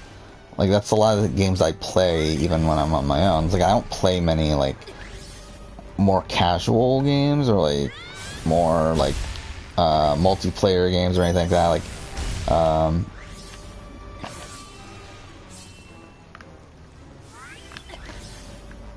and that's kind of the problem where like I talked about this like where like again like I've kind of canceled Thursday streams just in general at this point just because like it's kind of a lot to be keeping up with. But like I wouldn't be opposed to continue doing them if I had something like really short I could stream. The problem is I only have like, and like by that I mean like maybe like a multiplayer game I could play for a short period of time that I could stream for like maybe an hour and a half to 2 hours or something. But like I don't really have a game like that that I typically play. So at that point it will just kind of feel like I'm going out of my way to be playing it, which like at that point it's like not really worth doing. And that's part of what makes okay, these streams worth doing still too is despite the amount of time commitment it takes to stream and everything, it's like also it's like I'm still technically progressing the channel in a way by doing this. Like, I mean obviously I get to talk to the audience and stuff, and that's cool too, but like in terms of like the games I'm playing, it's like these are games I would have tried to play at some point anyway. I would have needed to play, or I mean I guess like this I didn't need to play. Like Gravity Rush 1 here in particular is like one that I didn't need to play. Like this is more so I might as well just do it sort of thing. Like I mean Gravity Rush 2, which we're about to play, is like a game I probably needed to play before doing the Top Games of the Generation video. Something like Death Stranding is a game I felt like I needed to play. So it's like, I mean, like, it just kind of kills, like, two birds with one stone. Oh, fuck off. Okay, this is where we died. This thing.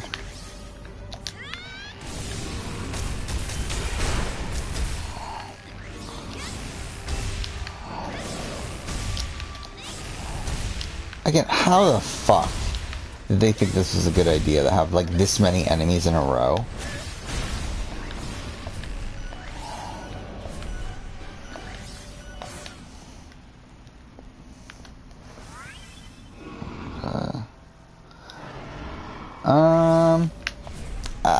If I were to guess, I would say 10,000s by beginning. Like, it'll be early next year if the pace goes the way it's going. Again, there might be a chance of this year if there's like a massive boost from Survivor 41. Or not even a massive boost, but if there's like a boost from Survivor 41, we could hit it this year. But based on the current pace, the current pace of channel growth, like I would guess it's probably going to be early next year.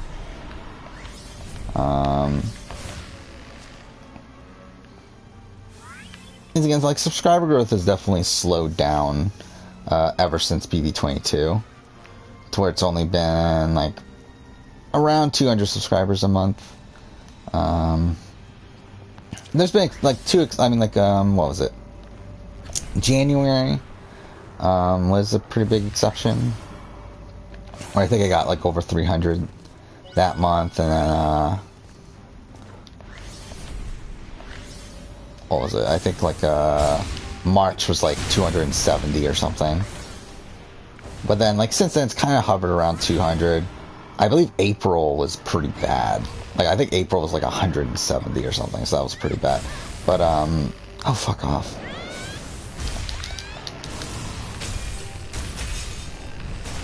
But then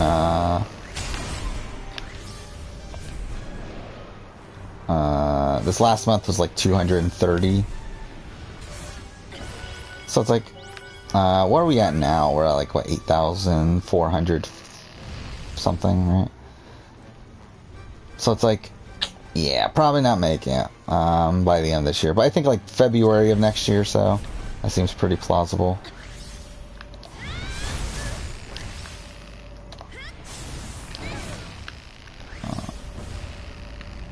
Yeah, I wouldn't say there's no chance, but I would just say it's like, it's probably not looking super likely. Okay, what fuck? Especially because, like, I thought there was going to be a bit of a boost for BB23, but there wasn't really as much as I thought there would be. So it's like, and like, just in general, that BB23 cast assessment video, to be honest, like, didn't perform as well as I would have liked it to.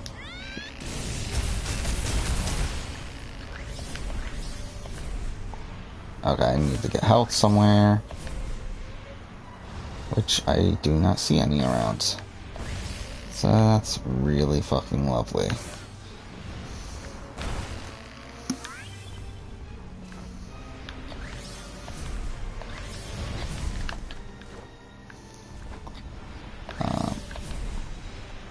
Because I mean, what the video's at, like what, like nearing 5,000, I think, at this point. Which, like, in comparison to how like BB22 videos would perform, like, that's pretty bad. Like 5, I mean, like, dude, for it's still like above. I mean, it's slightly above average for a Big Brother video in general, but it's pretty bad for like a recent, like for a current Big Brother season video. So it is what it is.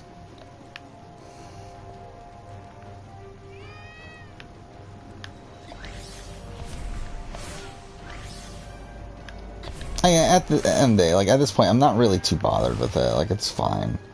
I'm gonna continue to do YouTube my way. If it works out, it works out. If it doesn't, it doesn't.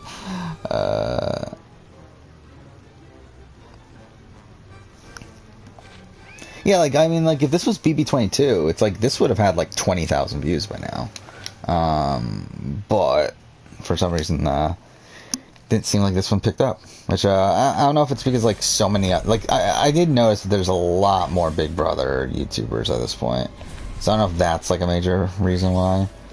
And also, I think there's, like, other channels that, like, focus more so on Big Brother than my channel does.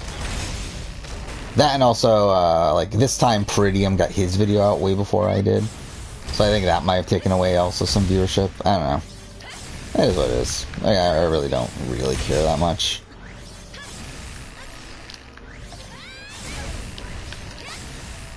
Okay, well, what the fuck? Yeah, also, CPM in general also seems to be lower here. Yeah, I did talk about how, with the previous Big Brother video, the top 10 non-winning player, that CPM was really high on that. So it was like around what CPM would be around BB22 time. But then 23 cast assessment had relatively low CPM, and really just CPM in general for July so far has been pretty bad. So again, like, while last month ended up being my best month ever revenue-wise, like, I don't expect the same thing of July here, even if views ended up being decent, which it doesn't even look like. Like, I would guess that this is just going to be all around not as great month for the channel, based on how the schedule's laid. Okay, well, that's something. Just based on how the schedule's laid out and everything, but it's fine. Yeah, like, I don't plan on going away with, like, I plan on continuing on with the channel, no matter how well it performs. Again, like, depending on how life goes, obviously, you never know about the frequency of the channel, but, like, at least at this current point, I'm able to keep up with 2 videos a week. So, that's the way I plan on keeping it, for now. I mean, and even then, like, again, this week, technically, as I mentioned, like, it's gonna be 3 videos a week. Because, probably. I made that Assassin's Creed video. I'll probably release it on Friday. But I'm gonna wait until we get word on. So tomorrow's Survivor South Africa. I kind of want to see if we get word on if the episode after that is a merge or not. Because if it is, then the mid-season power rank. Oh, fuck off! Like, I need to do the mid-season power ranking for South Africa if that's the case. So that might jumble the schedule around a bit, but we'll see. Which might even mean that I get 2 weeks in a row with 3 videos. Oh, what the fuck? Like, how the fuck did that do that much damage?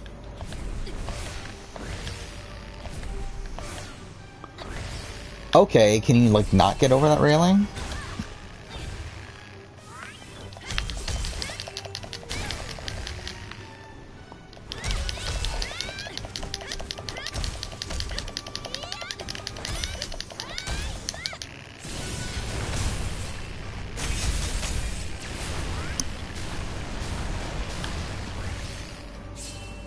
Yeah, I mean, I talked about this before, where, like, for me, the mid-season power ranking videos for these international Survivor shows, I think at this point they're kind of extra videos.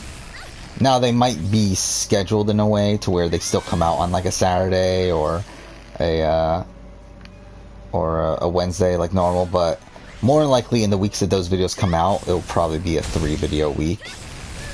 Just because, like, I don't really have the confidence in those being videos to stand out on their own.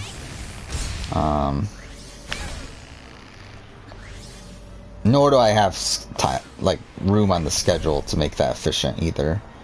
So it's like I'd rather just like make those extra videos, especially because they're, like, more than likely those videos are gonna be one day turnarounds anyway. Where like I probably record it the morning of and then edit it by the end of the night of those days. So it's like, okay, what the fuck? What the fuck?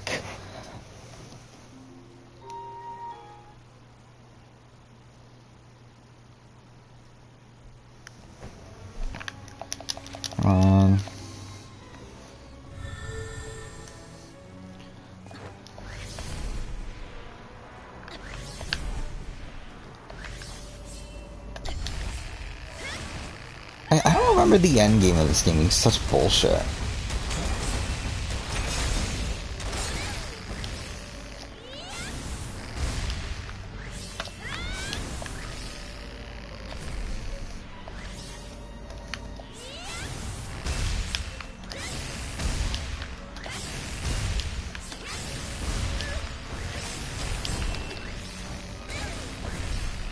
Perfect.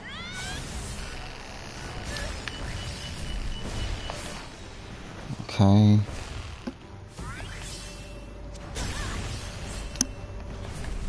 Do I know what I'm doing? Probably not, realistically. I mean, I know I'm supposed to be killing these guys.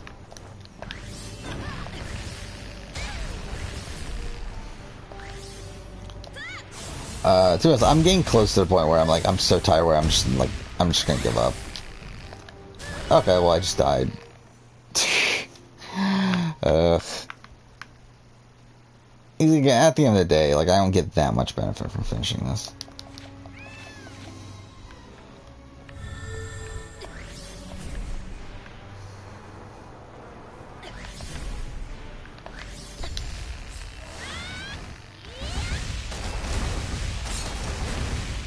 Okay.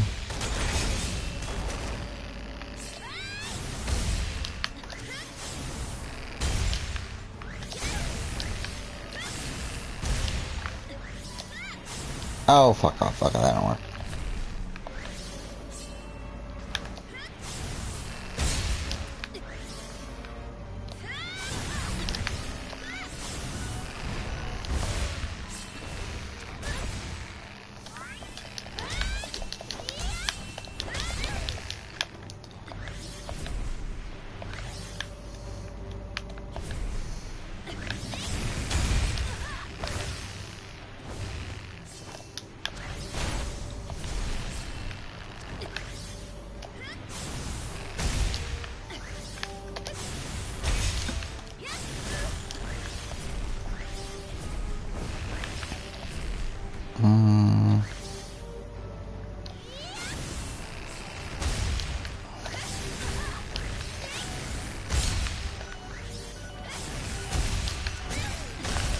Okay, well...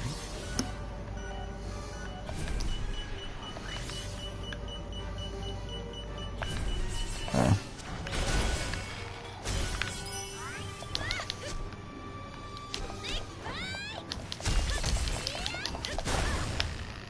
Alright, you know what?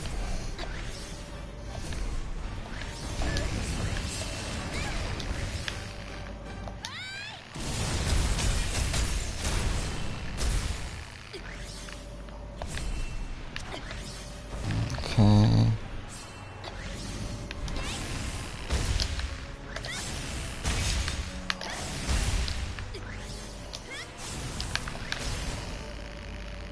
Where is it?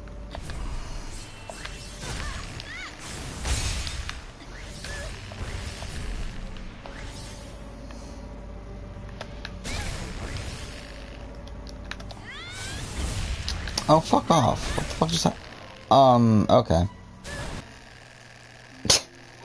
I think I'm good at this point. Again, like, is there a chapter select? I don't remember.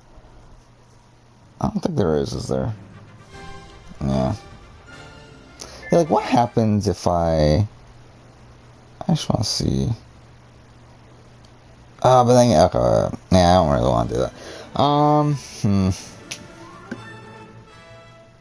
Yeah, I think I'm gonna call it a night. It's like 4 hours in the stream. Yeah, like, I think I got what I wanted from Gravity Rush here on the replay. I don't really feel like a dire need to finish this. So yeah. Again, we only have like probably what, like an hour left the game, but I really don't care. Yeah, I would like to do an Inside Part 2. Where, like, I don't even fucking bother playing. I mean, that was at least nice there, where, like, with Inside, like, I could literally just skip through the entire game. But yeah, like, at this point, it's, like, it's so late. Plus, also, it's, like, I don't really get, like, again, like, I don't get much benefit from finishing this. It's not like I'm going to do, like, a super in-depth retrospective of Gravity Rush 1. Plus also I've already finished the game before, so if I really need anything, it's like, I mean, like, I've already, like, it's not like this is my first time playing it. Anyway, so yeah, next stream we will start Gravity Rush 2. I don't know when next stream's going to be. It probably won't be until next Sunday. Well, until Sunday, because probably not going to stream tomorrow. Yeah, Friday's not ideal. So yeah, I mean, like, really Saturday or Sunday.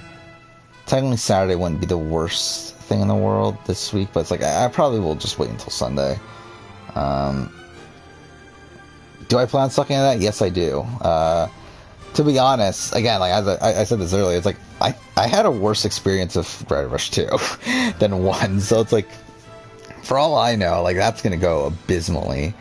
But we'll see how it goes. I mean, at this point, too, I'm not really even, like, it's like, if that goes so poorly, then I might just, like, not even bother finishing that either, because, like, realistically, it's like, I don't think it's making my list anyway, which is the entire point of the replay to begin with. And, like, if I, like, play it and, like, not really enjoy it, then I might just not even bother doing a retrospective on the series, because it's like, at that point, it's like, what's the point? If I'm not enjoy, it's kind of the same thing with, like, Jedi Fallen Order, where it's like, Jedi Fallen Order is like a game that, like, I planned on doing a retrospective of, but then I played obviously the replay, and it's like, I just didn't feel like it by the end of it. And, like, if the same thing happens with Gravity Rush 2, then it's like, I'll do the same thing there. But it's like, again, like, I have a lot of respect for Gravity Rush 2. It's like similar to a Death Stranding situation, where it's like, I have a lot of respect for what it does narratively. Again, like, like, Gravity Rush 1 is a pretty small scaled game, and Gravity Rush 2 expands upon it so much to where it takes the little that Gravity Rush 1 does, but then, like, blows it up into this, like, pretty epic scaled narrative. And also gameplay wise, it's pretty much better in every way. But again, I remember getting annoyed at certain sections, which is why I don't know, we'll see how Gravity Rush 2 goes, but it should be interesting. But again, if it ends up being a disaster, then we'll just go straight into Mass Effect, and that should be a lot more fun from that point forward, because I actually love Mass Effect. Like, I like it, love it in the sense that, like, I actually enjoy playing it as well, over something like Gravity Rush, where it's a game I respect more than I actually enjoy playing. But yeah, so yeah, next time, again, it'll probably be Sunday.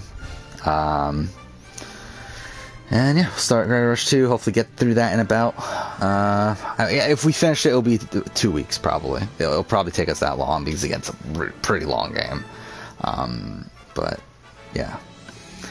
So yeah, see you guys on Sunday. I mean, Zenny Twitch, I'm pretty sure you're the only one that's still here. But, yeah, thank you for staying, on so long. But, yeah, see you next time.